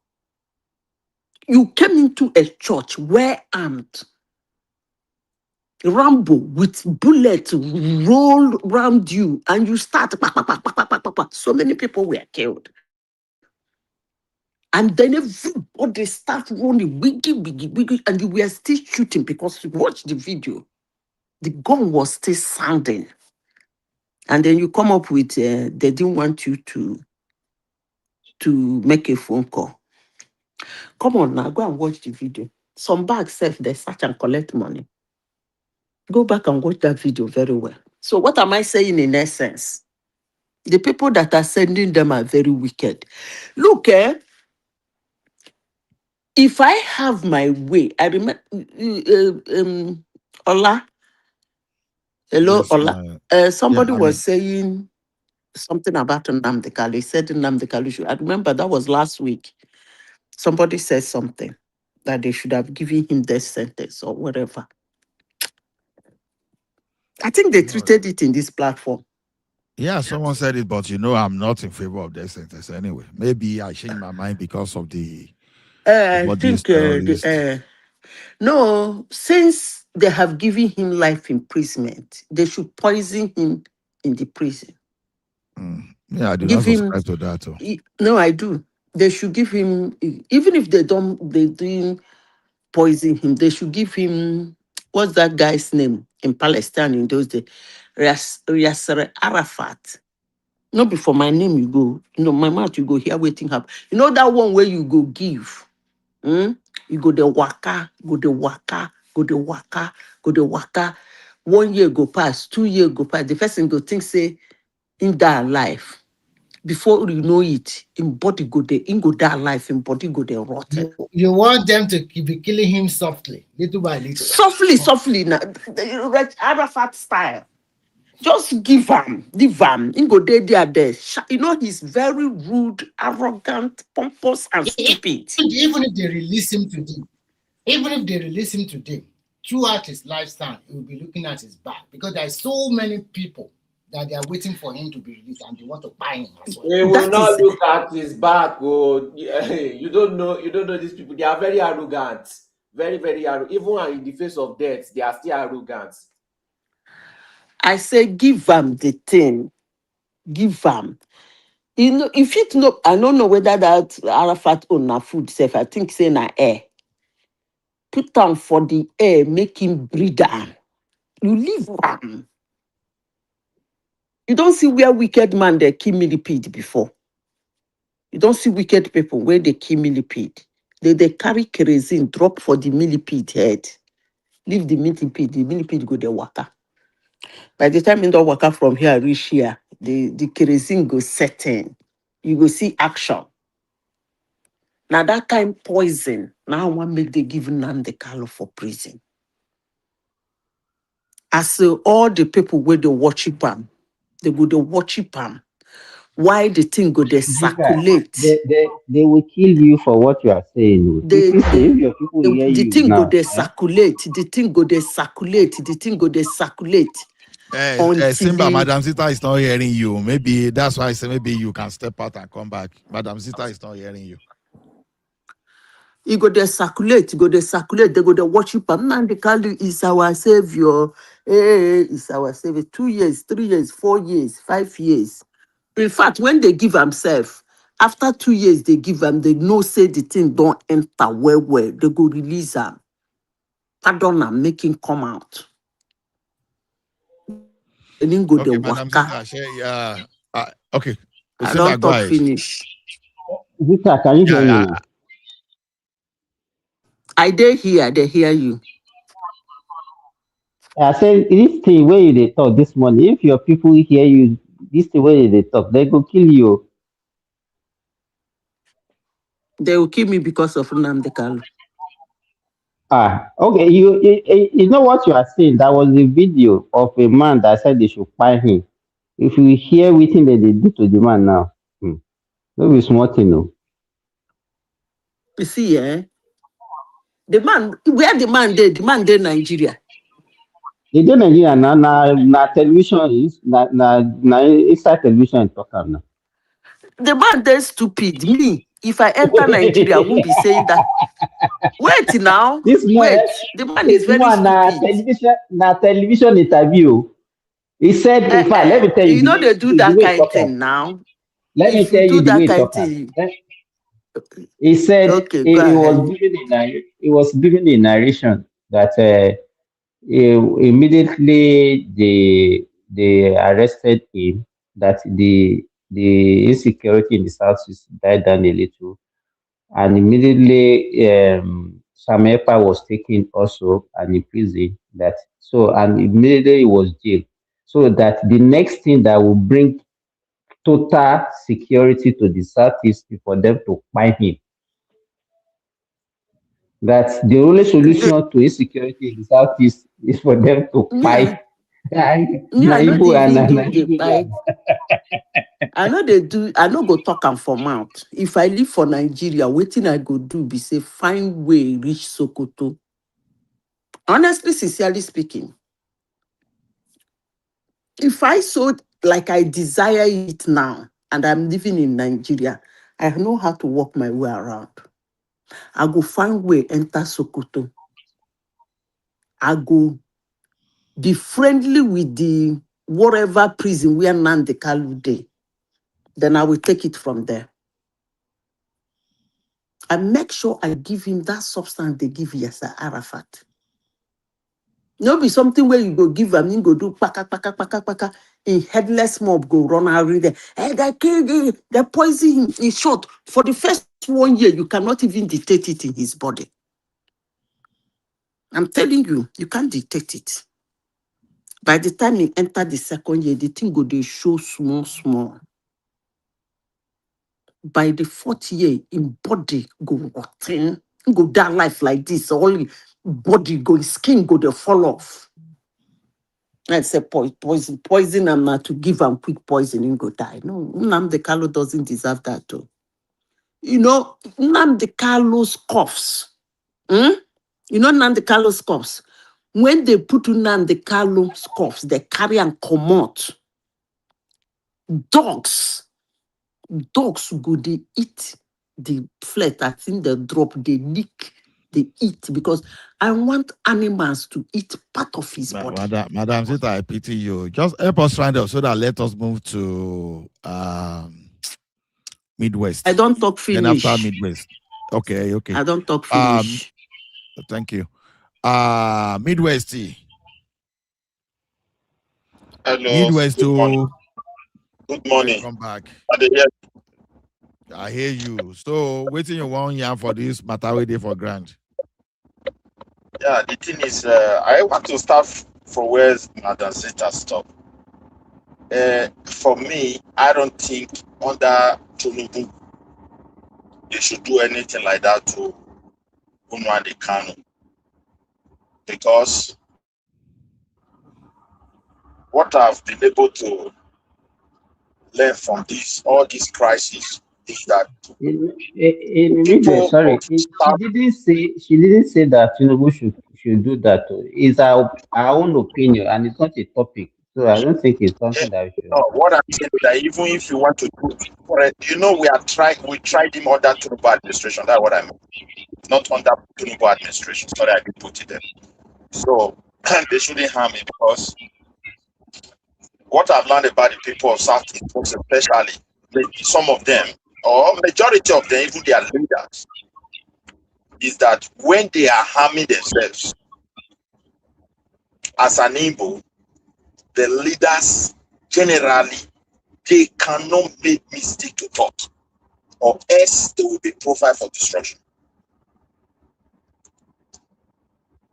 Take for example, all these crises that happen in the Southeast, that there are other ethnic nationalities that are indigenous to those areas, they share together, and they were partially like ethnic clashes involved in these things. You will hear their voices and they will be so loud. Take for example, Yorubas live there and they have some significant population, and those crises somehow involve them and involve another name or another tribe. They would have been so loud, and they will be, they will amplify it to a point where as if everybody hates them. But because it's Igbo, they can make mistake. So that is why I said Tinubu have to do what they have to do. But even the guy that judged him that day, if that judge did not control his temper, he would have kicked Kanu. I'm telling you, the man was so provoked. It's like this man doesn't understand the place he was that very day. Kanu didn't understand it. Because he didn't even understand that he was before a judge, that whether the judge eat bribe or anything, once he's provoked, and whatever he said, maybe before appeal or this and that, is gone. If there's room for appeal, I don't even know. I'm not a lawyer, but thank God the man, he controlled his temper and sentenced him, and he's a Yoruba man. So yet people were trying to narrate to that level. Now my worry is this: that character that they have been displaying, nobody should tell Nigeria because Kanu is no longer there, Ekpa is not there longer there, is died down. No, they want to take it to other ethnic nationality in Nigeria. They are provoking other people. Silently, people are not paying attention to those provocations. And if it become a crisis, that is when you're going to see their leaders. Because those kind of voices is the only voices that they can clap for. Of that being victimized voices. Oh, people are the one looking for their trouble, they are peace loving, they are this, they are that. And I hope Nigeria government works so hard to restructure that country. I'm not talking about restructuring in terms of many things. I will also take it to like the topic Ola was trying to say, okay, let's leave there. I have to do with that. I think Patoski was also talking about restructuring in terms of instruction as well, because he was giving the clear theory of how VAT really operates. Because Simba was also trying to ask questions. Yes, a company manufacture goods and it's paying VAT, and the government is grabbing that VAT. Then I ask a question: in the principle of VAT, does the government have to keep that VAT or return it to that company? Because the way we run things is responsible for our criminality and corruption in that country. Because if that company pay VAT the way it is in the whole of Europe, we don't even use custom to control our border. It is that VAT that control business for the entire union market. That VAT number. The volume of goods leaving one country to the other, it is that VAT. So that is why sometimes I'm confused. Maybe, okay, this is the way Europeans decide to think over it, apply it. But when I make research, I see it's almost like a global practice. You travel to country, you buy things in the airport because you did not use it there. They tell you it's VAT free once you have checked in. Because you are not using inside that country. It's like you're almost out. You've crossed the custom. You have crossed the immigration. So when you buy things there, they tell you it's duty free, which is VAT free. That's what they are talking about. And every company that actually is start from the manufacturer, because the same manufacturer that Simba was asking also paid VAT. He bought fuel, he transport those materials, he purchased raw materials. So those kind of VAT, the same company will go on behalf of the company he paid it to. Because the company he paid it to collected it on the behalf of the government. He will also go on behalf of that company to demand for that money. That process of accounting put everybody on check. We lack it in our country. That is why when they award a contract, they can be telling you, give me 40%. A place where VAT is properly organized, nobody will demand for that kind of money. It will create a lot of problem for those that want to steal. It will be very, very difficult for them. So all I'm just saying is that for Kanu and all of them, let's restructure Nigeria. Let Igbo take care of Igbo people. Let the other people take care of their people. Let this one take care. Within that region, let them structure themselves. If they like, they buy somebody, they cannot come and blame Fulani for it. They can't blame Yoruba, they can't blame Edo, they can't blame maybe if something that, they can't blame any other, but they understand they have to take responsibility. But the way it is today, they put us together. Everything that is happening today is just Mr. President. And nobody I disagree with you. They will still find a way to blame somebody. My brother, I don't think so. Because I know so. It's not thinking, I know. They never take responsibility for anything ever in this life. Never. Yeah, but everybody know. I think if they are now in charge of their destiny, contributing at least maybe we say 40% of any resources coming from there, what is it called? A fund generated in those areas. Bring 50% to us. Keep 50% for that. This one keep. Okay, the region that is not meeting. Wait, please. Currently, they are setting up 6 regional zones right now. They are going to implement it. So it's not a matter of fact if they do. They are going to do it. And I promise you. Yeah, I pray for them to do that. That is one. And if we're able to get if we're able to get if you're able to get these two things right, Nigeria will move forward. Because without proper VAT structure, you don't have economy. And that is why our economy is completely almost 90% informal. And those guys are the same 60%. I keep on asking questions. Like my state today, which company there is really formal? Even the one they call formal, they can manufacture employment overnight, just write 200 people. Even government agencies self. Because the Ministry of Labor is not designed, or people are not mandated to go and register whosoever they are employing there. They don't even have a database. So if you start restructuring VAT properly for a country, that is the first step for development, because it will reduce our corruption to more than 50%. So that stealing that is globally in everywhere that you cannot eliminate, you will minimize it. Because you can't eradicate it. People still steal, but with VAT, it will go down. Those that want to steal, we understand their limit. Because if they go beyond that something, alarm will blow everywhere.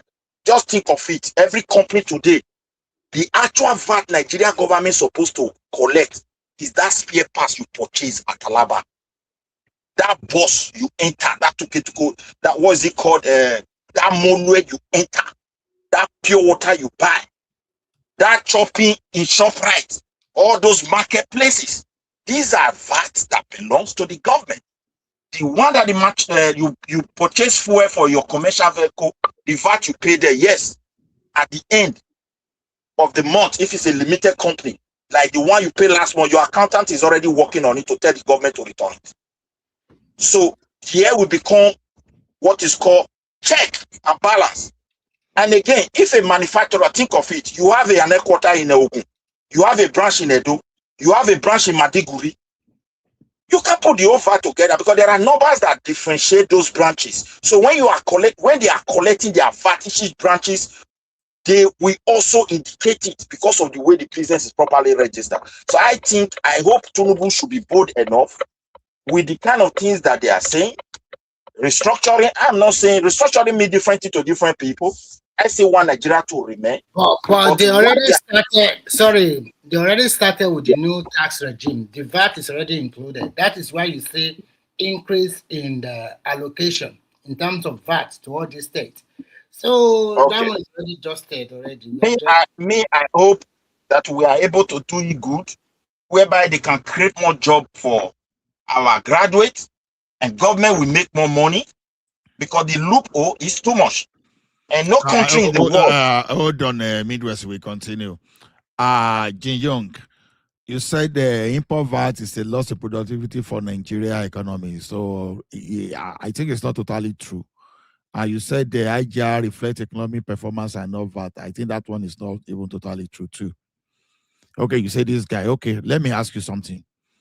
You import raw materials to produce finished products. So now, out of VAT that you are charging your people internally, how is this a loss in productivity for Nigeria economy? Because something is coming. You understand? So you now charge duty and you put a VAT upon that duty. How is that lost economy in productivity? So you need to explain. I'm just trying to learn from you, okay? So thank you. Who is that? Midwest, continue. No, one of our people in the comment section is raising some critical points, so that's why I'm asking him question. You see, when it comes to for me, the way they raise us in Nigeria, there's a huge problem. Because we grew up into a system where you can wake up, you start a business, and no proper formal procedures. And sometimes sorry, Midwest. In the beginning of your submission, you make mention about Nigerian business about 60 or above 60% informal sector. Sometimes when you are comparing and contrasting the European system with Nigeria, to be frank, it's not easy because you cannot talk about the level of enlightenment and exposure the Europeans have. And the Europeans, most of their population is not as huge as 200 million. Some states, some countries, let me finish this. Some countries in Europe are just below 5 million people. The problem we are having, you are partly right. Because when you want to do that kind of thing, it's a little bit difficult. When you have some people, their total capital for doing the business is not even up to 10,000 naira. And you are asking that kind of woman to come and register a business. It will look somehow. Wait. Oh, Remy, if you want to register a business here in Europe, let's say sole proprietor, you don't pay anything. It's only limited. I know, but at the same time, is there enlightened enough to understand it? If it's not educated enough to understand it. See, you see when Patoski, I don't know, as you know Patoski, this is our accountant here. Okay, let me give you an example of this. You think, wait now, let me tell you this, and I'll keep quiet. Here, even if you establish your sole proprietorship, which is free, you still need a bookkeeper or an accountant to file monthly or quarterly on VAT returns and your financial report 6 months or annually.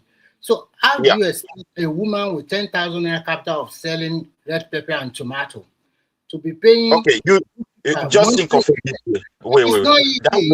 No, don't make excuse, Remy. You are making the wrong excuse. Let me tell you why. I'm trying to tell you the situation we find yourself in Africa is different.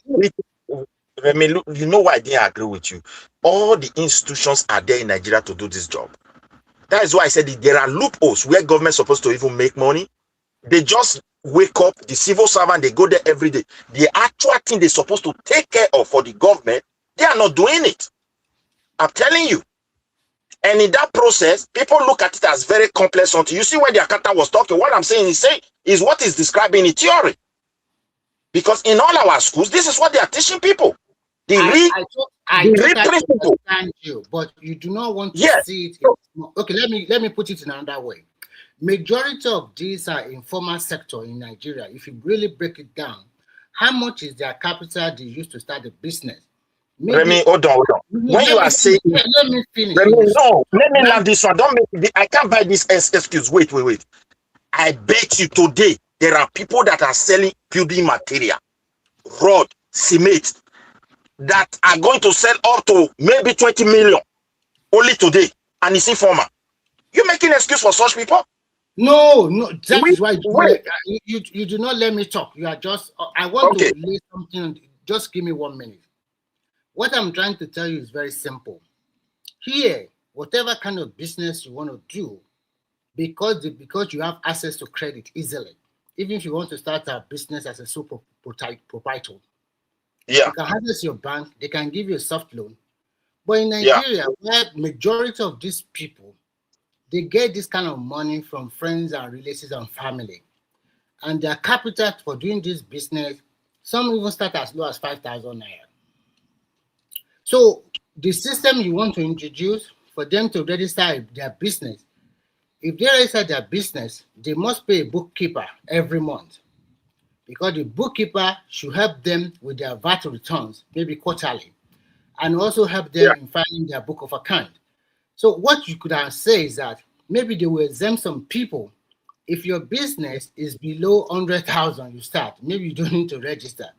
But if you have okay, I don't. It's okay. You are also like you are making a submission for a policy. But what I'm trying to say is this: let's go back to what our first lady said the other day, that Nigerians were mocking themselves. Akara, Guguru.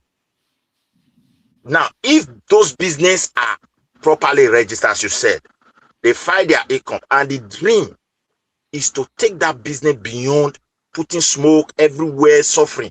Because people started Madonna. That is globally recognized today. So let's take that dream that she was trying to put before people.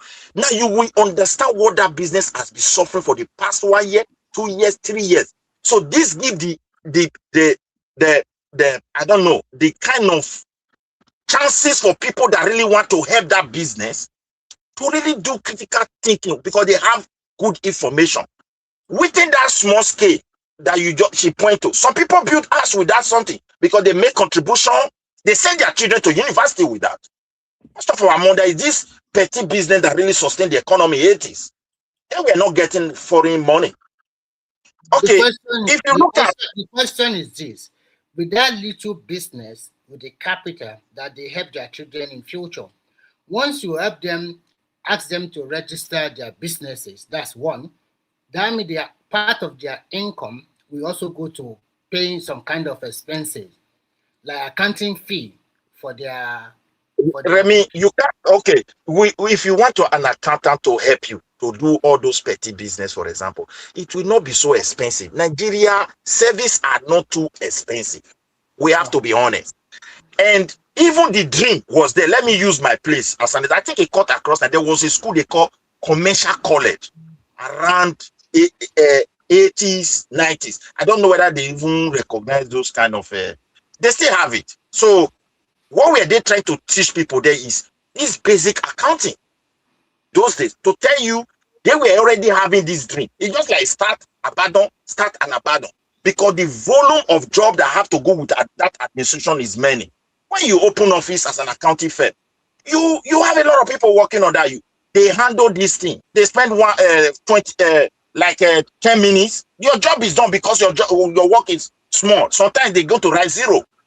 Because why? Your business is not functioning. So you don't pay much. But government would not be having access to what is happening. Think of it. As populated as Lagos consortium today, my brother, there are those that actually say. I think I will buy the idea that at the start of every financial year, every business, whether small or whatever, you go to your local tax office and declare the proposed income or revenue you are going to make in a year. Look at my proposal to minimize corruption. All those small business, just go to your tax office and get number free of charge. The government should take responsibility. The government is already doing that. I'm just saying every business. Let me put this one. Every single invoice. Wait now. Every single invoice issued to you, whether you go and buy 1 bag of beans to fry your akara, that receipt, you make sure that your accounting firm is able to keep it for you and send it to the government.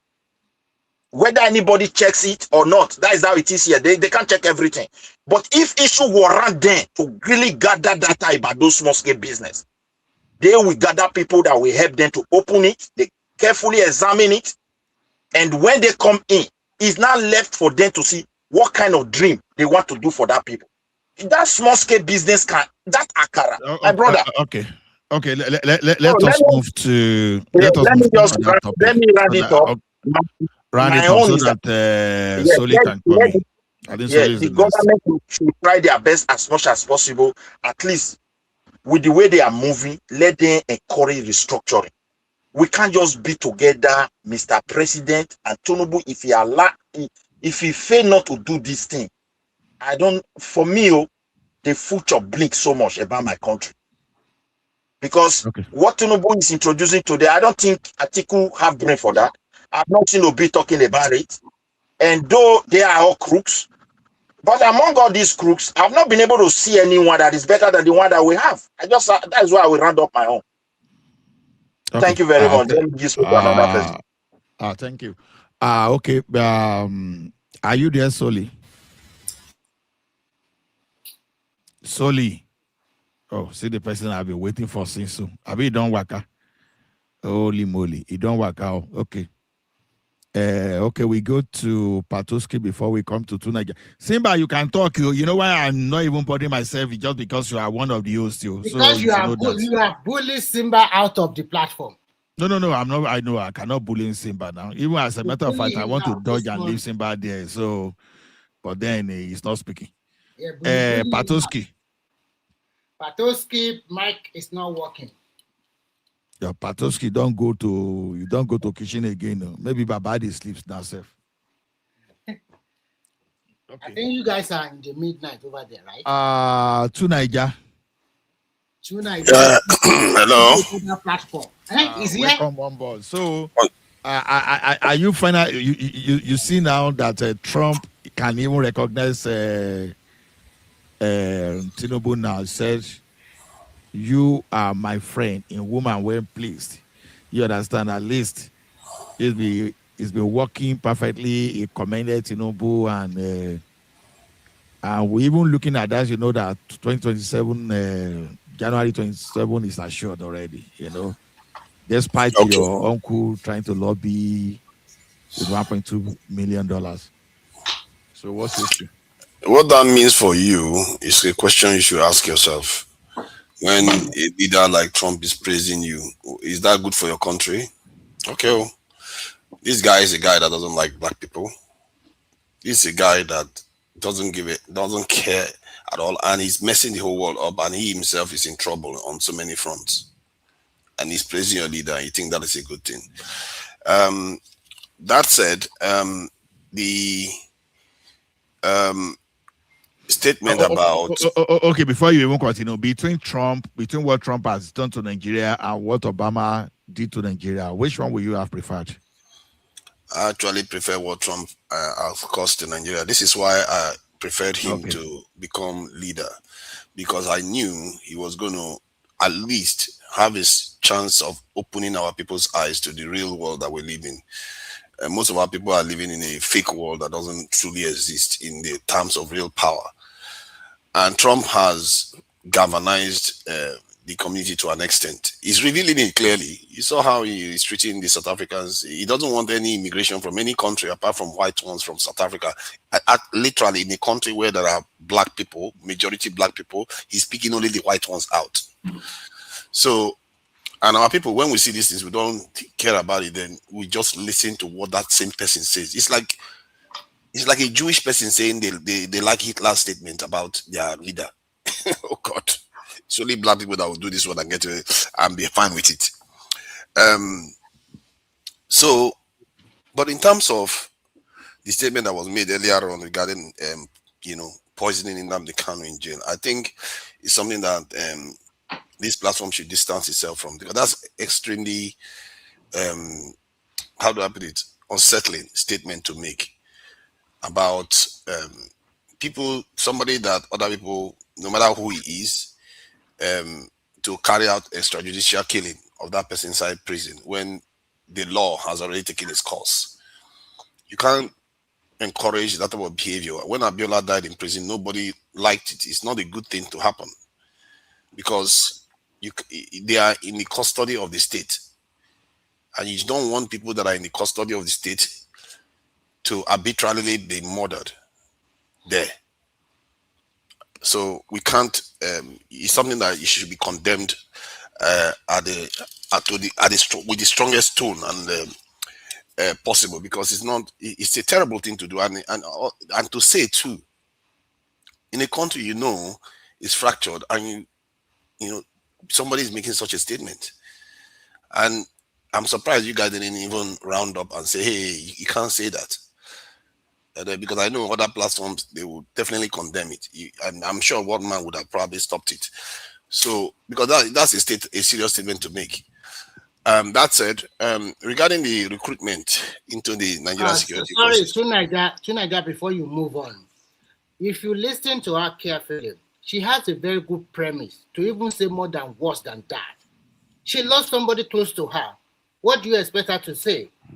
Sometimes you have to look at the context of the way she comes about it. She laid a very good what happened to her family member. And she also said that they lost a lot of lives. So you can't blame her for thinking that. And even if the guy pie in the prison, is he going to be the only one that pie there? Remy, hold on. Everybody is open up. Like I said, I don't subscribe to death penalty no matter what. So that has always been my position. Okay, I do subscribe to death penalty. I do subscribe to death penalty. I don't know of any other person. If the law supports it, it's one thing. But me, personally, I don't subscribe because I believe that death penalty, the dead does not serve any punishment. Okay, Ola, what do you think about the DSS appealing those two terrorists that the judge just last week? You have to understand my own analogy. The dead person does not remember anything. The dead person does not suffer any punishment. But the people close to the dead person, they is to be with them for the rest of their life. That's the point. Dead person will have to suffer the consequences of his actions. So don't pie them and let them serve that. The problem in Nigeria is that maybe we don't have that facility. Let them serve that J time. If we can be using them for agricultural purpose, let them be farming for us. So that person, he does not remember anything. It's just like as if you help him just escape the punishment of his action. Let me tell you the reason why you have to, especially all societies have their reasons for doing what they do. In the case of Nigeria, given where we are, death penalty is highly relevant. If you are in a Western society where things are a little bit settled, you could afford to take it off. And even America, they barely took it off till a few decades ago. So in the case of Nigeria, because a lot of law breaking is rampant, a lot of loss of life is going on. And at the same time, when you take a life, you don't only take that life, you take all the ones that are supposed to come after that person. Do you know, you yourself, if you go back just 500 years, it's almost 1 million people that it takes to create you. And if somebody takes a life, that is what they are doing.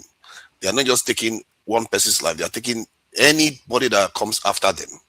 And I don't think if you take, because life is that precious, you can't just take a life and expect to carry on with your own. And it's, when people commit murder or manslaughter or whatever, there is a chance that they too could go on to have children. They too could go on to do other things with their lives, because it doesn't necessarily mean that because you're sentenced to life, you remain anyway, you are talking about other things entirely, because me, I believe in karma, I believe in numerology and astrology. So you are saying another thing, because let me tell you, because anyhow you will reincarnate and come and receive that punishment, because some of you that you are receiving punishment now, you are serving the punishment of what you did the last time. Maybe you existed like 1 billion years ago. You see, I think you've just signed yourself off that argument by talking about no. That's why I say don't let us go there. That's what I'm telling you, because I believe in let me say my own, because the moment you bring reincarnation into it, you are going to woo-woo land. It's okay. You have to ground yourself in what is good for society to deter people from behaving in a barbaric manner, taking other people's lives, thinking that all they have to face is a life this in jail. And in the context of Nigeria, anybody can pay anybody to go and take somebody's life. Say, you know what's the worst that can happen to you? You go to jail, I will pay for you. But to Nigeria, why are you not thinking about also propagating the genetic, the genetics of bad people in the society also? Criminals. Exactly. No. I agree with you. I agree with you. That's what I mean by our society. We have allowed people, the lawbreakers and wrongdoers, to prosper. You can't allow that to happen. We need to roll it back. After you roll it back enough, society We have stabilizes to enough. terminate those ones now. Those ones we have to terminate it because we don't want. We have to do selection, sir. Selection. No, but People how do you that do are not selection? You have to if we do selection exterminate based on offense. we exterminate them. They are not good for the society. Yeah, it's true. You can't allow lawbreakers to be the ones running the show. That's what we have in Nigeria. That's why you have a country that barely moves forward. They set the wrong precedent, they set the wrong culture, they set the wrong tone for the country constantly. And while the law-abiding ones, the ones that want to do the right thing by the country, are set aside. And that should not happen. Hence, anybody that breaks the law should face the full force of the law, so that at least we create room for the law-abiding people to emerge. And the more of those people that emerge, the more the system will run better. So, but that said, that is my take on death penalty. But regarding the recruitment of 28,000 into the military, in the army specifically, I think, and including that of the police that the government has done, I think up to almost 50,000, if I'm not mistaken, into the police. So that is the action of Trump. Make no mistake, this government never intended to do anything. All this stuff started since last November when Trump threatened the government. You see the reason why I prefer Trump in office. Because Trump doesn't care about keeping you asleep. It's not like Democrats and the other type of government that are in America. They make you feel like, oh, Trump is now our president. So the person, you will not give the credit to the person you are saying is the action of Trump. So Trump is not Nigerian president. Is that what you are saying? The reason why I'm saying it, no, he's not Nigerian president, God forbid. And so why are you not saying that? So he says the action of Trump. Now you're just interrupting me for the sake of it. See, Tinubu himself promised to recruit heavily hundreds of thousands into our security forces at Chatham House when he was campaigning. As a matter of fact, it was Erufai that made that statement for him. He delegated it to Erufai to make the statement. Then when he got into office, he refused to do anything. Just like every other government in Nigeria, Buhari, all of them, none of them chose to recruit. They kept recruiting about 12,000 every year into the Nigerian security forces. As a matter of fact, in the police, they barely recruited even 12,000. They were arguing for years. They barely 6,000 for years. They paralyzed the security forces while the population is still growing. To Nigeria, do you know that they recruit over 10,000 people in 2024 or something like that into the and Nigerian they were arguing police? about it. I think there was one they recruited under Buhari where they spent police commission or something. This was not under Buhari. I'm just trying to tell you that it's not Trump that make him to recruit. He has been recruiting even before Trump came on board. No. Hold on. 10,000. Hold on. Now let me talk now. 10,000 is not what he promised. 10,000 is a drop in the ocean of what Nigeria needs. I'm just trying to correct the impression you gave that it's Trump that make him to recruit. No, it's part of his plan. Okay. I don't know why do you do this? Why do we try to cover up nonsense? This is not covering up. I don't want you to give a bad impression. I said he didn't recruit to the scale that he promised. That is not what you said. Why are you just interrupting me constantly? No. To Nigeria, if somebody promised something pre-election, and then he didn't say we recruit 100,000 or 200,000 at once. So why are you not saying that he has not gotten to it? That at once. That at once. So okay. What was the how many did he say were employed? The example that Erufai gave as an illustration of his point, he said when we were in that we could recruit hundreds of thousands. that when we had civil war, they were able to do that. So why can't we do it now? That's what he was saying. That we could recruit a lot of soldiers. The first 2 years, did you see Tinubu do anything about that? No. Until Trump threatened him. But He didn't even do it. you cannot say because of Rufai now. The president is part of his campaign promise. Oh goodness. Continue. So, Okay, I don't know. Some people they will just make excuse for things that are even affecting young people. This is not excuse. Can Remy just stop? No, I will stop now. It's not because of me that I brought you to your knowledge 2 or 3 days ago about the 50,000 they recruit and they'll start training now. You don't know about it now. You don't know nothing.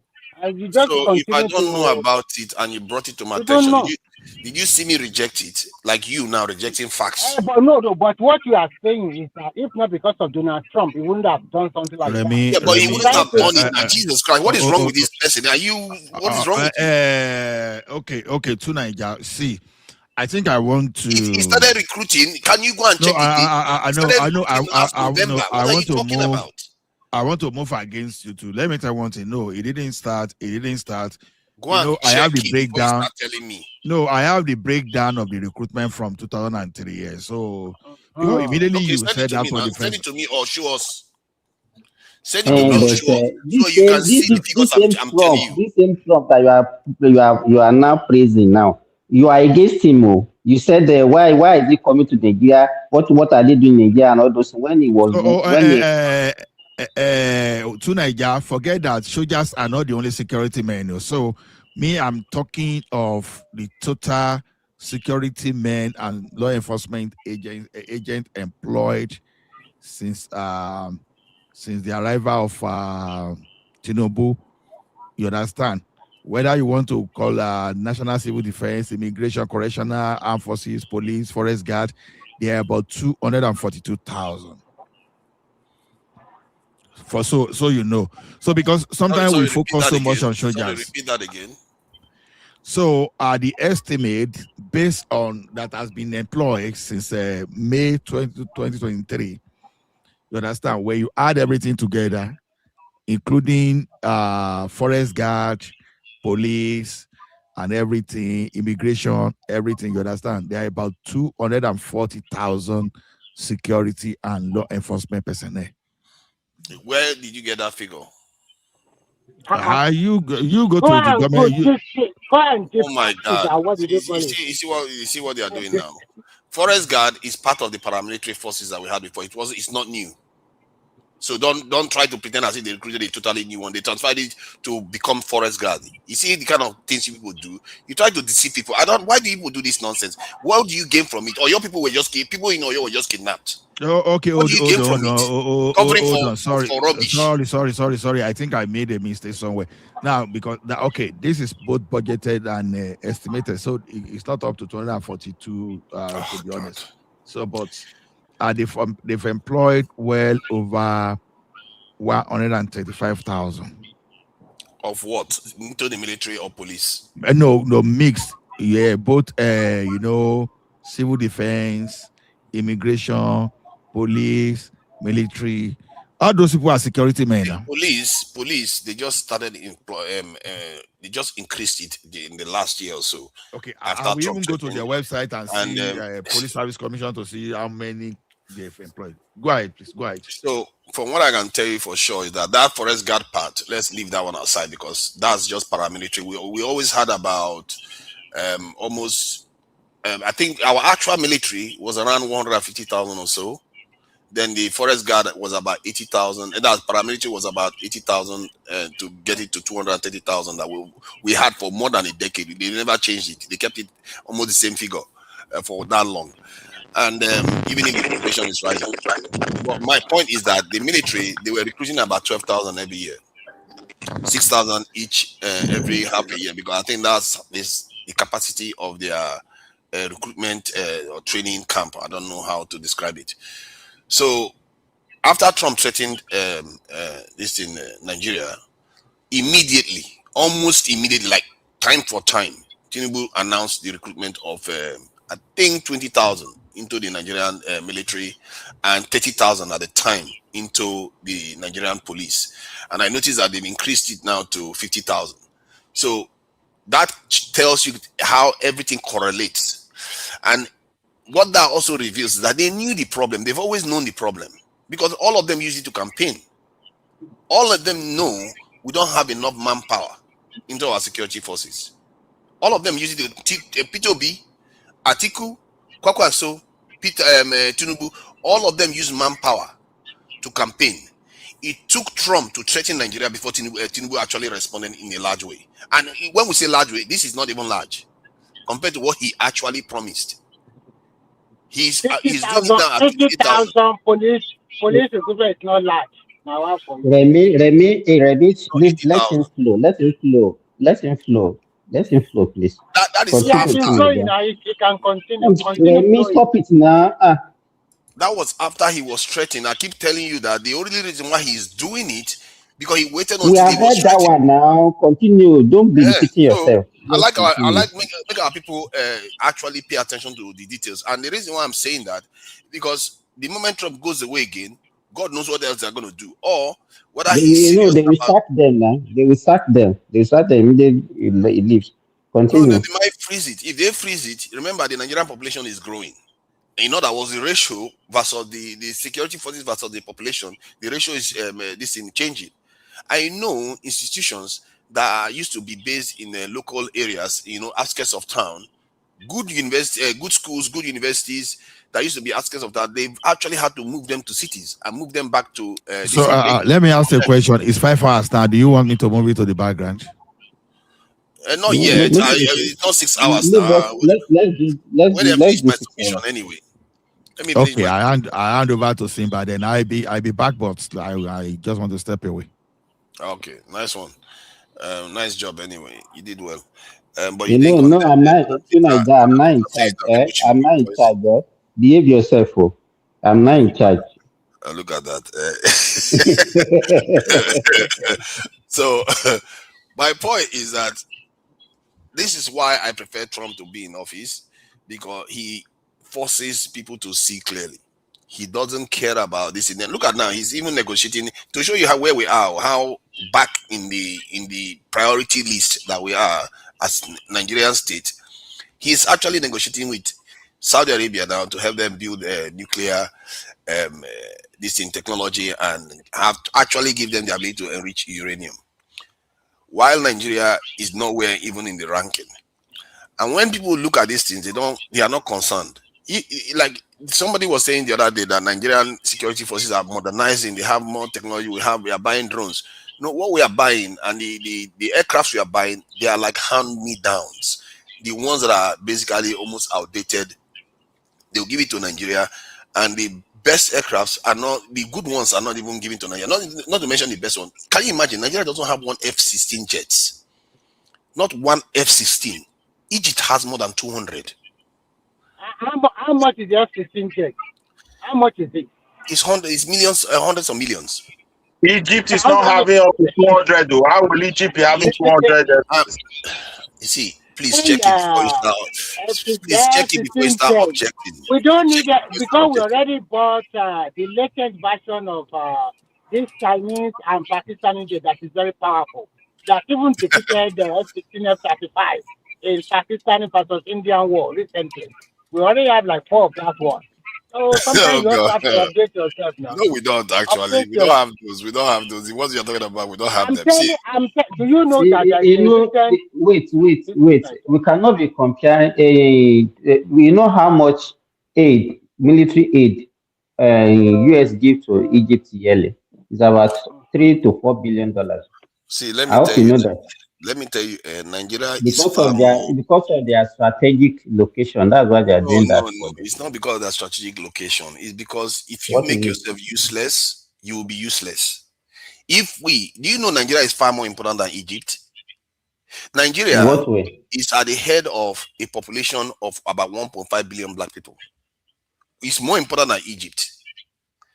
This is my point. We have to realize what we are. Other people see us for what we are, but we don't see it. We settle for mediocrity, and our leaders are the worst of the worst because they don't see us as the people deserving of anything like that. But yet we do. This is my point. Can you tell me Egypt is in charge of about the tip of the spear of about 1.5 billion people in the world? No, they are not. But Nigeria is. But yet, we don't have one F-16 jet, not even one. And we are allies to the West for decades and decades and decades. Forever. Wait now? Why are you so specific about F-16? No. Sorry. F-16. The reason why I use F-16 is just F-16 is just a kind of, I think, 5th generation aircraft or 4th generation aircraft. It's not like their best one even. Like I think F-23 that the Israelis are using, that even Turkish people are looking to get now, and Israel is opposing it because they are afraid, because that one is stealth. You can't. It's very hard to shoot down. So very, very powerful aircraft. But Egypt, Israel has got it, and America wants to sell it to Saudi Arabia, and this in Turkey wants to have it too. But Nigeria is not even in the looking at, like, even F-16. We are not even in the looking. Not to mention that one. So that's my point. That is not our priority. If it's not your priority, then you're going to find out soon on the day of judgment. When the day of judgment comes and you don't have any to back yourself up, then you find out. And we always forget that day will always come. It's like farming, isn't it? There's a day for planting and there's a day for harvest. There's always that time. It will show up. And Trump tries to remind you of that day. That's what I like about Trump being in office. He tries to remind Nigerians that, hey, don't keep joking around. All this nonsense that they talk about, International Criminal Court and all that, in the end, is how much power you have. That is what truly matters. Because when that day comes, you are not able to stand. People will come and take what you have, and you will have nothing. And personally, when I look at it, if you look at the world today, you look at even the Americas, Australia, New Zealand, these people are capable of wiping out continents. All the major populations in those areas have become tiny minorities in those areas because they are capable of doing it. And we sit here, act as if everything is okay. We don't have anything to defend ourselves. Our leaders, even to recruit their own people, they have millions of people. Nigeria is the most populated black country in the world. We have millions of people that are looking for jobs. We don't even want to recruit them to defend our own country. Instead, we are closing schools that are on the outskirts and bringing them to the cities just to give bandits, terrorists space to operate. Sorry, are you not saying that we should force them to join the army or whatever if they are not willing to join? That is not our problem. They are looking to join, but they are preventing them from joining. That's the problem of Nigeria. There are a lot of poor people in Nigeria. You forget. How? Can you give us 1 or 2 or 3 reasons why they are preventing them from not joining? Because they don't have the facility to train them. They've always never had. No, I think if you give me the one of these that they are not because of Trump. You keep interrupting me. You don't let me finish one point. I did not interrupt you. I just asked you a simple You asked me a question. I've not even answered fully, and you just shut me off and carried on again. That's not how you ask questions. Is your submission not finished? No, it's not finished, of course. I just said they don't have enough facility. You should finish and who's the next person? Hold on. You spend more than 20 minutes. Remy, I take 5 seconds to answer and then he interrupts. Let me pull his leg. 5 seconds, it only allows me. Let me pull his leg a little bit. Okay. Go ahead. Okay, so they don't have the facility. They never intended to build it until Trump forced them. Now they were even trying to use NYSC camps to like literally Trump had to force them that they want to use NYSC camp to train Nigerian military.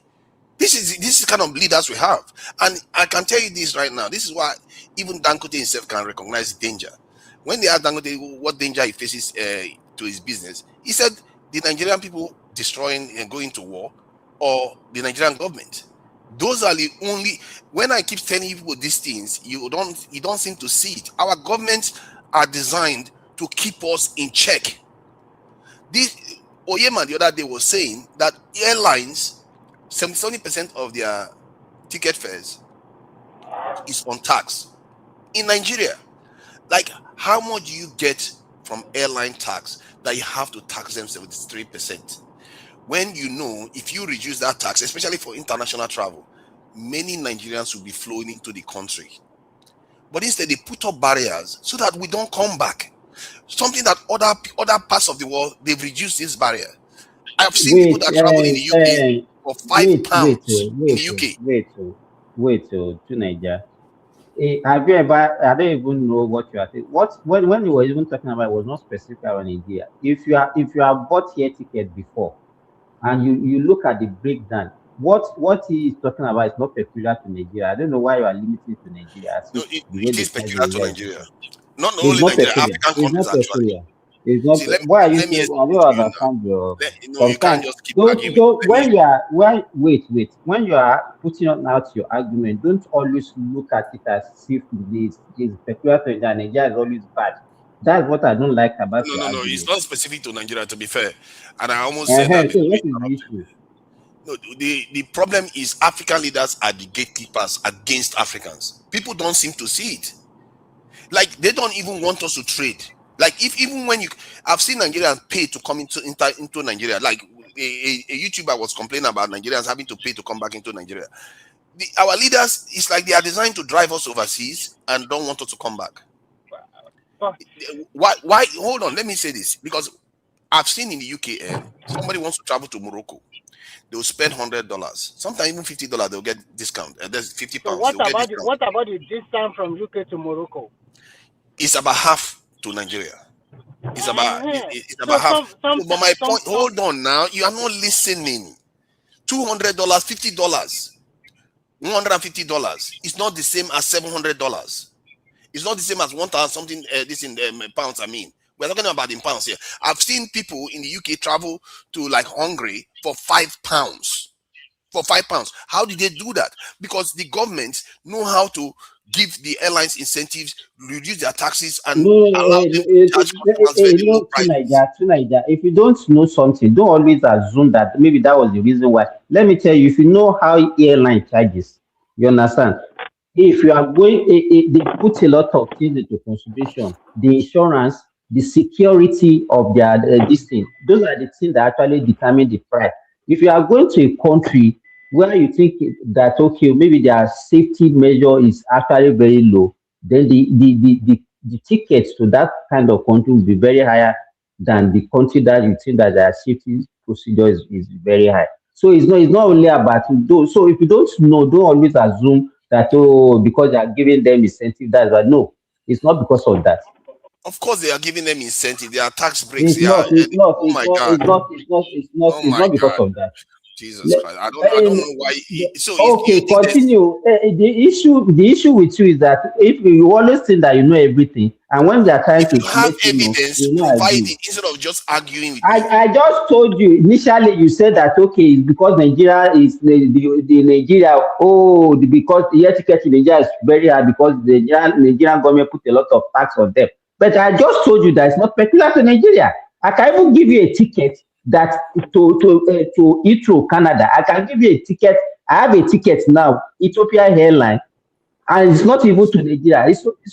There are so many things that we travel. We know how they break it down now. So So why are you you're just telling saying me that? that hold on. You're telling me that planes crashes more in Africa than in the Western countries. You are telling me that the taxes that they tax in Western countries proportionately is the same as what they tax in Nigeria. Then how did they make their profit then? Tell me.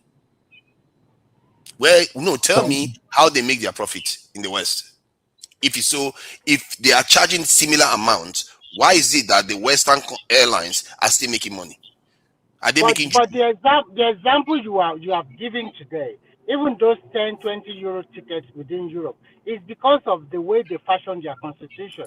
And they are just budget travel, in which they don't allow you to carry heavy luggage and there's no food on the flight. So many things. So sometimes you cannot allow. just See, those ones are local. Those ones are local and regional airlines. Are you flying through Ryanair, or what kind of budget are you using? There's I'm Ryanair. telling you, There's let me tell you this thing that will shock you. I flew all the way from Helsinki to Paris. I used Finnish airline. They didn't give us food, and the ticket was cheap, but no food. Even water you have to buy on the plane. What are you telling us? So are you trying to tell me the food that they give us in airlines is worth about £200?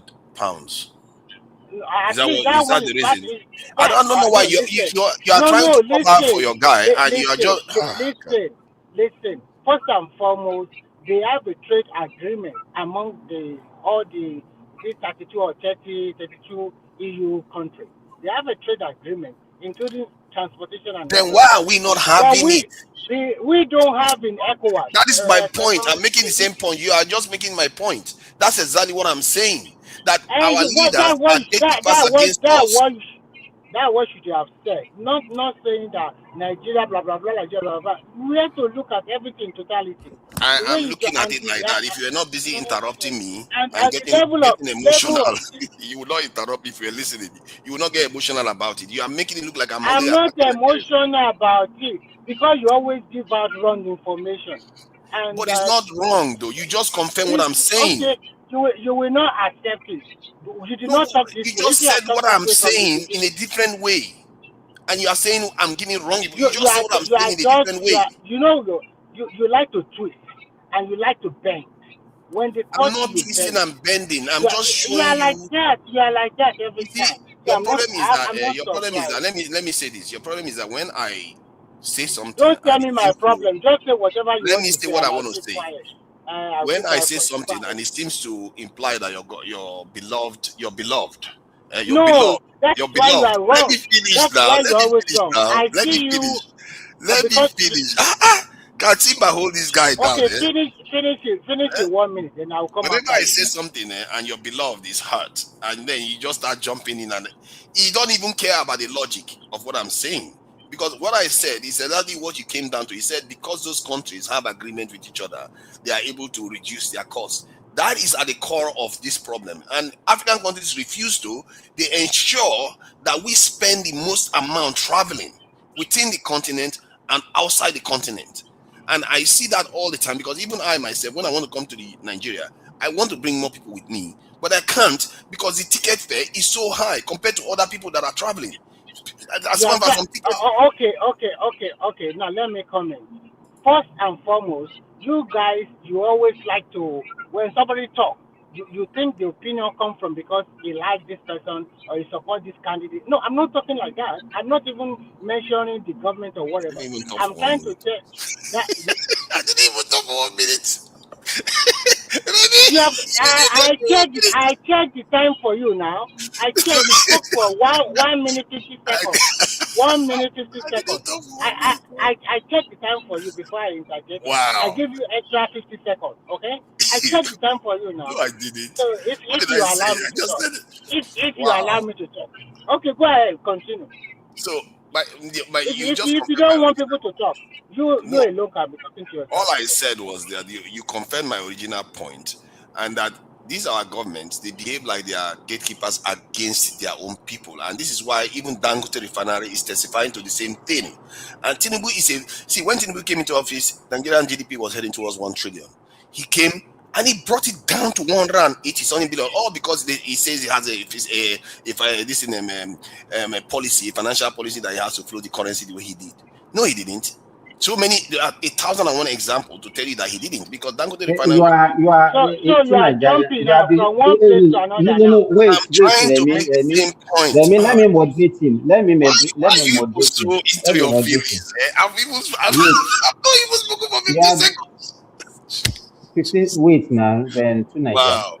Please, continue what you are saying, but you are becoming boring because you are repeating the same thing. And if I'm boring, why are you not listening then? Go to sleep. Let the viewers listen. I thought I was boring. Go to sleep.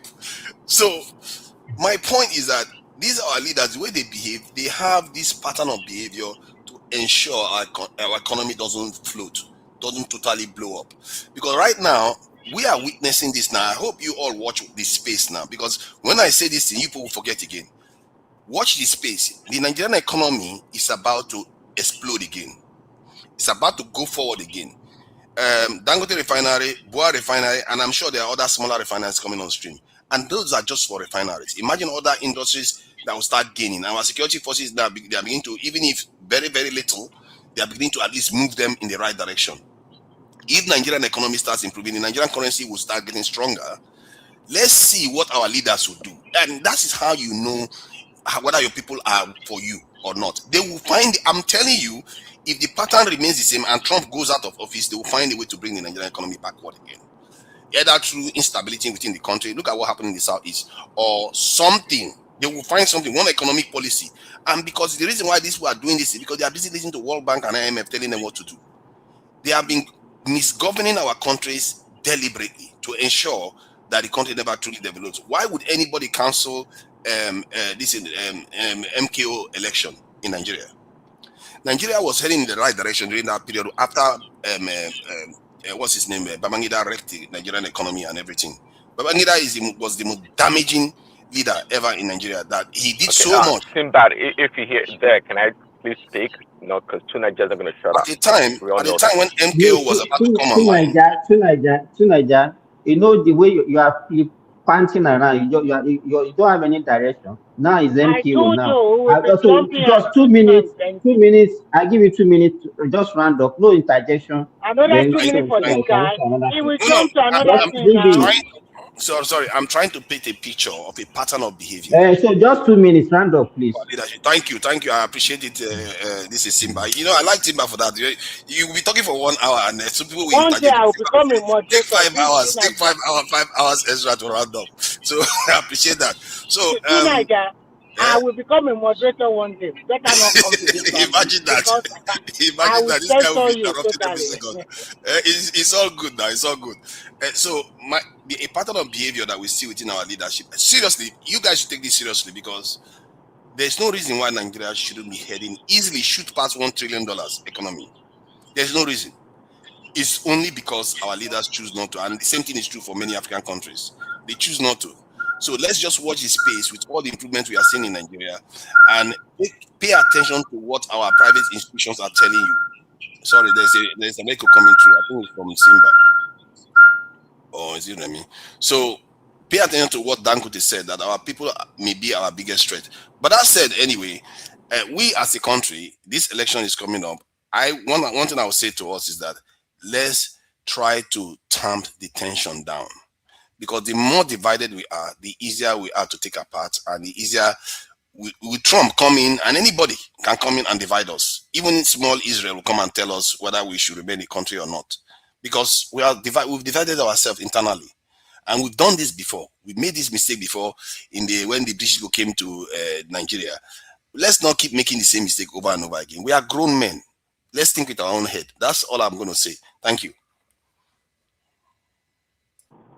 No substance. You see that? That is the most substantial statement. Can I talk now? That is the most substantial statement anybody can make. But a Nigerian will say no, because they prefer the other way. That has been taking us backward over and over again. You want us to be fighting each other? Let's go ahead and do that. And let's see where it's going to get. I thought you were done. Simba, can I talk now? Hey, Prince Daddy. No, not Prince Daddy. Trump Daddy. Why did he change it? Is it because Trump is doing so many bad things now?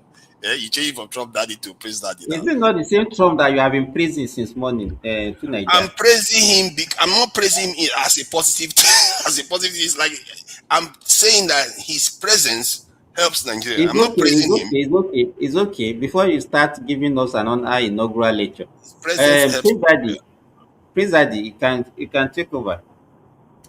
Anything that interests you, you can discuss anything that interests you. Okay, great, thank you. Hopefully my connection is good now. Okay, to Niger, to Niger. You know, I know you are capable of communicating your points in a reasonable amount of time, but sometimes you just perambulate, go up and down, and refuse to land your points. And I think you do that on purpose, like rational mind. You love to hug the mic and just want to hear yourself talk most of the time. I don't know why that is. I think you should be more reasonable, because you can do it. I know you can do it. You can communicate. But, you know, you see a lot of things, and I try to advise you. I don't know if you want to... I was quiet here for more than 1 hour. I don't think if you care to listen or not. You know, you provide to one-man show. I believe you provide to one-man show. You are saying something that is not true. I was quiet here for over an hour before I spoke once. Well, I'm not even talking about today. I'm talking about a pattern that I have observed. But my point is that you bring a lot of content to one-man show, which is great. But I always tell you, when you do so, allow people to help you massage your point and make sense of it. And earlier you were talking about Egypt has 200 F-160 or whatever you said. And Simba simply answered your question. And that's actually came in actually. And Simba answered your question. 218 F-16. Huh? Over 200 F-16 jet fighters. Yeah, that's what you said. And Simba answered your question by saying that, do you know how much Egypt gets from the United States every year? And it said anywhere from $3 to $4 billion, and that's about right. Okay, so that's in addition to maybe cash and a combination of military hardware, gift, if you want to call it that way, that they give to Egypt. And it's not something that's been, they just started last year. It's something that's been ongoing for quite a while. Why is so US for you to giving make them, that see, Prince Daddy, I asked, why is the US giving them that gift? And I'm sure I was asked the same question and I answered it. Why do you think US is giving them that gift? Why are we not Well, I getting think Simba also answered that question because Egypt is strategic and also it has to do a lot with Israel, actually. So it's not as plain and direct as you think it is. Israel is not damn strategic. Israel is not really strategic country in that regard. They're not. And do you think Israel? Not Israel, rather. I'm talking about Egypt. Do you think Egypt is a rich country? Relatively, Egypt is a poor country actually compared to Nigeria. Why are we not getting it then? Why are we not getting it? Getting what? Why are we not getting all those jet fighters, those $4 billion? Why are we not getting it? Nigeria is at the tip of the spear of 1.5 billion. When you talk like in a pedestrian way, sometimes I don't understand. I'm talking about Egypt and Israel. Which other country gets, if you're not part of NATO, gets so much largesse, so to speak? Which other country gets it? Please, that another thing that he doesn't even understand is that Sinai, that canal, is also very strategic. Suez also, Canal, and that is yes. So, though, but when if you are telling him all this, he has a mindset that is already trying to propagate. So we just say all those one doesn't matter. I don't even know what he means by saying Nigeria is sitting on 1.2 billion number of people, black people. 1.5. What makes Nigeria the leader of black people? Because we are the most. This is strategic and most. So it always goes back to all this population to you doesn't matter to you. Well, all those calculations is the kind of calculations or they make people believe that it's important. No, it's not true. In this world, if you look at every single race, if you want to engage in any conversation with you cannot. He has a mindset based on evidence. It's not about mindset. My mindset is based on reality. Yours is just based on what you tonight, yeah, okay. I think tonight give me the floor right now. See, numbers don't lie, but they don't tell you the entire truth. You don't run around say Egypt has 200 F-16. And what does that really mean?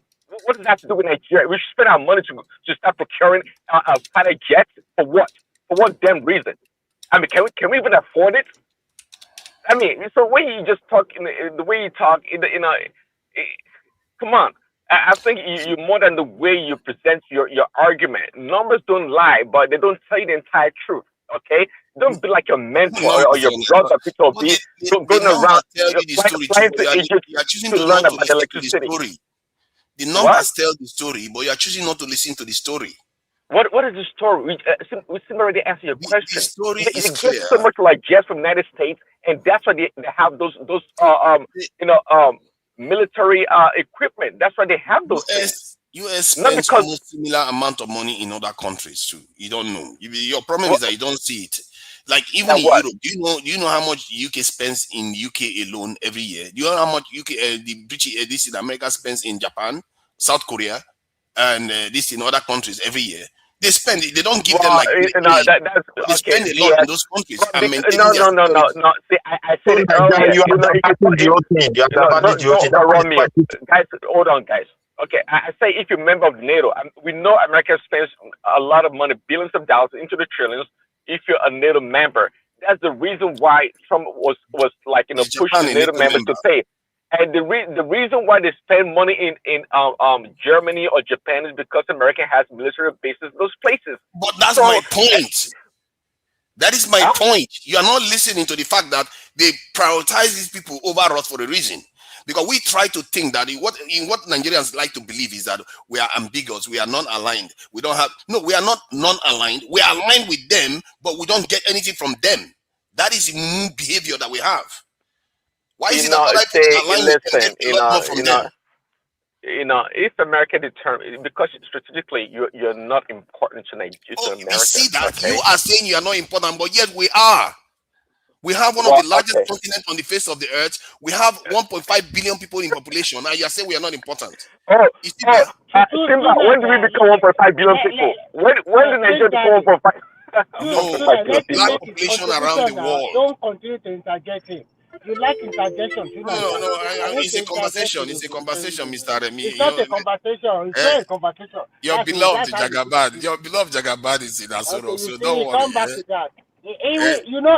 Prince Daddy, get ready. He will drain you. He will be dancing from left to right, north to south. I know it is. I'm going to drain you. What kind of thing is it that I'm draining people? Let me just let my point out to Nigeria. See, Nigeria can be a strategic, important country to America or the world in the near future. If America determines that, you're not the one to tell Americans that Nigeria is strategic and they should spend money or this and that. You're not the one to tell them. Okay, you can, they have to come. Hold on, they have the FBI or the CIA they have numbers in your damn country and your leaders. So you can't be sitting in your luxury apartment or house in London and think you know better than they do. You don't. When they determine Americans and Nigeria is that important, better than they do. Sorry. Well, you sound like oh, how come Nigeria's not important? We like 1.5 billion people. I'm saying that we have not made ourselves relevant. That is our problem. We've chosen to remain in a subservient state somehow, thinking that these people are going to regard us because we are so subservient and we serve their interests. It hasn't gotten us anywhere. Okay, so let me ask you. Okay, so briefly, how can Nigeria be what do you say, strategically important to America? How can it be? I mean, I'm trying to understand your argument, quite frankly. When we can become strategically important is when we can control our environment. If we have leverage and say, you know what, whatever goes on in West Africa, I'm the boss here. If you come to me, we will be able to talk business. That is how it works. I see that in the UK all the time. When I was in the UK, I'm still in the UK. But the point is that the way they say it is that UK access. Based on numbers, Venezuela has, I think, it's recorded the largest crude oil reserve in the world, even more than Saudi Arabia. Okay, Venezuela as a country is quite strategic and quite important nation. But America was able to go there and really arrest the leader like a common criminal. America is the strategic nation in that region. The next most strategic country in that region is Brazil, not Venezuela. And America has an agreement with Brazil. I think Brazil is one of the nuclear threshold nation in that region, actually. They had an agreement with America that they are not going to go nuclear. So, as they build aircrafts. America they can pick and choose whichever country they deem strategic at any point in time. They can do that. The way you're trying to, I agree with you that we are actually punching below our belt on Nigeria has not done enough to position itself in Africa, especially to be greatly relevant. I agree on that. But on a global scale, a country that produces 1.2 million barrels of crude oil, what is it, a day? I mean, what is our budget? What is anything? See, we relatively we don't have much to offer in terms of our economy. We're not there at all, not at all. So I'm not sure exactly. Because we keep kneecapping ourselves. This is what I keep saying. We keep kneecapping our economy, not allowing it to develop. That is the problem. Our leaders, our gatekeepers, we don't seem to realize they are our prison guards. Actually, Nigeria economy, and see, Nigeria economy, if you ask me, it's actually quite robust economy. Why? Because of the private sector. See, if you separate the government expenditure and the private sector, Nigeria economy actually is very, very good. Very good. because the industriousness of the people is what drives that nation. I've said it many times on this show. And unlike America and many Western countries, Nigeria is not really a welfare state. Yeah, they may give subsidy here and there for education and all and this and that. But in terms of the people fending for themselves, it's all private sector.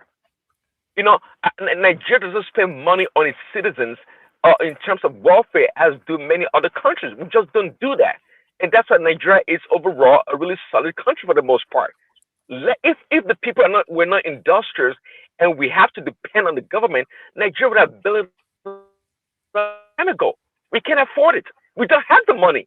Now you talk about spending money on freaking military hardware and this and that. We cannot afford it. We're not there yet. Hold on, we can afford it. Of course we can do anything. But at this point in time, what we have to offer is not up to par. We can't do it. So when you say we should do this, you talk about recruiting people into the army or the police. Everything costs money. It costs a lot of money. And yet we borrow but billions. Make it sound like we're gonna pluck the money from the trees and voila, things will be done magically in that country. Not at all. How much do you think it costs to recruit 100,000 soldiers? How much do you think it costs? You tell me. Have you done the calculation? That including their equipment, their welfare, their housing. Do you know how much? It's barely $3 billion. I don't know. In the context of Nigeria. But Nigerian government borrows way more than that. Nigeria is losing almost $50 billion in GDP every year. Because of insecurity. 3 billion, is that a one-time expenditure? Is it not a sustainable deal to maintain? Would you trade that 3 billion for, would you trade that billion for up to 50 billion? Sorry, would you trade that 3 billion for up to 50 billion? If I tell you I'm going to give you 50 billion and you give me 3 billion, would you trade it? You see what I mean? No. Insecurity is costing us too much. It's costing Nigeria too much. You know it yourself. We all know it. That's why we don't go to Nigeria as much. That's why a lot of people don't come to invest in Nigeria as much. Have you even calculated all the lost growth that we've had because of it? All the lost growth that nobody invested in Nigeria because of insecurity? Sorry, Nigeria. I totally agree with you. If you have something to do in Nigeria and then you want a rate of return on your investment, a lot of Nigerian diaspora, one way or the other, they do invest in Nigeria. So you cannot tell me because insecurity, that's why they don't go. I don't believe that. Actually, what is happening all over the world is that the world economy is affecting globally. I know what you are trying to say. You are trying to say if you pull your military muscle, maybe that will attract the big superpower to give you a kind of grant. But it's more than that. Japan and America Japan and America have a lot of trade agreement, even including with the so-called NATO or European countries. So that is why you see their big base here, and they contribute a lot of money in terms of maintaining American companies here. So sometimes you have to look at Africa is just developing, and you don't expect them to use their. We have been developing since 1960. No. Let me finish. You cannot expect Nigeria. We are already spending a lot of money on insecurity, and then you want us to go and borrow more money. No, we are not actually. No, let me finish now. I think they allow you to talk. So you want Nigeria to go and borrow more money to buy F-16 jets, F-36 jets. For what reason? A country that still needs development in time, we are lacking behind in infrastructure development. Most of our roads are inhabitable. Our airport is not good enough. Our seaport is already archaic, very old. We have a lot of things to do, but you just come here every time talking about military might. No, we don't need that no. Even if you want to use the example of China as an example, you can see they close their country up. They do a lot of things, and when they are ready, when they open up... Okay, Rami, 1 second. Why are we not doing the same? Hold on, Tunisia. Deal with this question that Tunisia kind of posed. He was trying to make an argument that if we spend, let's say, $3 billion a year on our military, for example... No, the extra, we spend about $3 billion as it stands. Okay. We actually spend $3 billion. I'm talking about extra. Extra $3 billion. Yes. Okay, so it's in other words, saying that insecurity is costing Nigeria like $50 billion a year. What does it take for us to spend $3 extra billion to secure the country so we can have this foreign investment and a lot of activities going on in that country? Is that a good argument? Is it making a point? Yes, because farmers will be able to go to farm. I'm asking Remy to First answer to and that. foremost, I don't agree with him that we spend about $50 billion on insecurity. That's a lie. We don't. No, How we much is the lose. budget? We lose. We lose. You said we lose. I don't also agree with that. That is because the when you look, estimate. no, that is your own estimate. When you look at Not Nigeria mine. as a country in totality, no, calm down. When you look at Nigeria in totality, and when you say about where are the places the economic activity really is happening, is in the southern part of Nigeria, with the exception of maybe Kanu and Kaduna in the northern part of the country. So you cannot say, and the insurgency, probably if you want to talk about it, is majorly in some few states in northeast and northwest.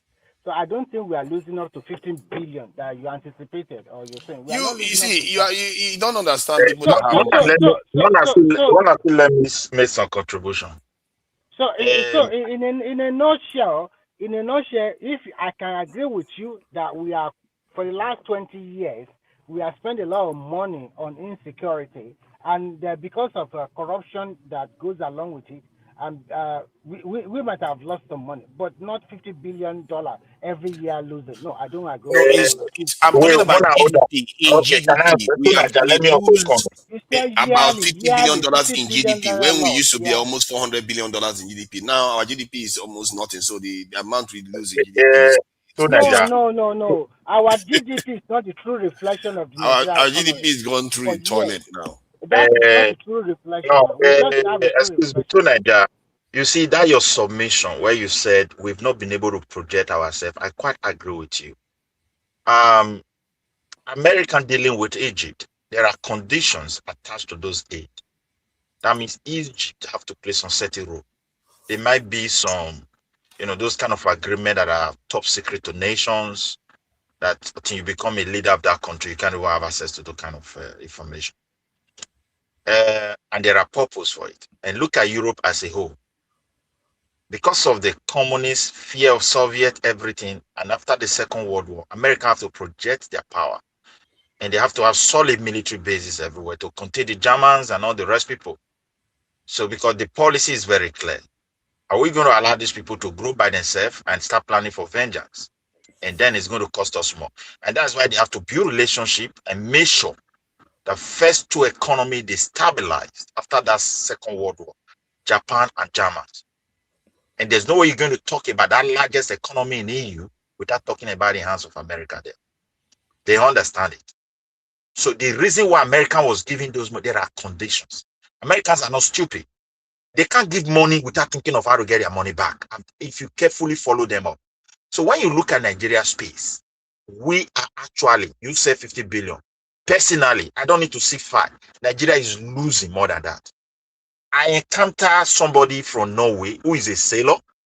He told me that put the entire European economy together, that the kind of money that is leaving Nigeria monthly, based on natural resource, crude oil alone, that there is no way any country that is put them together, they can't last more than 1 month or 2 months, they will collapse.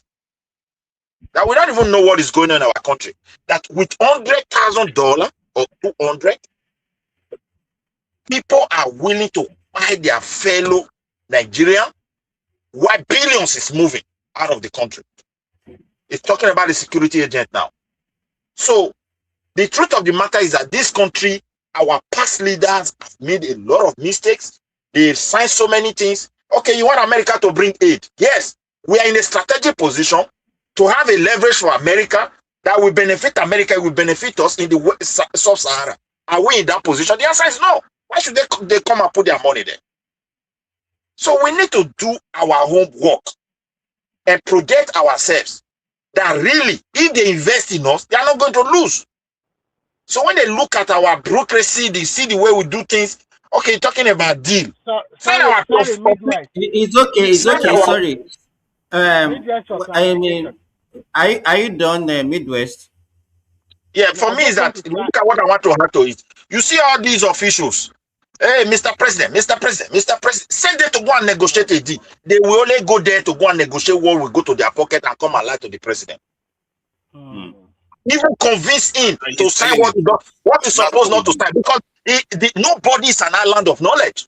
Keep selling our people for nothing. I think you guys. How can you say him? Sorry, Let me moderate. Wait, hold on a moment. Please let me just quickly do this one. You can't blame only president for everything. There are teams that surrounded him. So if he sent people on defense, is he a military officer? So when those people come with report, that is him. And they are able to influence him because he trusts them and sign something. You blame him for everything. We are just in like a circle, like a captured people. We are not fighting for only our pause. So if we come to blame only president, we are going to get worse. We have to be honest. Blaming anybody, yeah. But you guys. Okay, thank you. Wait, Remy, let me structure this thing. There are some other people that are here now. What is the name of this? Ifatunde, how are you? To Niger man. I did. Well, I did it. Your last given name. If Irowole Tilo, we don't do this. Irowole. To Niger is Irowole. No, let somebody talk. I'm doing something, please. Just 2-3 minutes. Okay, Praise Daddy, are you still there? The Prince Daddy has spoken now. I told you when Tunaja drained him, he just kept quiet. God. He don't run away. Don't run away. You know, Prince Daddy is one of the most logical people you have here. Let me say this, Tunaja, I beg you. I think you guys, you like over-exaggeration. When you look at Nigeria itself, Nigeria is a poor country now. Look at the budget. But when you talk, it's like they are siphoning all your diamond the way, they are siphoning all your this the way, like that. You met somebody in Norway, and that person said amount of money. That country, we know we have that. Some of our guys are highly corrupt, but we are not so rich like you always like to propagate. We are not so rich like demand that. We are very rich country. We cannot account for those money. We are rich people. Wait, Remy. What's the name? Midwest. If you are talking, yes, you can say okay. There's a lot of people stealing our resources, but you can't base your fact on what somebody is telling you. How did that person know? You can't be telling somebody, how did you determine that? Those things are not. God can make you to encounter person. Let me just put that one there. This man is a sailor. He speak our pidgin. When I encounter him, I was so surprised. If a sailor that pilot crude oil, wait, I'm not saying get my point. I'm not saying people are not stealing our, but for you to say is somebody that told you that okay, this is the amount, and he put a figure to it. That is what I'm saying. That don't believe such a thing. I didn't even put figure. But you said the figure now. That's what you said. You said about 50 billion. That's what you said. I said it will be more than the figure that guy pointed because the money. No. You know what? The figure. Let me. Sorry. The figure that. No. What he is saying is totally different from what you are saying. Yes. You don't understand what Tunaja was saying. What Tunaja was saying that's what we are losing to insecurity. He didn't say that is what they are stealing from. Okay, for me, both the one we are stealing, both the one we are misusing, I think they are all loopholes. That's how I see it. What he's saying is right. So if you include insecurity 50 billion, then corruption, you say 15 billion. That is more than what he's saying is correct. Wait. Let me ask you this: if you are just brandishing figures like that, it's not even right. Let's say if you don't have insecurity in Nigeria, do you think that our economy can be growing by $50 billion every year? Is that what you are saying? Extra 50 billion. Hold on a moment. See, let us be honest. Nigeria economy is so robust. And if we are able to put structures in place. Let me ask you. We are talking as if we don't have a precedence to what we are talking about. Before the insecurity, because the problem that we have in Nigeria is that we are always being carried away by situations. Now we have insecurity. Everybody think that the only problem that we have in that country that is not making us to progress is insecurity. Before the insecurity, why are we not progressing? Those are the issues. Okay. Take for example, Simba, get it from where I'm coming from. There is gold diamond in where you are from, for example. Your own discussion is about wait now. Wait. Let me just put this one there now. Why You are foreign not, agent? you know, the issue I used to have with you is to be discussing something totally different from what you are discussing. You don't allow somebody to land and you will just call the person. That's why You give be me a minute. landing now. You are talking about minerals. We are talking about You hold on security. now. You hold on. Let me land this one. I have a mineral resources in my community. People are mining it illegally. They are buying my people. As a president, I'm pumping money to go and secure the place. Why resources is leaving? If you put them together, both the one I'm using to protect my people, both the one they are stealing, these are loopholes. This is where I'm coming from.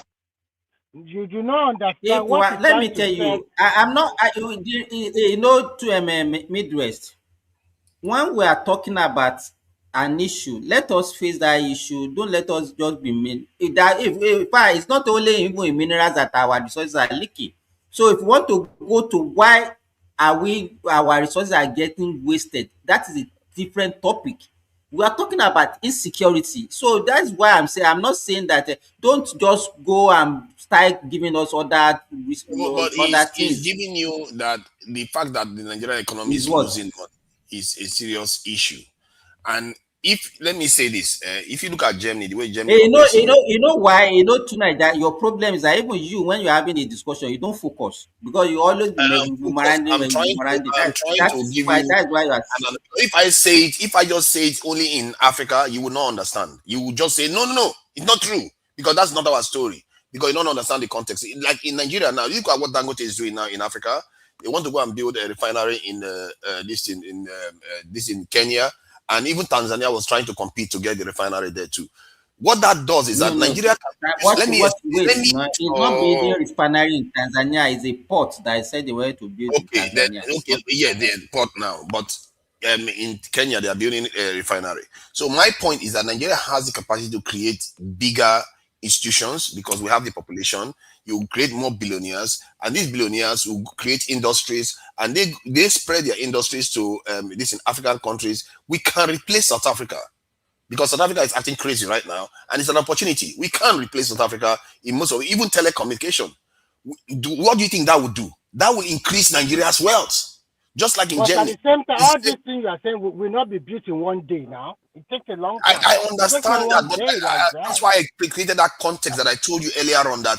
But our leaders prevent this. We've had these opportunities before. They keep preventing it from happening. You know what?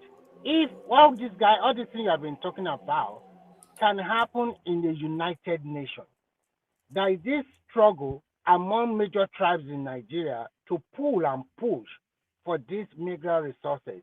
And you have to look at the mentality of an average Nigeria, which is mostly get something to himself or herself. So when you talk about natural resources that we do have, the natural resources we do have, the government, like you said, the government can find a way to, like for example, see what happened in Zamfara. Just recently, they signed an agreement with one foreign company to start mining the gold there.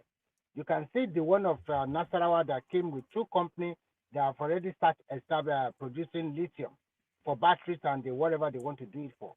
So little by little, we'll get there. But when you start now to compare and contrast, Me, I don't, Remy, I'm not a fan of all these natural resources. I know you are not a fan of extraction. Great countries don't rely on I don't natural support extraction. I support value-added manufacturing. That is where we should. So, like me, I brought because if you see, to Nigeria, let me tell you, if you see the level of destruction, or that the mining is doing to our society, you will not pray that we should even be exploiting any of the natural resources. Do you know that the eastern part of Nigeria, all the way from Lake Chad down to Taraba in the northeast of Nigeria, we're in a plutonic angle? In fact, the scientists said that they are even surprised that something like earthquake or tremor has not really happened in Nigeria. You mean And the tectonic? thing This in tectonic hot zone. That's the that because there's this line yeah, between. Yeah. so it's a very straight line like this. So they were quite surprised that something like that has not happened in Nigeria. To me, I would have think that we should force our it looks somehow we should force our young people that into big mechanized farming all over the country, because once you can feed yourself and But your the family. land that let me tell you, the land that is And supposed to use for farming, wait, Remi, in Nigeria, it's not only minerals that your people are excavating. Though, if you see the way the ordinary sand, if you they see are the way also, they're excavating sand now to sell and and then destroying we the are not farmlands, controlling, we are not also Yeah. not controlling population, and we're using destroying land supposed farmlands. for farmland Yeah, to and it now leads build to more erosion when you keep removing housing, the sand like that. estate. You know what? Let me tell you, minerals. Yes, mineral you can only dig minerals at once, and once you sell it, you consumed it. That's all. But if you preserve your land, it's something that you can use for eternity.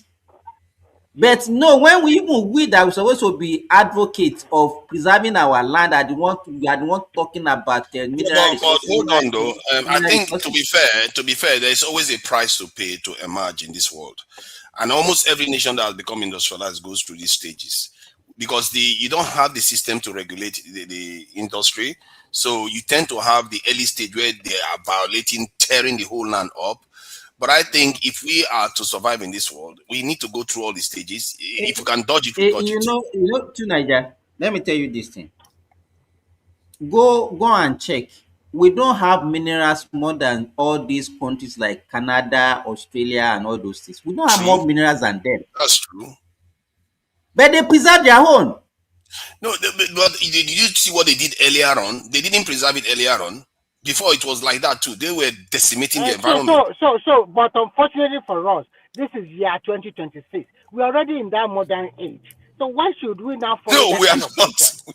We are not. That's the problem. We We are have not. not. We are not 2026 Why can't industrialized. we learn? Why do we need to follow the routes that they follow exactly. when we knew the problem? Okay, when you say that, it makes You sense, know, doesn't it? Let Not much we can me do. give you to Niger. Let me give you a practical example. I went to a place where they're excavating sand. You understand? And I spoke to the guys there. Do you know what the guy was telling me? He said that this area now, he gave me an area that if I know how much they have made, and I said, how much have you made from that area? He said they have made like 2 million naira. And I asked him, I said, if you are using this same area for farming, how much do you think you can make? He said in a year they might not make more than 200 or 300,000. I said, okay, that is in a year. I said yes, okay. I said, so look at it, that if you're not making 300,000 every year for 10 years, how much is that? But you are now that you just made 2 million naira and you have destroyed that land forever. You cannot even farm on it. It's not even good for anything again. But they can't reason. They cannot reason. And it will bring erosion in the nearest future. It's happening in Edo now, everywhere. That place will start You accumulating know, water. Edo and the southeastern part of Nigeria, you can see the kind of road they are now doing for you in Edo State, which is good. It's like more concrete and road, okay? So we have a lot of problem in Nigeria. I've not We seen should those roads in Edo State, but I've seen the Asaba area one. That road is still not good. I've not seen the Edo one. Timber, look at where I'm coming from. Timber, you I am always not attack Edo. so This two Nigeria. No, I've not seen the Edo one. Maybe they've done it. I've seen the Bayelsa one, which was quite nice.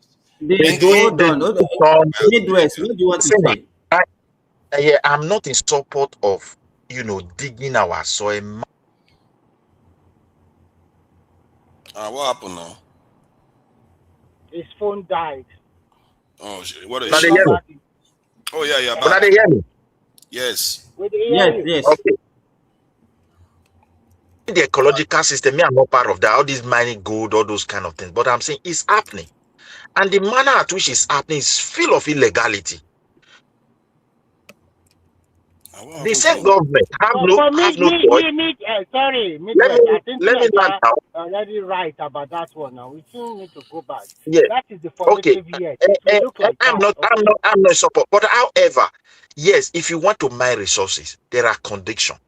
It also boils down to when I complain here that this free, just wake up and start business is very, very, very bad and is very, very costly for every government. Now you're talking about mining of sand. Somebody that want to mine sand here, as you have to be a company. And to be a company, you need a permit. Permit is not one thing that somebody will sign in his office. There are papers you must get from the Ministry of Environment. There are schools you must go. There are amount of money sometimes you must deposit. There are conditions they will not give to you. When you take volume of sand, you go and replace it with also volume of sand. An area where they perceive you can dig sand as well to go and replace, they will show you. So when people calculate the cost, they go away from that business. You see it now. And when they come to places like Africa, we don't have in Midwest. We don't have that structure in Nigeria. We don't have it. And we need, even if you want to go, let me tell you this. Are we not Let me tell you this. Excuse me. Are we not human? Wait now. Midwest. Yeah. Wait. I don't want. I think the problem that we normally have is that once we are in Europe or we are in America, we always want to look at it and want us to be there the way they are. Want everything to be structured.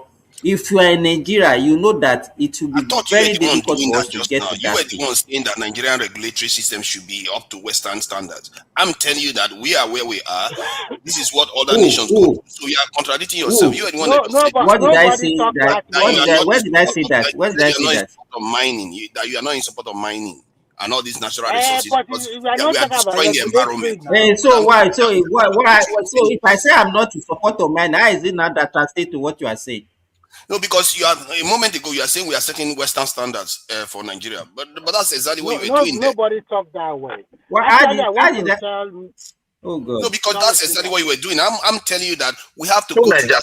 Let's land that point so that me and you see understanding the talk because he said we are not in the West because I don't know why he's making that statement. It's a good statement. What he's trying to tell you is that once you live in America or live in Europe, you want your country to just turn to Europe just within some. What is the function? I want to ask you a question now. What is the function? So let me say this again. Hold on, Remy. Hold on, Remy. What is the function of Minister of Environment in Nigeria, both federal and state? Okay, thank you. The Minister of Environment major function is to see that there is no environmental degradation and there's the issue of what are we not talking about? Now relax. Okay. When we talk about environment in Nigeria, we are not talking on the environment in isolation because there are so many other things that are attached to your environment. When you do businesses, you're supposed to register your business. That is one. And you're supposed to keep your environment tidy. So there are so many ministries that comes into being when we talk about man and his society. So I also want to tell you this, because you are the proponent of saying that Nigerian people should register their company. Do you know that presently in Nigeria now, the federal government is registering 250,000 business owners without paying a dime? And the question I will now ask you is that how many Nigerians are taking that kind of opportunity to register their business? If you go and check, I don't see any reason. I don't see any reason why federal government should be registered. It should be mandatory for people to register. That's all. No. What I'm trying to tell you is that if you want to register your company in Nigeria now, the federal government says 250,000 people, business owner will not pay. Okay. See why I ask you this question. See, Remy. See why I ask you this question. Okay. We already have these instructions. So what are they doing? Somebody want to go and mine a land, packing sand, knowing very well it's going to destroy environment, and you just wake up and you also inform the government that I'm mining sand. Somebody maybe you have a connection from governor office will just give you a paper and silence the Minister of Environment is normal. Think of it, my brother. It did not even, let me tell you, Midwest. The people that are doing this, they don't even register. They don't even. It's not as if somebody gave them any permission. Okay, in my state they even have a union. Okay, in my state they have a union. They're just doing it on their own. Nobody Okay, give my them any state, permission. they They are even not have a even union. registered. Okay, in my state, they have a union that represent them. They have the pit registered. And if you see what they are doing, the government official is aware that they are there. And we have The various government institutions. official Every that the problem, yeah. Midwest. The government official that are supposed to even caution them, they also see it as an opportunity to make money. Sorry, guys. Can I quickly make a submission? So we are almost saying the same thing because those institutions are there, but I don't know what they're doing. That is just my concern. So what we Sorry, are doing guys. in the West, we have the structure in our country, only it doesn't function that way. So I don't think we are ignorant of it. Okay, sorry, guys. Can you guys hear me? Loud and clear. Okay. This one that you are coming with a bedroom voice this morning, Akim. What is wrong? What is the problem? Oh God. I'm still in my bedroom voice now. I'm still in my bed. So, guys, what you guys are saying, I don't understand because over here, I have worked in a place that they call a quarry, and in that place, they have a pit. You will never be like that pit will swallow a 100-story building. They dig sand, they use dynamite to blast rock, blast everything inside that place. It's not different from what they do in Nigeria. In Nigeria, they have locations where they call a pit. They just don't do it around everywhere. No, the government will allocate a certain site to you. You register, like Midwest said, they have a union, and that is where they bring sand where you build your houses. It's not different from what they do here.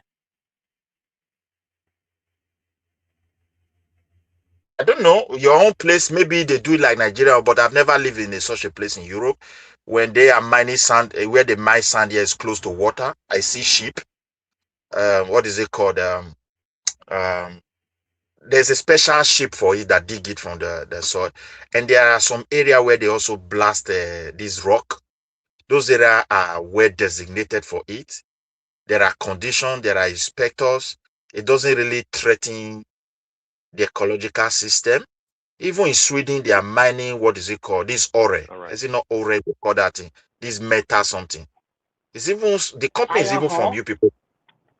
Or yeah, this iron, Are you sure it does not affect maybe you are right about Europe because they control their environment tightly. Yeah. Like a country like all the Scandinavian, they are very Sweden is selling. They have large quantity of it. Even Sweden was so complicated that they have to move a whole city before that mining could take place because they have some Viking city there.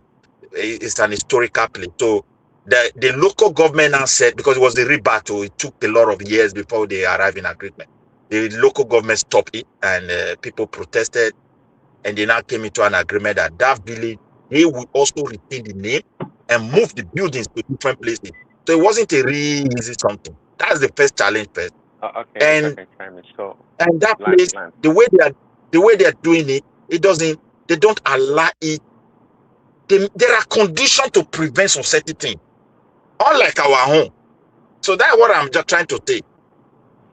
But what they are trying to tell you, Midwest, that it takes years for them to get to that level. Remy, let Prince Daddy come in now.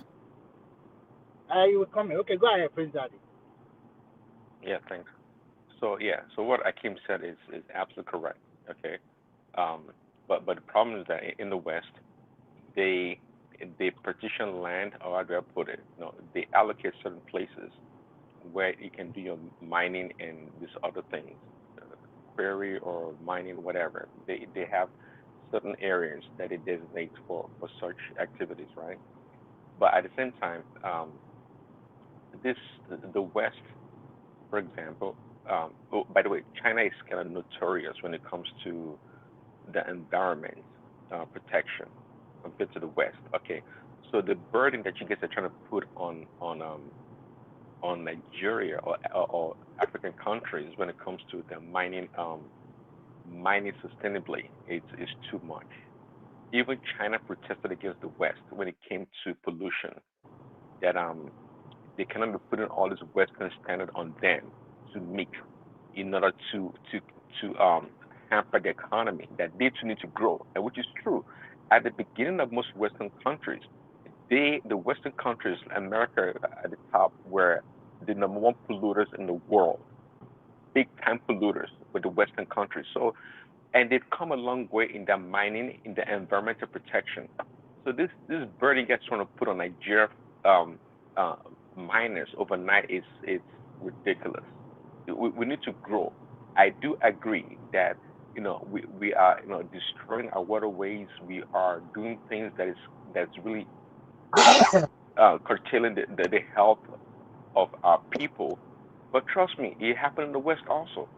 It happened in the West. So the only thing I can agree upon is that well, we can take the template of some nations that have done it successfully and try to implement it. But keep in mind, just like I think it was Remy said earlier, by the time you weigh the cost of maintaining the environment and your mining activities, I think Midwest said it, the cost is too much. You cannot sustainably or profitably engage in that activity. You see? So the cost of maintaining the environment is quite high. And in a poor country or developing nation, we can't afford it. So this is the conundrum here. I hope you guys understand. So don't be saying, oh, they do this in Sweden, they do this and that we should do the same thing. Yeah, we can't do it.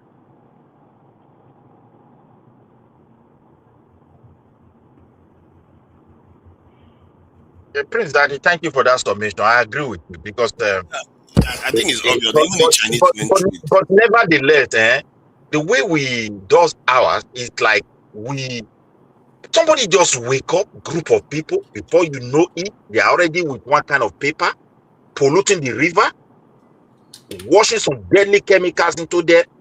And this group of people, the government, sometimes they will not tell you, when something happens, the government will tell you it's illegal. With all these huge places they occupy, and they have been operating for a very long time, and when issue happen, officials will not be telling you, oh, it's illegal mining. I don't understand. Look, most of the river within Edo, if you made mistake to pump that water, I saw a woman that was having this mechanization we are measuring here. So there's a particular river that she pump water into her crops. Those crops, all of them died. But mining is taking place in Egypt. They are Midwest. I think the major problem with us is that we don't even understand the implication of what we are doing to ourselves. Both because when you say government, let me tell you, the government of Nigeria are represented by Nigerians. You understand what I'm saying? So when you say government, it's not as if the government is different from the people. Your brothers, your sisters, your uncles, and those ones are also the ones working for the government, and they are Nigerian citizens. You understand? So if we don't understand, if everybody just seen everything in naira and kobo, and they don't know the impact, they don't even know that what this thing will cause to the next generation.